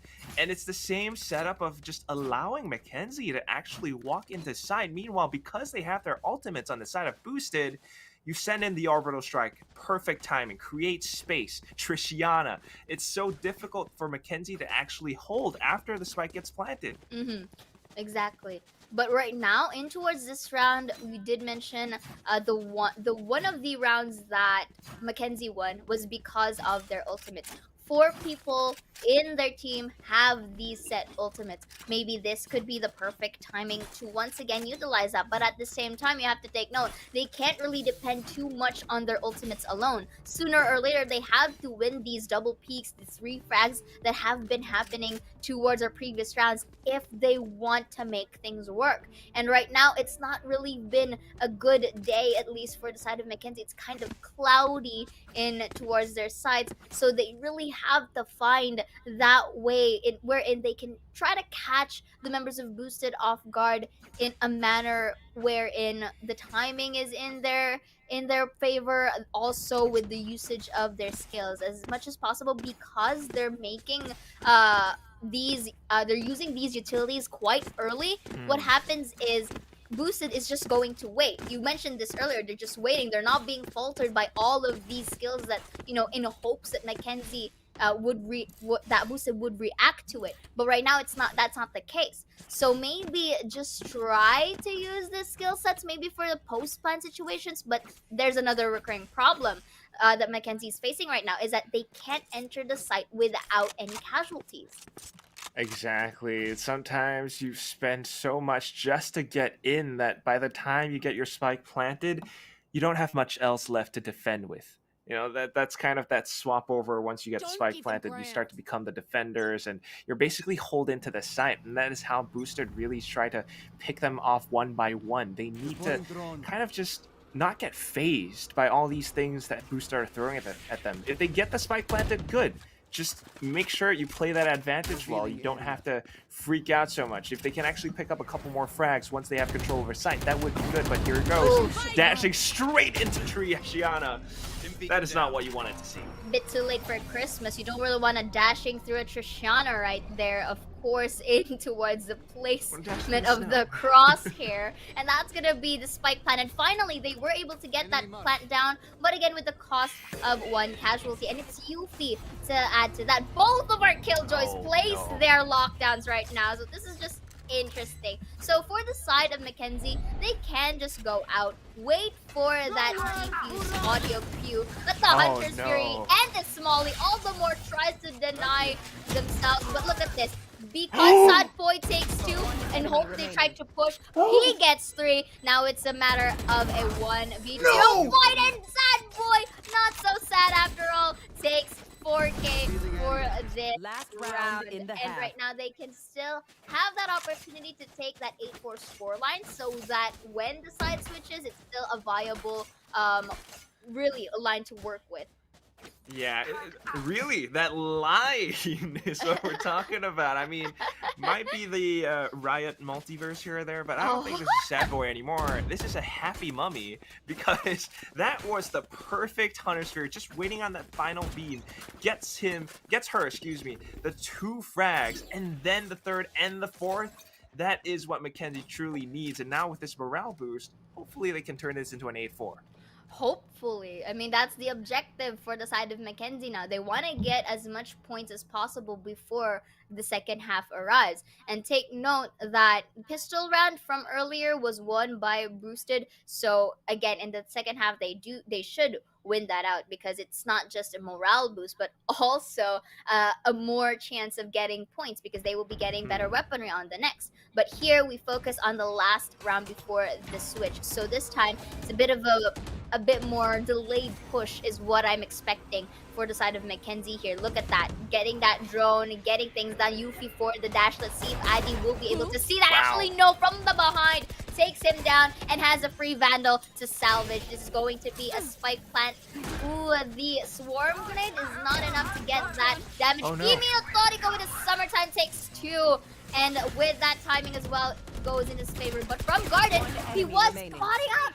Sad boy takes 3, and only Fusey as the remaining member uses the pull to deny the defuse, but this shock guard is also making things hard. That's gonna be one to get another beautiful spray transfer from Fusey, dwindling it to a 1 versus 1, but Sugoi still manages to make it work, decides to push and not the fake. And with just that, 9-3 now to the first half, making things all the more difficult for Mackenzie.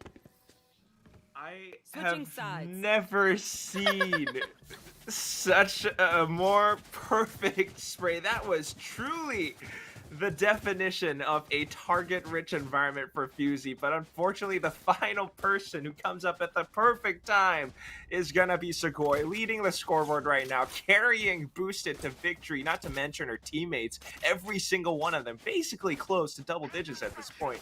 It's 9-3, not an 8-4, and I just cannot picture how Mackenzie can come back from this unless they win this pistol.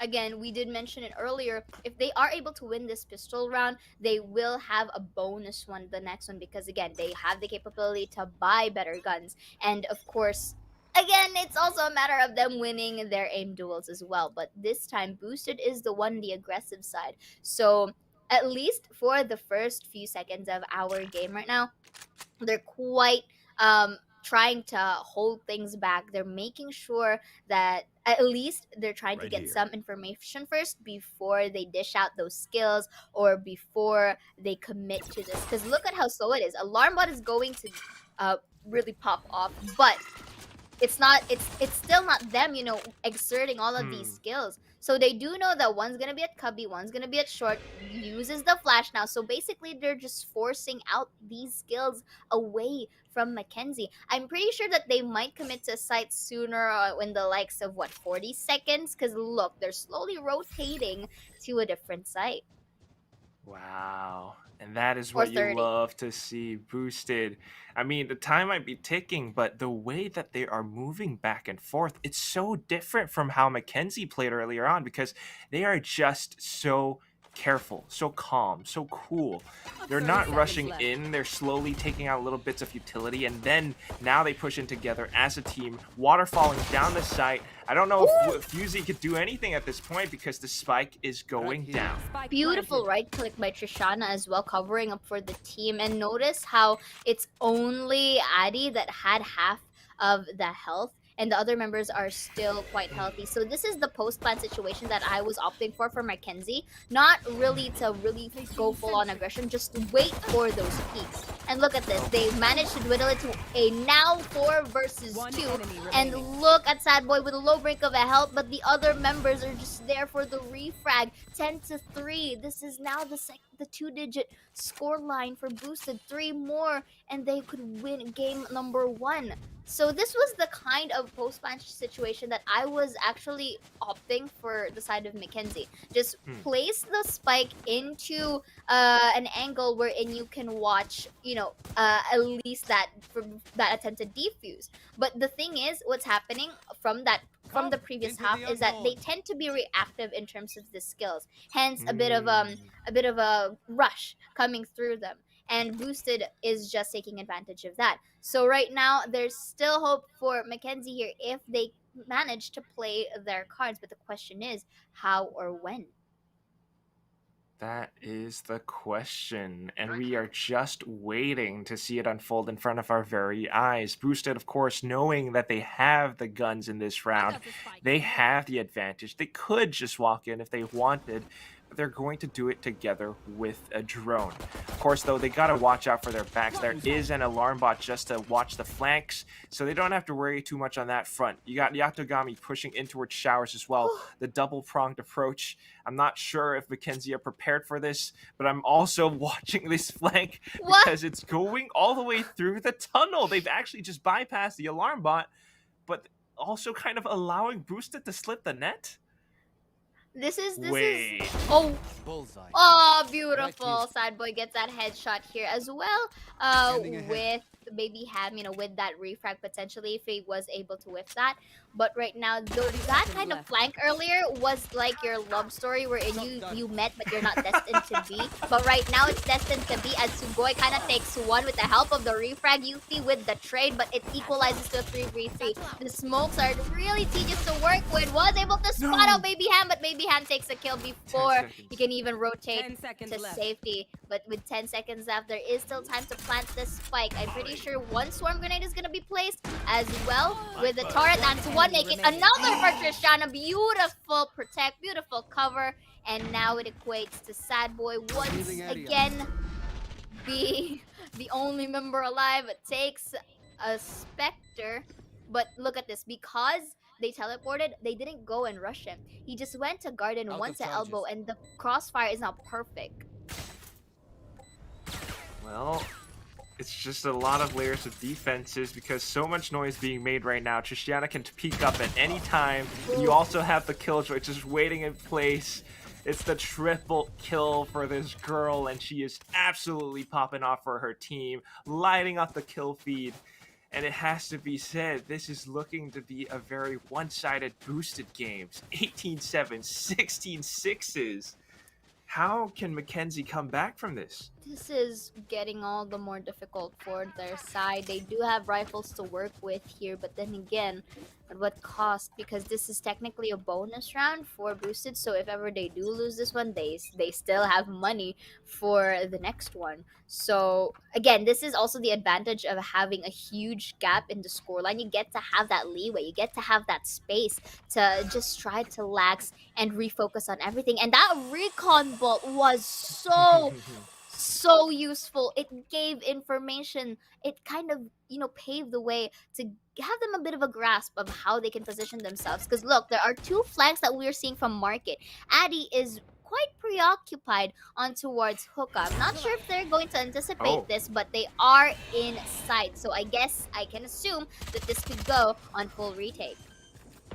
Well, it certainly is looking to shape up into that. The spike gets planted.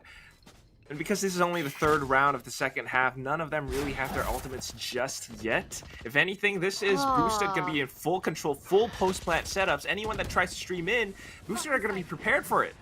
Indeed, their position really complements for both the flank and inside taking. But look at this, Yatogami Nani takes one, make it another. Yuffie though was able to take a trade as well as Baby Ham, but they're just utilizing tin cans here with a triple peak. And Yatogami was able to isolate that back in the last, makes it 3, make it a 4 for the match point. What? Who is this girl? How is she able to just walk away with quadra after quadra? It is so disgusting. They are so good at this game.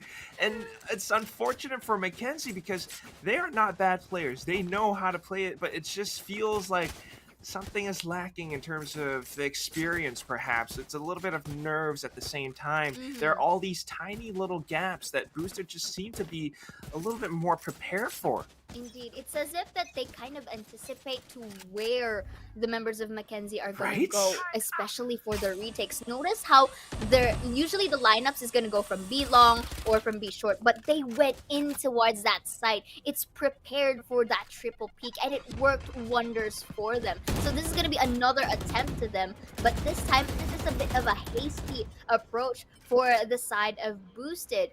And I think they should know that someone is at least under Hookah.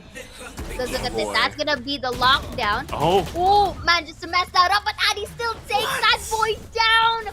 What a mad lad. Yatogami as well. Is this Noragami moment? But you know what? it kind of works. Pinkunotori with that lockdown was able to delay a potential retake for the side of Mackenzie, only to a 3 versus 5. Wins his shot, unfortunately, uses the dash, changes the Spectre, but they do know now that they are in elbow. The double peek can happen. Yuffie will be taking that flawless away. Baby Karn as well for a kill of his own in towards City, and a face-to-face moment. And with that being said, it's done. Game number 1 goes to Boosted. That is just one of the quickest games so far today. 13-3, you said it. It's just ridiculous. Absolutely. There might be two players with the name Baby on the side of Mackenzie, but it's kind of like just boosted, Karute. Hey kids. This is 13-3. This is my game. What are you doing here? Let's just go to split right away. Indeed, it's as if usually you would see a bit of a more passive plays when you're on defender's side, and a bit more of an aggression for the attackers. But the beautiful thing about it for the side of Boost is that they still come up as a disciplined unit. They know exactly when to peek, they know when to place these skill sets in a manner wherein they're not going to be vulnerable, because they can assure themselves that the other player or the other team can cover for them, especially when they're trying to place, example for Trishana, these smokes, or Sugoi with the drone. They know that they are covered by the other teams. And just look at that ACS coming in from Yatogami as well, really popping up for the team, as well as Sugoi and Trishana, and really giving some space. You have to kudos as well for Mackenzie, because they were able to get some highlights too. Unfortunately, it's not really reflecting into the results that they'd want, because then again, vulnerability is there. Aim duels, they weren't really as efficient as Boosted had, and it just really went down south, unfortunately, for them. But you know what? We still have game number 2, so maybe they can still force a 1-1 scoreline. Yeah, absolutely, maybe. I mean, this is only the first game, and for Mackenzie, definitely do not despair, because they have chances to come back into this. We see how strong Boosted can be, but I really think it's just a difference in terms of nerves, maybe a little bit more experience. If Mackenzie, continues to play in FSL Evolves, they can certainly be a long-time contender. They just got to keep at it, and that's the thing. This is only game number 1. It might be Kimi no Torgo summertime stuff, as you've been saying throughout the entire game. Look at my room, but like a lot of sun, right? What being changes? Blessed, What comes after summer? There's a change of seasons now. So after this break, we're gonna see maybe different, maybe autumn or something, or winter. I don't know. It was just winter, but that is it. We're gonna come back with this for more FSL Valorant Evolve action. It's going to be split, Boosted versus Mackenzie, up next.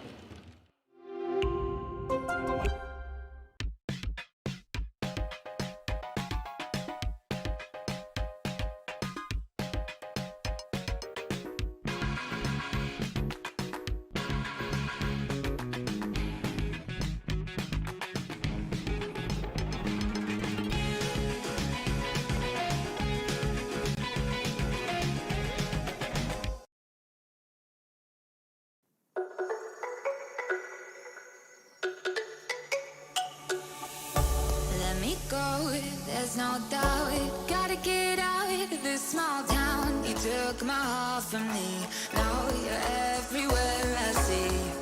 Set me free, let me fly, let me find new kinds of highs. We're just wasting here, waiting for another year.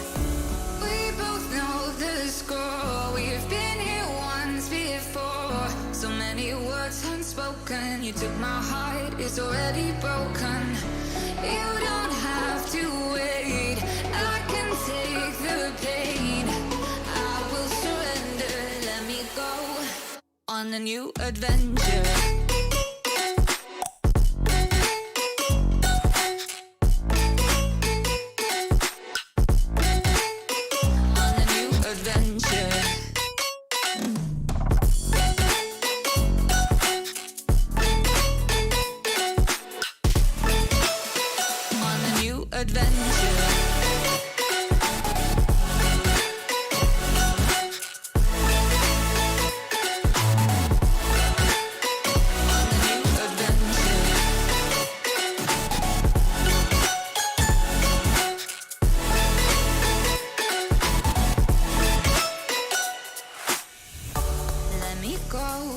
waste my time. Watch me build another life, find another space, explore the world and find my place.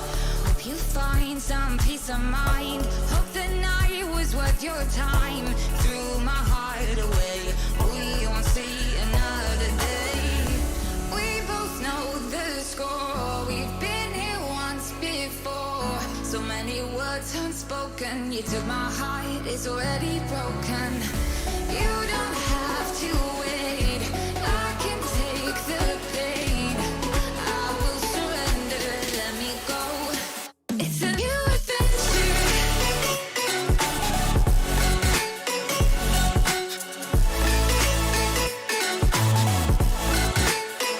On the new adventure.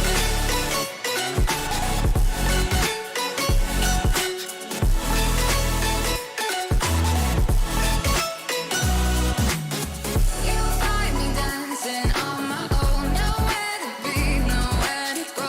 In the rhythm, I don't think of you. Don't call me up when you're feeling blue. You'll find me dancing on my own. Nowhere to be, nowhere to go. In the rhythm, I don't think of you. Let me go. It's a new adventure.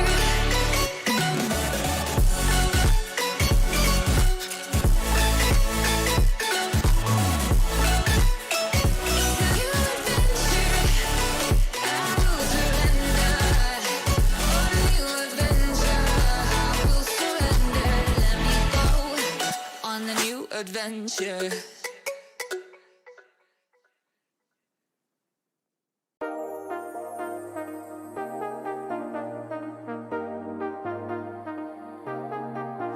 I got you and your vibes in my mind, I can't get them out, no matter how hard I try.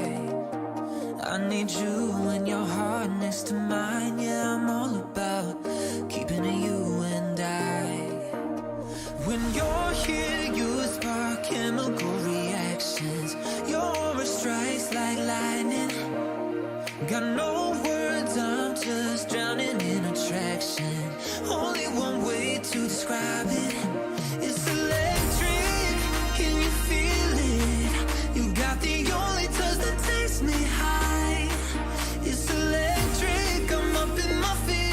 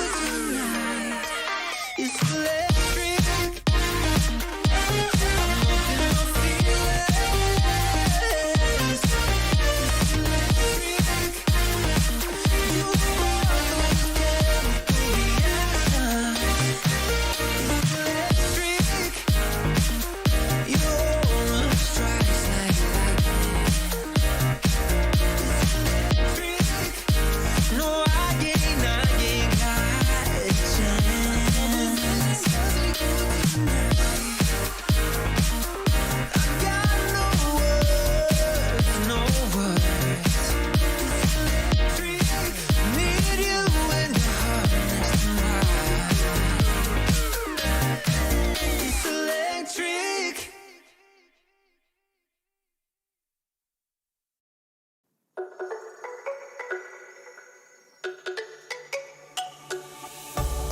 me go, there's no doubt. Gotta get out of this small town. You took my heart from me, now you're everywhere I see.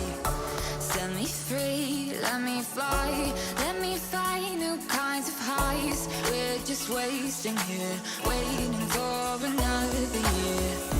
We both know the score. We've been here once before. So many words unspoken. You took my heart, it's already broken. You don't have to wait. I can take the pain. I will surrender. Let me go on a new adventure.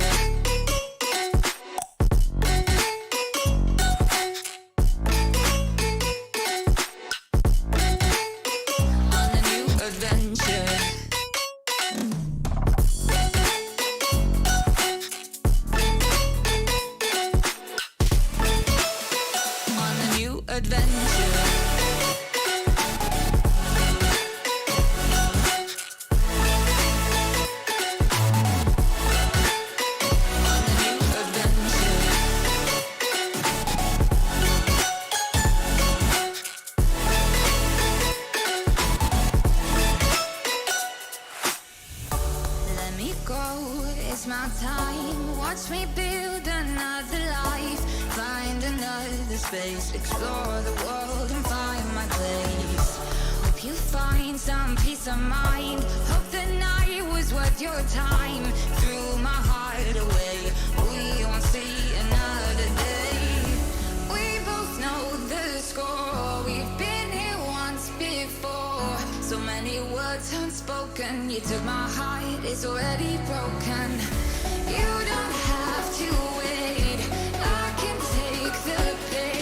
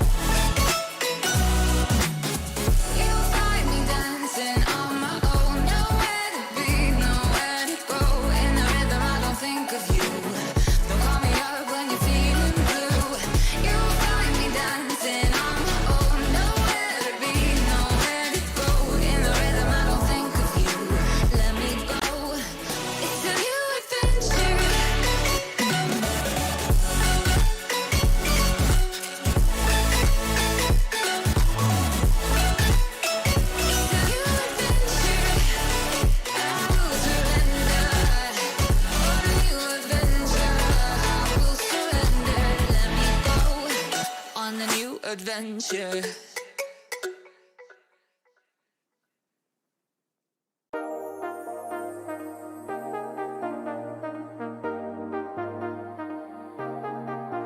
I got you and your vibes in my mind. I can't get them out, no matter how hard I try. I need you and your heart next to mine. Yeah, I'm all about keeping it you and I. When you're here, you spark chemical reactions. Your aura strikes like lightning. Got no words, I'm just drowning in attraction. Only one way to describe it. It's electric, can you feel it? You got the only touch that takes me high. It's electric, I'm up in my feelings. Got double vision 'cause of you tonight. It's electric.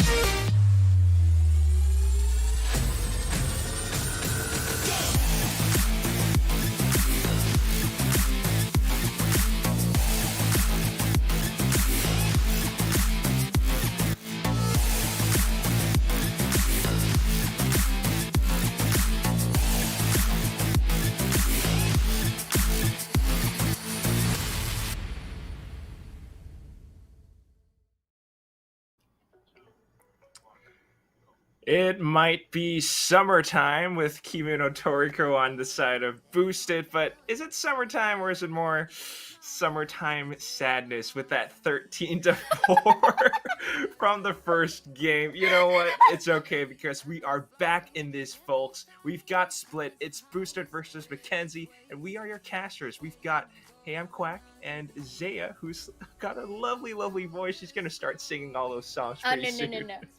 If you want to find that out, just go on my Twitch, get that follow. Now maybe I'll sing to you, but you know what? That's enough plug. We've seen earlier towards game number 1 a dominating fight against between rather Boosted and Mackenzie, getting that 13-3, if I'm not mistaken. Does my memory serve me right? I hope it does. 4 3 or 4 regardless, it was one-sided, it was dominating, and Boosted was able to really assert their dominance all throughout our fights with those disciplined tactics, with those plays in terms of placing their skills, utilities, and of course their aim duels at the end of the day. Despite having a quick timeout from earlier, unfortunately, it really did not, reflect or kind of made way for the side of Mackenzie. So right now, in towards our next map, which is Split. In comparison with Bind, this is quite smaller, and of course, one of the first maps that we get to really play around all throughout Valorant. So right now, I'm expecting more of a coverage in terms of agent selections, and what I mean is, again, utilities. Like I've been emphasizing this for most of my casts, but right now the meta, at least in my opinion, for agent selections is the utility-oriented composition, and one of which can be very helpful is we've been seeing over and over some of the likes of either a Sky push and a Sky flash and then push, or an Astra Killjoy combination, or whichever, maybe going for some mobility of double duelist lineup, in which I can see right now. So they're quite similar. I think the only difference that I am seeing here is the duelist, which is a Raze instead of a Jet, and the Smoker as well. We do see an Astra on the side of Mackenzie, and Omen for Sugoi. So there's not gonna be any Sovas in here, and the source of information that I can tell for both sides of the teams are the common denominator is basically the Killjoy, and a little bit of extra with the Raze here for the side of Boosted with that Boombot. So this is an interesting fight as well, and we're going to start it off with Boosted as the attacker's side. Yeah, to say the least, but they really look coordinated in terms of their player cards, all of them using the same ones for each of their individual agents. Very lovely to see, but this is kind of reminiscent of that grand final of Valorant Champions, Gambit versus Ascend. One team going with the Astra, which is kind of the meta controller pick, and then the other one going for something off meta, but it still worked out really nicely. Omen on Split, of all things. It could be a very useful tactic to just teleport back and forth and confuse your opponents, and that is an option that is available for Boosted. Still though, it's going to be that early B push that gets denied by the wall, ultimately getting shot down, but that's only one panel. Stars instantly coming in to deny a little bit of control. Meanwhile, the rest of the Boosted squad trying to find whatever they can get on towards the B site. But looking at how Mackenzie are positioned this time, very, very defensive. Indeed. So, liking how this time for the side of Mackenzie, they're not really too reactive in terms of the skills being dished out by Boosted, but the patience. Like this is also a matter of the patience game for either sides of the team. So notice how they're slowly running down towards A, kind of giving them an idea that they may be trying to have that delay push, but right now they just went on full rotate towards A, with Astra being the only member there. And of course, Jet can have the convenience to just go towards Vents, but that's already spotted. They do see it. That's going to be the smoke coming in from Sugoi to deny vision from both Heaven and Screens. And right now, seeing these utilities from the Killjoy, decides to plant the spike in a more convenient angle. So right now, they managed to wall off Screens, denied that entry. Yuffie takes one down, but the alarm bot is more than enough to give intel. Didn't deny the turret, but Sugoi whips it out and Sad Boy gets the kill. Another one in towards below. Addy will be taking one down. Yuffie for the trade, but it is still a 4 versus 2. Beautiful tap right click by Trishana. And Pinkunotori as well and tries to control bit of a whip right there, but to manage to equate it to a 1 versus 1. Pinkunotori already spots it out, gets a bit of a heal. That's gonna be a fake defuse, but Yuffie still gets 3. And this time it is Mackenzie taking the first round. Yes, with a 1.36 seconds to spare. Almost. Very close, but you know, it's no longer summertime. It is now autumn, or like Pinkunotori in that previous round, fall, because 1-0 is the score. And it just shows that Mackenzie, when they are a little bit more comfortable, when they're not so nervous about defending the site any longer, they're able to actually come in together, wave after wave, just to retake this. Screens is blocked off, no problem. Let's go through heaven. Let's go through ramps instead. And we do it together as a team. Boosted, I think they might be in for a different game this time around.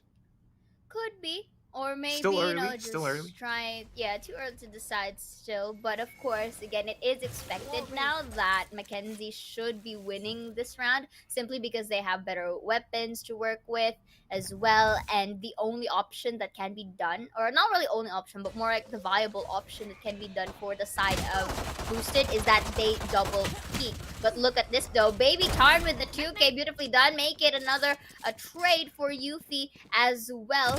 Addy will be showing off his knee, denying that spike plant, and only the summertime to refrag, but not enough because again, as expected, better weaponry will be winning these games, and that's going to be a flawless round for the side of Mackenzie. So again, it is, at least for the first 2 rounds, whoever wins pistol is expected to win the other one, but now we do see Boosted with better weapons, because this is also one of the factors that you have to like consider, especially when you're trying to really win these games, right? You have to take note of the weapons that they're using as well. So them having the rifles, do you think there is going to be a significant change to that, Quack?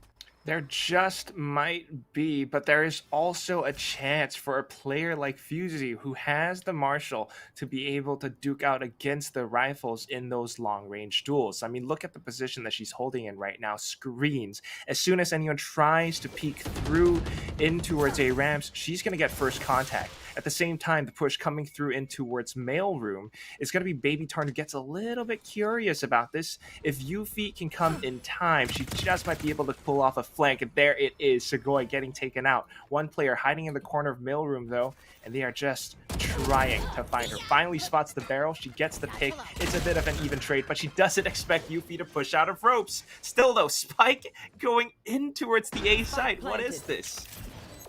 Indeed, but right now this shakeup can be beneficial for Boosted if they play their cards right. Look at these utilities that Killjoy has placed. It kind of at least covers the site so that they are forced in a different direction. Turret will be destroyed, but Yuffie has to be very careful with the corners.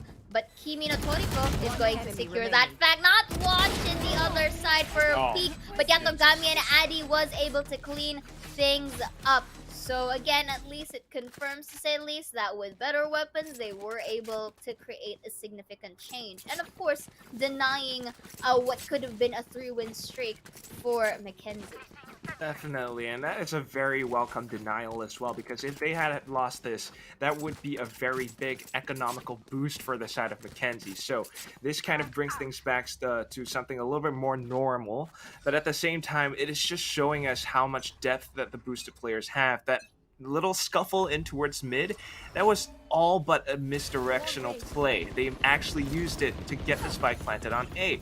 They could do the same thing this time. It's just going to be a little bit more confusing for Mackenzie at this point.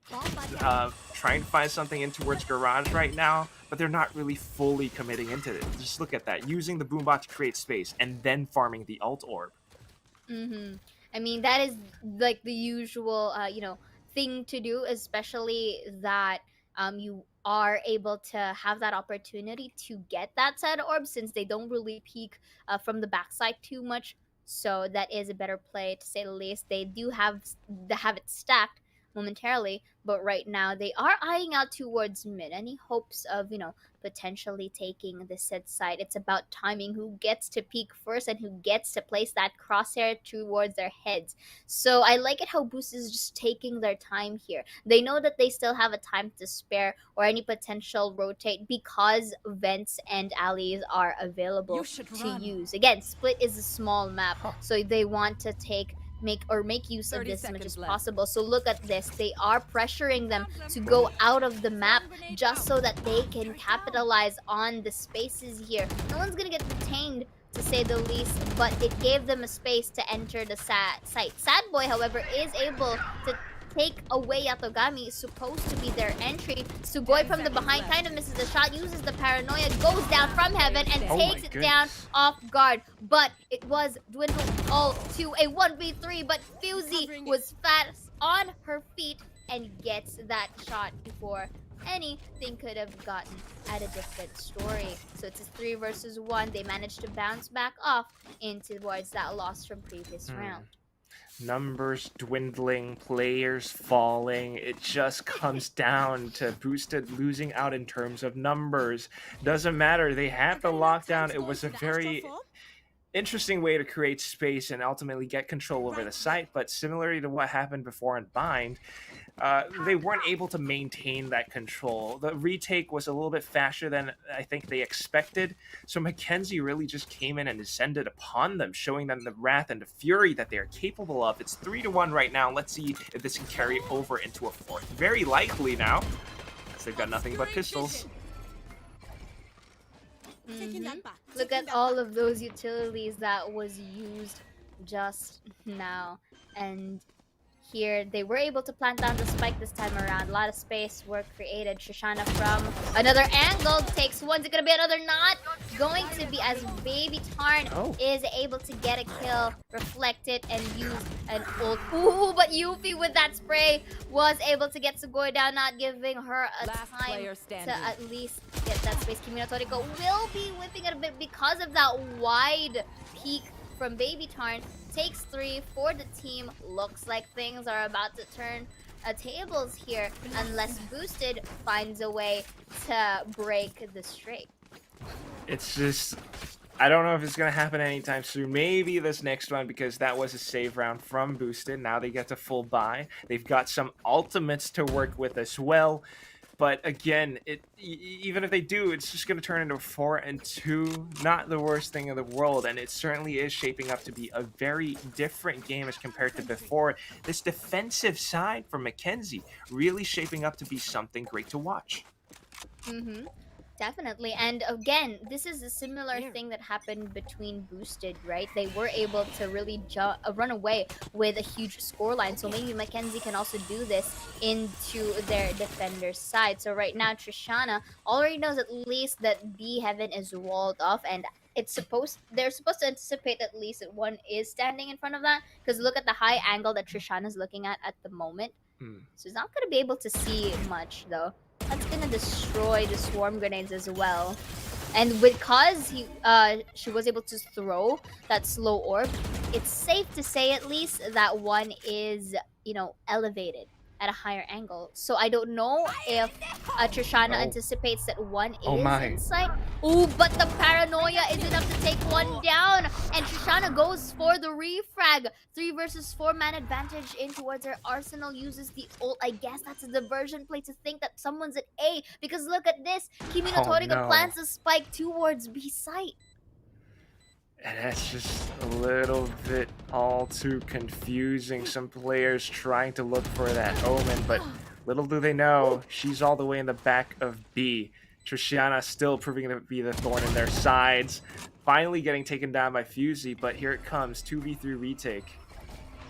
2v3 retake, I mean, they are in the post-plant situation, so they don't really have... Player It's okay if they don't peek it out, but look at this. Addy will take one sad boy for the third, but Pinkunotori cleans it up, and this time gets their second point. Looks like they're trying their best to really place their feet back up, standing, and will, you know, potentially try to get an early tie so long as the scores are quite tight or quite close together. Yeah, it's still fairly close, but it's a very lovely, interesting strategy coming in from the boosted squad, the Malaysian girls, as they sent in that coordinated paranoia followed by the showstopper. It just ensures that even though there was a player hiding in the corner, she would have a little bit of a delay before she can actually start firing, and that just makes it a little bit easier for them to gain entry in towards the B site, not to mention the push coming out of Garage as well. This time, headed in towards the A site, there are only 2 players to deal with, one of them being Yuffie, the other Fusey, all the way inside of screens. It's not too difficult to actually create space in this spot now. And this time they will be going back towards A, at least for the side of boosted, because, you know, they may try to at least you know, try to experiment to which side they are most comfortable in really, you know, taking control. So it starts off with the slow orb, but because of that paranoia, if I'm not mistaken, or the Leer was able to deny things out, but that's going to be a res coming in from Summertime from Pinkunotori, and they are taking control of the heaven side, which is great. Places that wall, but that is also intel, to say the least, that someone should be in screens. Addy is very fast on her senses. Her spidey senses are tingling. There is the Leer back there. The turret is destroyed. Oh, Addy. The patience to get a view of that corner whips a bit. Sad boy still wins that fight, and now it's a 3 versus 4 man advantage still there. Pinkunotori takes one, gonna be cautious on the other, but still whips it out. Sad boy uses dismiss. Baby Tarn for a 2 and a 3 from A back, managed to get them off guard, and this is now the 5-2 scoreline. Looks like Mackenzie, a bit mad, is now trying their best to run away with you know, trying to further up the gaps into the scores. Yeah, this gap was starting to close in a little bit, but now it's back a little bit further just as soon as it got closer. It's just really, like you mentioned, Mackenzie are upset. They want revenge for whatever happened on the previous map, and unfortunately for Boosted, despite getting all of that control, they weren't able to hold on to it, similarly to what we saw from before, right? I mean, you have the spike planted, you have your positions, but then when it comes down to holding some of these corners and ensuring that the Mackenzie players wouldn't be able to gain enough map control for the retakes, players like Arcus, unfortunately, not winning out on those duels really hurts them in the long run. So now they're on a bit of a save. Let's see what they can actually pull off. Trying to go in for the full execute in towards the B side, but they get ultimately denied because of smokes, because of Nova Pulses and Gravity Wells. Exactly. So right now, Wait. ooh, Sugoi, however, What? was able to take Fusey down. He should have heard the rope, but I guess you know, they kind of like went up slowly. Sad boy has been popping up for the team as well, as he gets another tap down in there, and of course for Yuffie as well, to furthermore get the advantage in towards their sites. Not knowing that they are in A though, they're quite discombobulated to where the plant is supposed to be, and now there's the plant here. That's gonna be a dinked sad boy, but with the help of the heal, manages to reset everything up, and it's now a 2 versus 4. This is an interesting. Wow. That was an interesting, or more like a bit of a questionable crossfire moment for me, to say the least, because that space in towards site is quite vulnerable, at least to where Yatogami was at. So right now, Mackenzie is making wonders here towards her defensive side in towards split. Yeah, it's one of those setups that you really only want to pull off when you can be sure that nobody's pushing in from ramps, but unfortunately with the numbers that Mackenzie had, they had that option, they had that advantage. They're just going to go in to exploit every single little bit of it, and now they are sitting at 4 out of 5 ultimates. Very huge, very useful for stalling, retaking, whatever it is, you name it, they got it. And right now, it's as if Oh, that. Ooh, I was about to say that they should be a bit more cautious in entering, but Fusey just fast on her feet manages to take one of the entry players from Boosted. it's just one number instantly gone. And if I'm not wrong, this was a full buy for Boosted as well. Definitely not what you want to have. Certainly hurting their mental game a little bit as well. Now trying to find whatever other options are available. Unfortunately, if they can't find Baby Ham in this one spot, this push, this presence in towards middle is as good as useless. And there it is. The frag comes in to heal as well, but Baby Tarn just comes in to trade. She's got a res as well, so I don't know how this is shaping up for Boosted because it doesn't look good at all.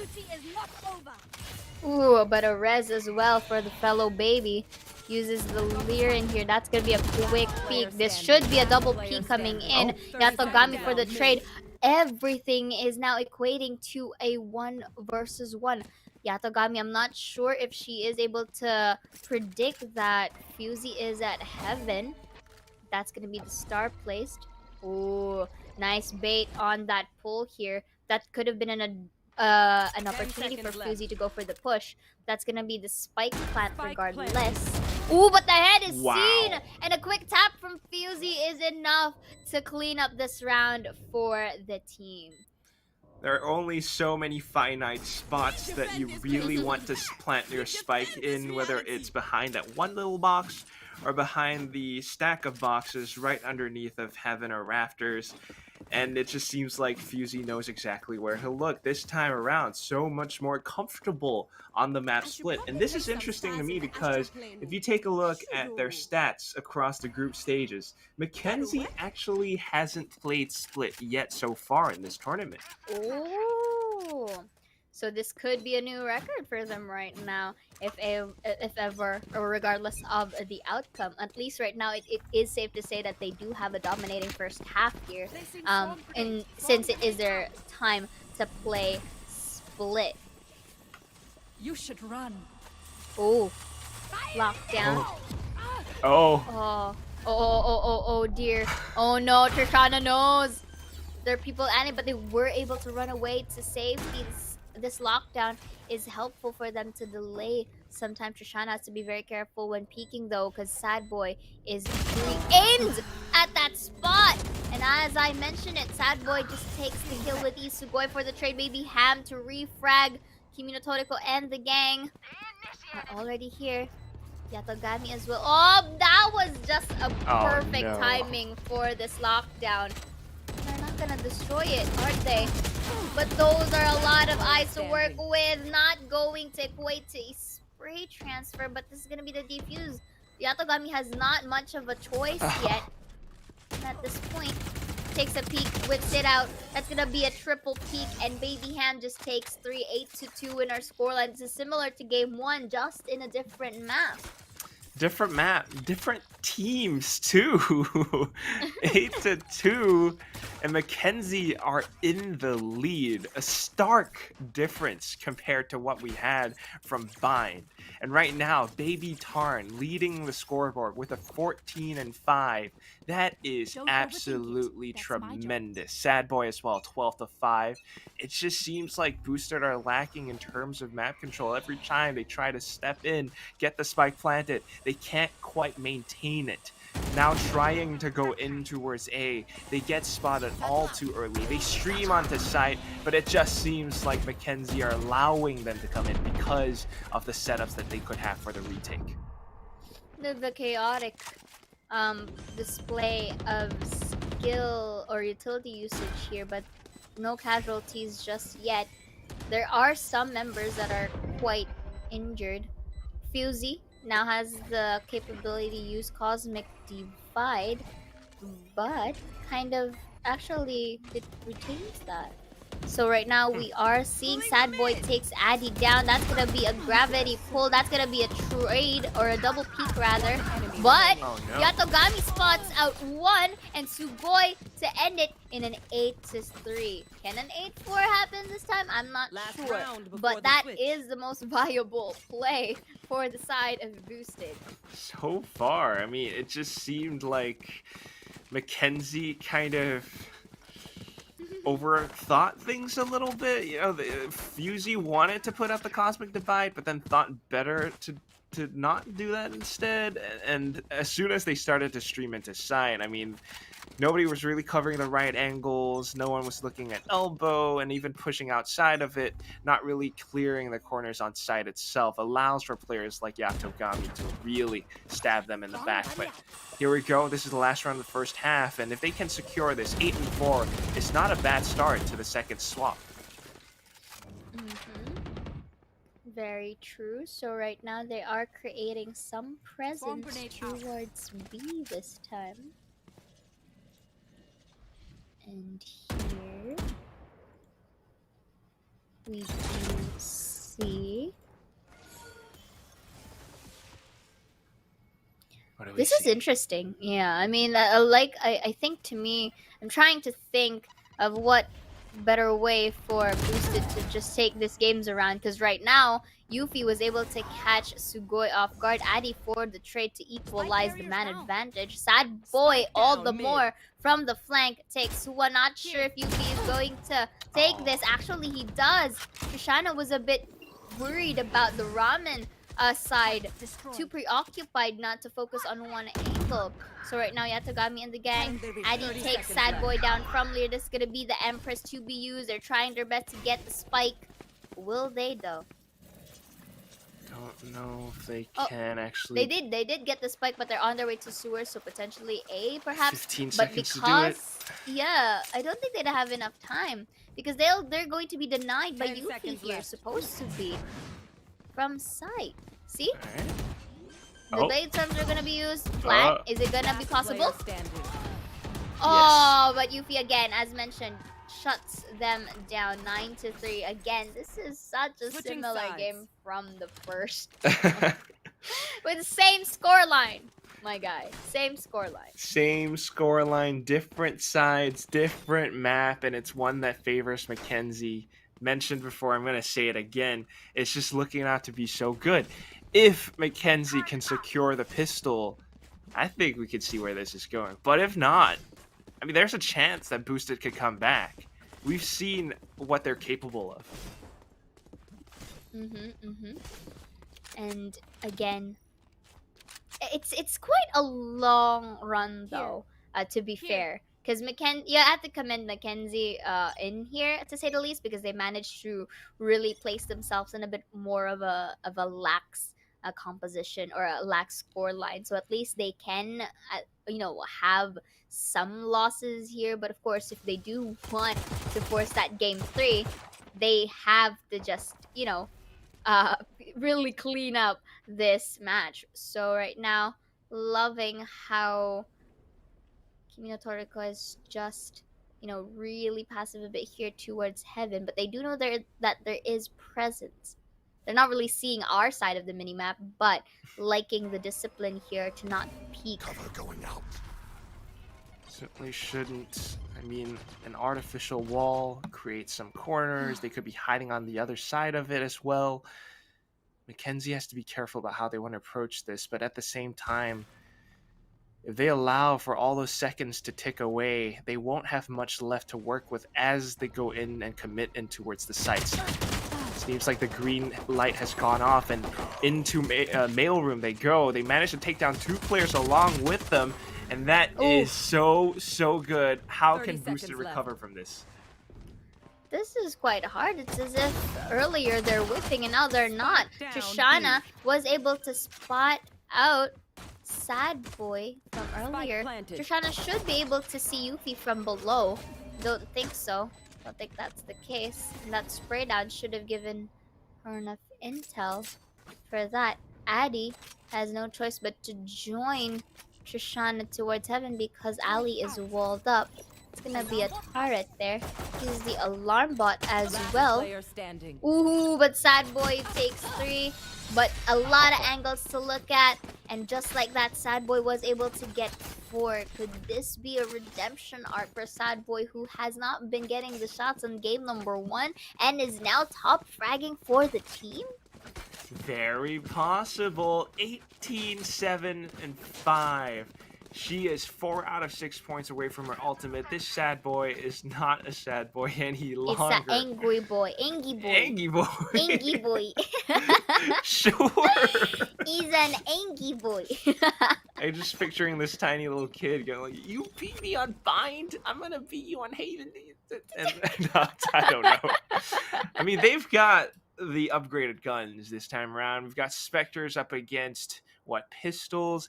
It's a very possible 11-3, and after that, I mean, you see where this is going. Exactly.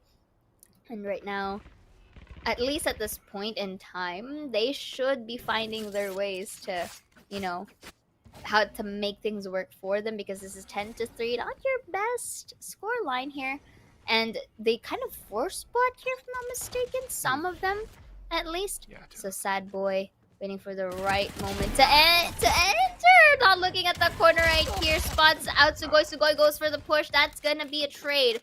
But Trishana with low HP. This could go to a 3 versus 2, where Yuffie just goes in towards that. That's gonna be a whip, unfortunately, from Addy. Sugoi for the trade, but it all comes down to a 2 versus 2. Was able to spot out Fuzi, but Fuzi with the tap of a ghost gets 1, and only Yatogami to try to make things work for the pack. It's gonna be a plant of the spike. Now they know that Yatogami's in sight, then the double peek can just happen from here. Was able to salvage a gun as well. Could that be a pull? Yes, indeed. That's gonna be a push coming in from Yuffie. A bit of a whiff there because concussed, and is able to get themselves an 11th point. We are drawing closer to game number 3 here, Quack. Very, very close. I mean, what a pull. The team play from Mackenzie. They are working very nicely in tandem this time around. It's just unfortunate because that was also a force buy from the boosted squad. I don't know if that's going to work out for them in the long run, because now they're buying yet again. After this, they're not going to have much left to work with if they lose this round. Exactly. So right now we can see half armor and specters for the side of boosted. I just realized it now. This is very, very tricky.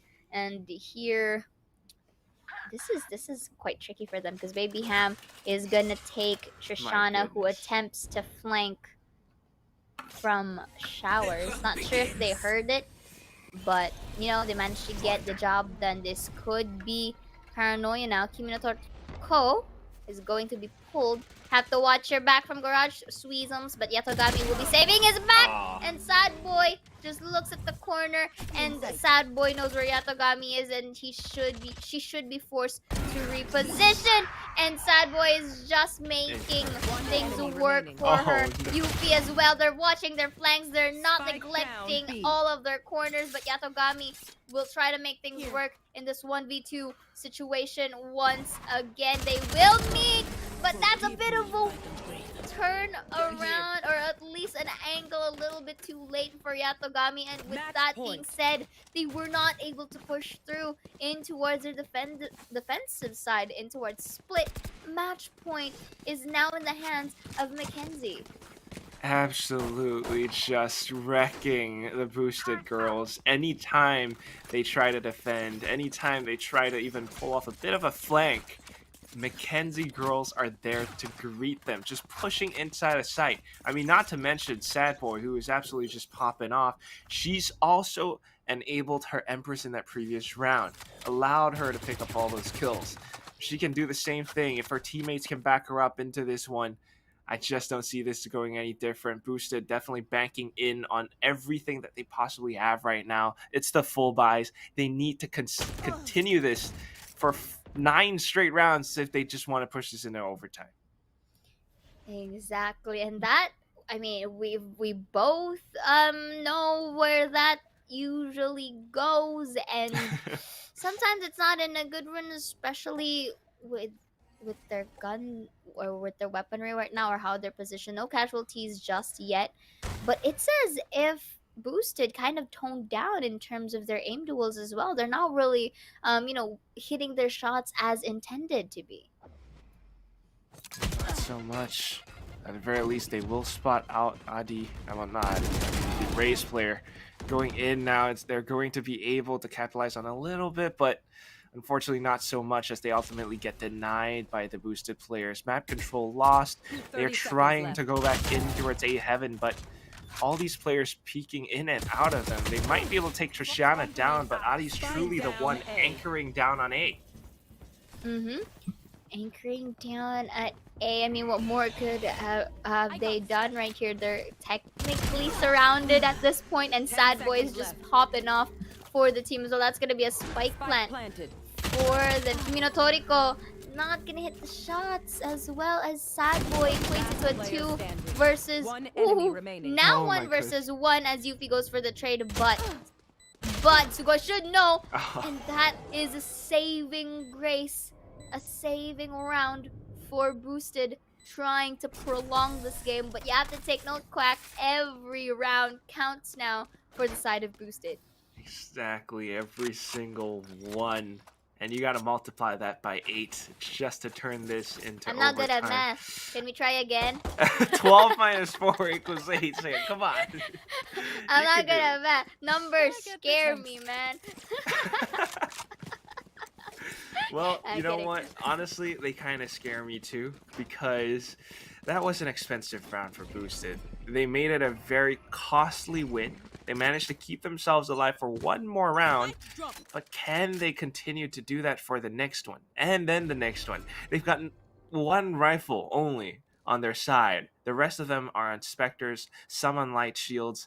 It doesn't exactly inspire confidence, but if they hold the right positions, if they have to know how to make use of their utility, it could just somewhat work out.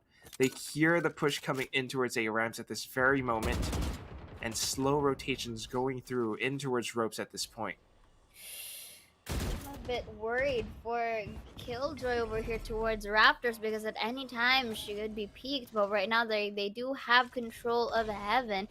If the Killjoy were to peek at, maybe to the left, yeah, over there, maybe things could work. But Addy, in the right time, was able to peek and reposition in a timely manner. Trishana as well for the trade uses the lockdown because they have this point. And right now, we do see Pinkunotori whiff again towards Vents. Maybe Ham will be taking her down. 3 versus 4. Man advantage in their side. Lockdown's not enough to be destroyed. Trishana will be taking a trade. Man advantage, at least for one, is in the hands of Boosted. Sad Boy from the flank. Trishana should know this. They should have enough senses for this. Trishana spots it out, uses the paint shells to delay the push. They just need to 15. buy time. They just need to buy time here. You don't necessarily have to peek. They just have to wait at least less than 3 seconds, and then this round could be theirs. And you know what? I think maybe Ham and Sad Boy will just go for the save for this weapon. Yeah, they've won enough rounds in a row. It doesn't matter if they lose this one. They should still have enough to buy up on the next, but at the very least, this is a very lovely, nice win for Boosted. They keep themselves alive yet again. Now, actually, no, Mackenzie does not get to buy up. They lost the past 2 rounds, so only 2 rifles on their side this time, and just maybe Boosted will be able to bring this to about halfway, 12-6. I mean, I'm getting, very intense here, at least in the position of Boosted, because this is like hanging by a thread, Like, this is where you can't really afford any more mistakes at this point, because it costs you the match. And if Boosted has to have that said mistake, they're gonna go for game number 3. But for Mackenzie as well, they're quite still sitting in a pretty spot, because again, they do need one more round to close this. And if ever the games or the scores were to be tight this time, or if Boosted was able to find their way here, maybe it's at least safe to say that they're kind of having a bit of a trouble into closing it. Ooh, look at this swarm grenade to use in towards Vents, but Sugoi takes one UP for the trade. This should be tradable by Pinkunotori, which happened. Takes the spike. That's gonna be a spike that uses the slow orb. Yuffie should know that there is one from Vents. Trishana takes a quick peek, but the Blade Storm is in the head. Good for that shot. Or you could say good for that stab. But right now, 3 versus 2. Pinkunotori is in a quite interesting situation. Adi should have the game sense going here. My goodness. All dwindling it to a 1v2. What? Sad Boy was able to blind Pinkunotori in the process. The turret is going to act as their third man, getting that information. Sad Boy now has to take them down for clutch. That's gonna be one member remaining. Yatogami does not have to die, and they're still prolonging this game. Not necessarily with kills, but for time. For time, but it was terrifyingly close as well. Down to the 1v1. Sad Boy actually managed to do so much damage in such a short manner of seconds. This is giving me emotional damage. Emotional damage. It's a good way to put it, because again, it's like they're hanging by a thread. It's like they're walking a path that's very, very thin for the side of Boosted, because on a tightrope. Yeah, in a tightrope, exactly. So they have to really make their plays count here. And so far, I don't want to jinx it, but 12-6 from they're slowly making their progress here. Mackenzie, they just need one more round again. So maybe if they just try to catch them off guard, then they could secure this match. They're definitely gonna try, but Boosted are swapping up their defensive setups as well. Nobody really positioned in towards ropes at this time, but because of all those previous rounds, all those contests towards mid, Mackenzie are a little bit more cautious than before. A lot of players being sent in towards A as well, and there's a lot of room that they can work with. Not unless they can maybe deal with those Killjoy utilities somewhat. But it's very crucial that Sad Boy stays alive. Her position inside of ropes could be used to cut off rotations, could be used as a very effective lurk. Boosted, hearing nothing in towards B at this moment. They sense that danger is coming in towards A, and they push in to defend at the right time. Sugoi picking the first one now. But then the lockdown comes in. Oh no. Pinkunotori finally numbers. starting to get their guns blazing. Baby Ham for the trade, but no players are going to be detained here to say the least. But the showstopper is going to get Baby Ham in the face, and look at that, equating everything to a 1v3 now and keeping this game alive. 12-7. The hairs in my arms, you know, goosebumps moment at least to say, but they're slowly starting to climb up these ranks. They're slowly starting to get to see, or to actually us getting to witness their performance here, because right now this is a save, at least, or a half buy rather, for the side of Mackenzie. Absolutely. Still dangerous, though. Still dangerous. You never quite know what they can do with Sheriffs. They have an Empress. They have the Cosmic Divide. They've got the Res as well. One single mistake, right, is all it takes. And so far, so good. Boosted has not let up. They just have to keep this up for 5 more rounds. I don't want to start believing just yet, because my heart has been broken before. I don't wanna be tricked this upcoming February, Quack. You know, like, so I'm not gonna. But my heart, you know, like a part of me wants to, but a part of me says no. You might get hurt. You might get hurt. No, you might get hurt. You know, the risk. There is the risk that is at stake here. You know what I mean? Oh boy. What do we do? Do we believe? Do you believe in the heart of the cards?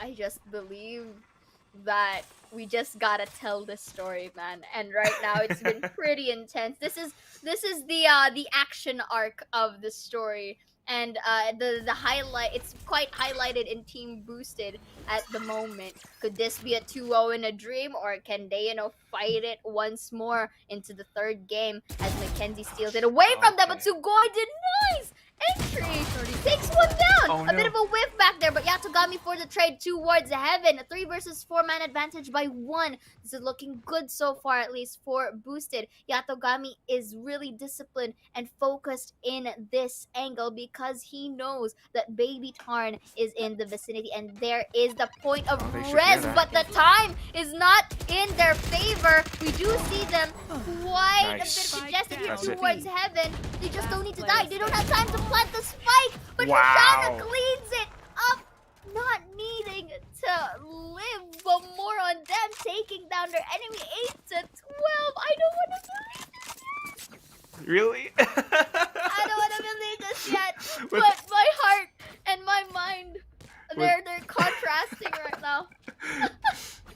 Your heart says yes, but your mind says no. Yes, And with exactly. every single boosted win, 5 in a row so far, Zaya's voice just gets a little bit higher. But here we This is go. this is what happens, when you kind of expect something or starting to expect Yeah. something. Oh, I no. don't wanna don't wanna. disappoint myself, man. But look at this. Oh no. The defense, beautiful swarm grenade by Anime. Oh. However, denies the Empress, but there is respectable trades. But 4v1 still. I'm not sure if this cosmic divide works wonders or favors for them. Last player standing. Oh. But Spike Yatogami and down A. Trishana from side takes them away. Sugoi is able to clean up the round. 12-9 in the dream. I think by the end of this game, Oh I'm my gonna.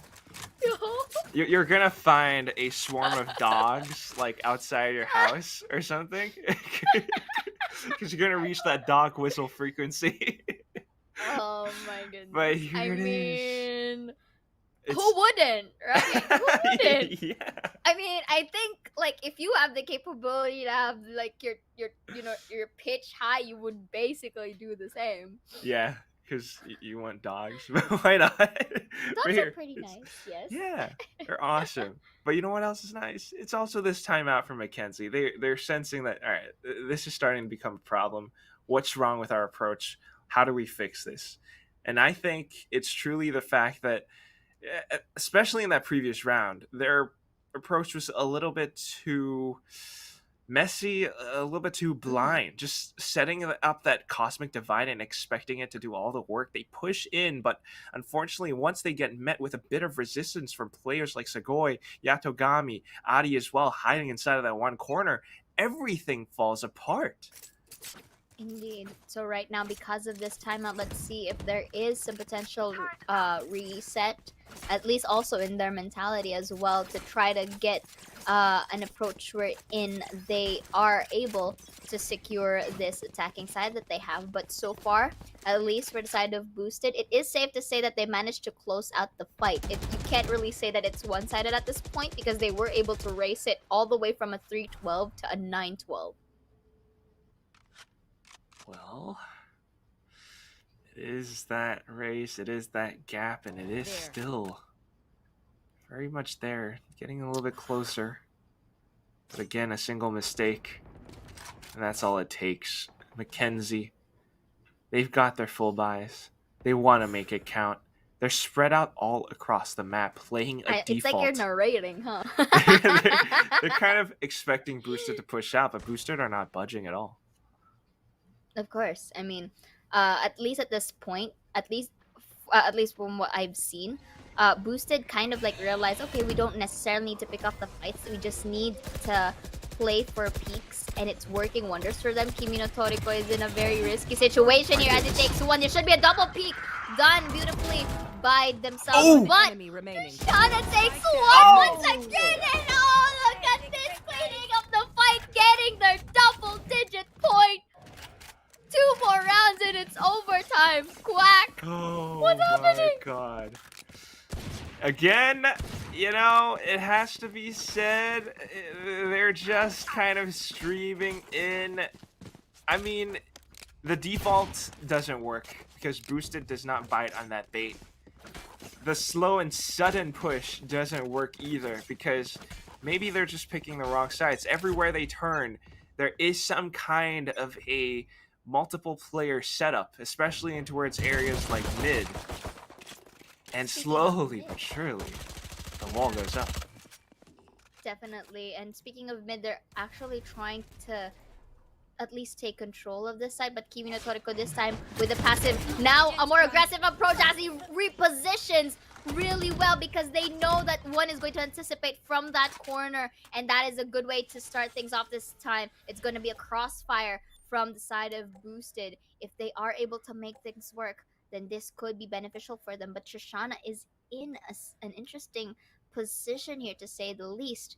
But managed to spot out Sad Boy over here. Takes one, goes for the high catch. Jiggle Peak, beautiful spray coming in for both Pinkunotori and Shoshana to all dwindle down to Fiozi. And with this could be an 11 point, and one more overtime is possible. And for the side of Mackenzie, it is safe to say that they're having quite the difficulty in closing our rounds. That's gonna be a jinx Pinkunotori summertime, but with a triple peak to avenge their fallen comrade, is able to get their 11th point. Oh boy, here it is, Xea. One more round. One more for either side. If they win this for overtime, I'm gonna start to believe. Yes, because as long as that 12 match point is still in the hands of Mackenzie, anything can still happen, right?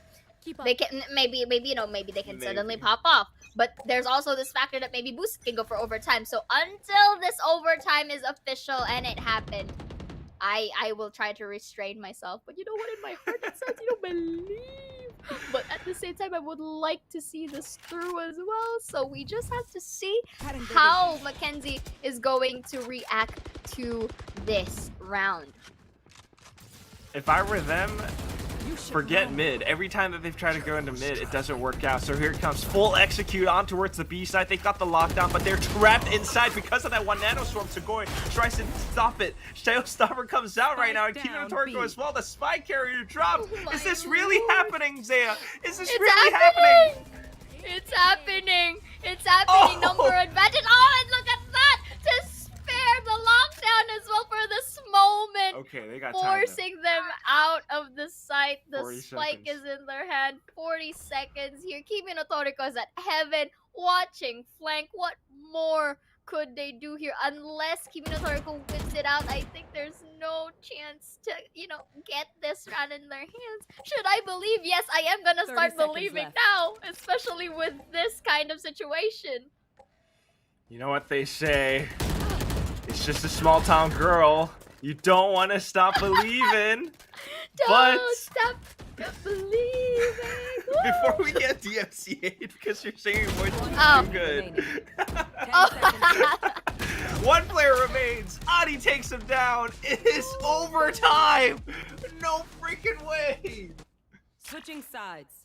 This is a starting from the bottom, now we're here moment for boosted. They literally boosted themselves up from a 12-3 to a now 12-12. What a monster! What a monster. What a game. And this is just a testament to all of these girls here in FSL. Whether it's Evolve, whether it's the BCT Game Changers, this is the talent that we have at our hands. They started with a 9-3 first half.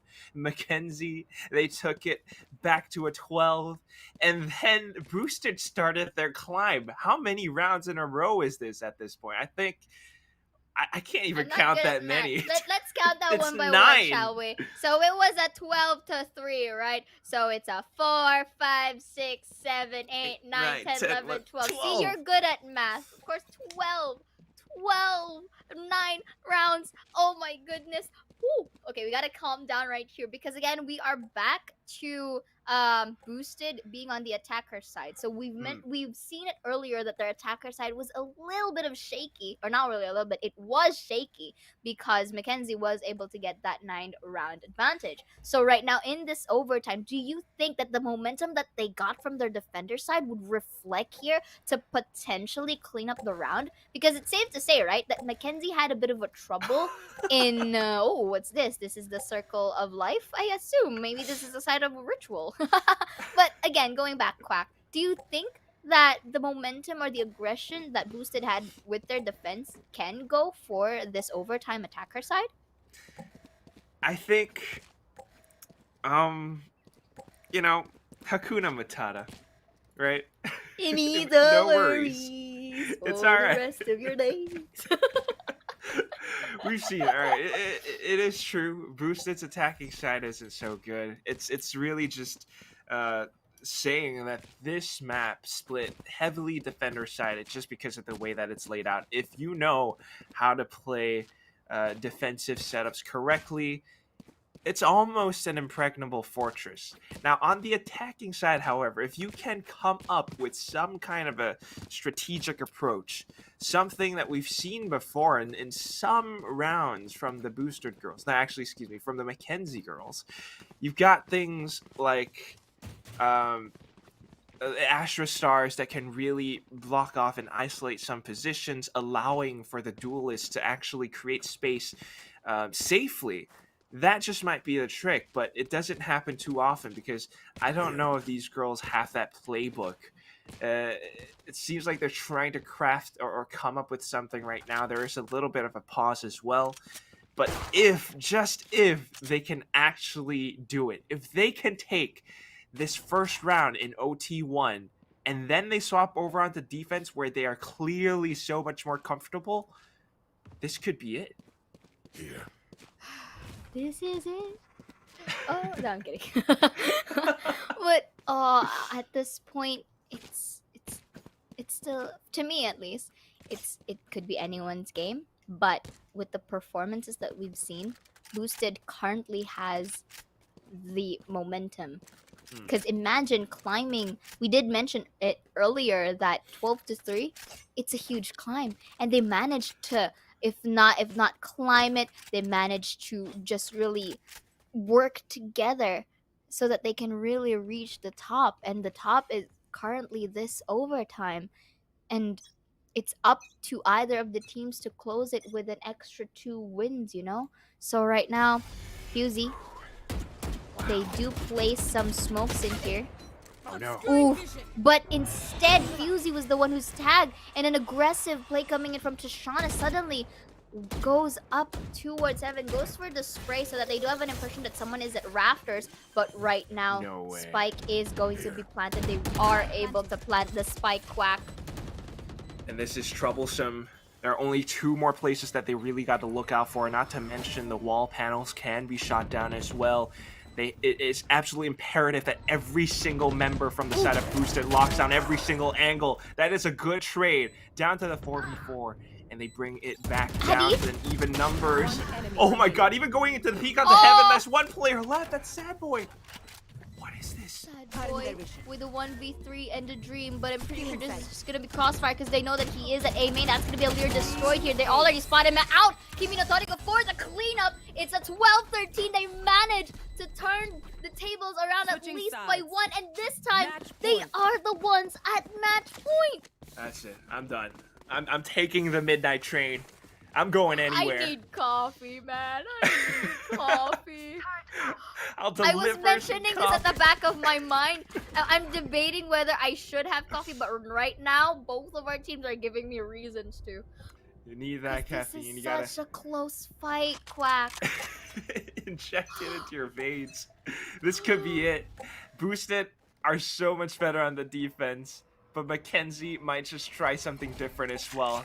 Looking to pull off that B rush at this very moment in time. They smoke it off, but we also have Segoy at the ready with her paranoia.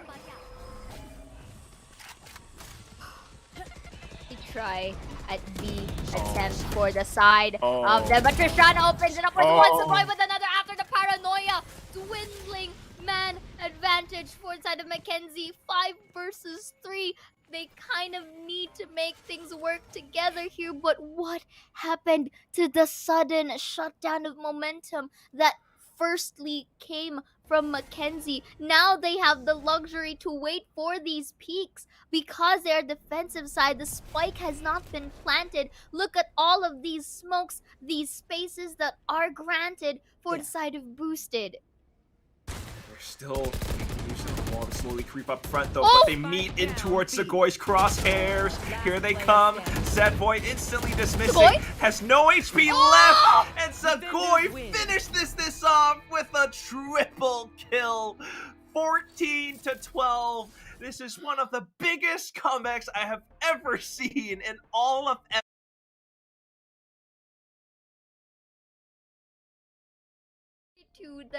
that is in the hands of Boosted. Imagine being shut down to a 12-3 all the way to climb it up to an overtime, and they're the ones who completely shut down the members of Mackenzie here, turning the tables around. Indeed, it was a good game, well played for both sides of the teams, but man, Boosted, what a play from them. And look at the stats quickly right here. Sad Boy was really doing a great job getting these 30k for the team so that it all ended up to a match point. They had difficulty in closing the fights, but right now Shoshana and the rest, Sugoi as well, with those double peaks, they were able to really reset their minds. They were unfaltered at the end of the day, and look at that, just like this, they were able to conclude it with a 2-0. Oh my god, 2-0 is this absolutely tenacious, unwavering attitude, winning 11 straight rounds in a row. And this is not even the grand final. This is only the first round of 8 in our playoffs. I cannot wait to see what more we have. Exactly, and I'm pretty sure there's gonna be more of these to come into the next days that we're gonna have. But that game, that was just really mind-blowing. I have no more words. Same. I think we good? We done? Yeah, we No. I can't But talk again, anymore. of course, guys, there you go. That was the playoffs best of 3 series between Mackenzie and, of course, Boosted. And Boosted really gave us a show. And, of course, as well as Mackenzie, a bit of a, shaky start into their game number 1, being dominated by Boosted. But game number 2 really took us off, in our seats, as Boosted was able to really clean up that round in a very tight, rope moment that we had in that best of 3s. And with that being said, those are the matches for this day's matchup for the Valorant Evolve. We will be having our semis and our finals tomorrow, so guys, make sure to check that out. There you go. Yeah, follow the Twitch page, like the Facebook page, follow it on Twitter, everywhere that you could possibly look out for, because this is the quality of matches that we have. And this is only the first part of the playoffs. First of many. And again, guys, and again, guys, this is FSL Valorant Evolve. Of course, we'd like to thank the partners as well, Intel and Yahoo. And again, we are your casters for this day. My name is Xeaora, and this is Quack. And of course, alongside with us was Key from earlier. And we'll be seeing you guys on the next one. Yeah, we'll see you more tomorrow. So, see you. Bye.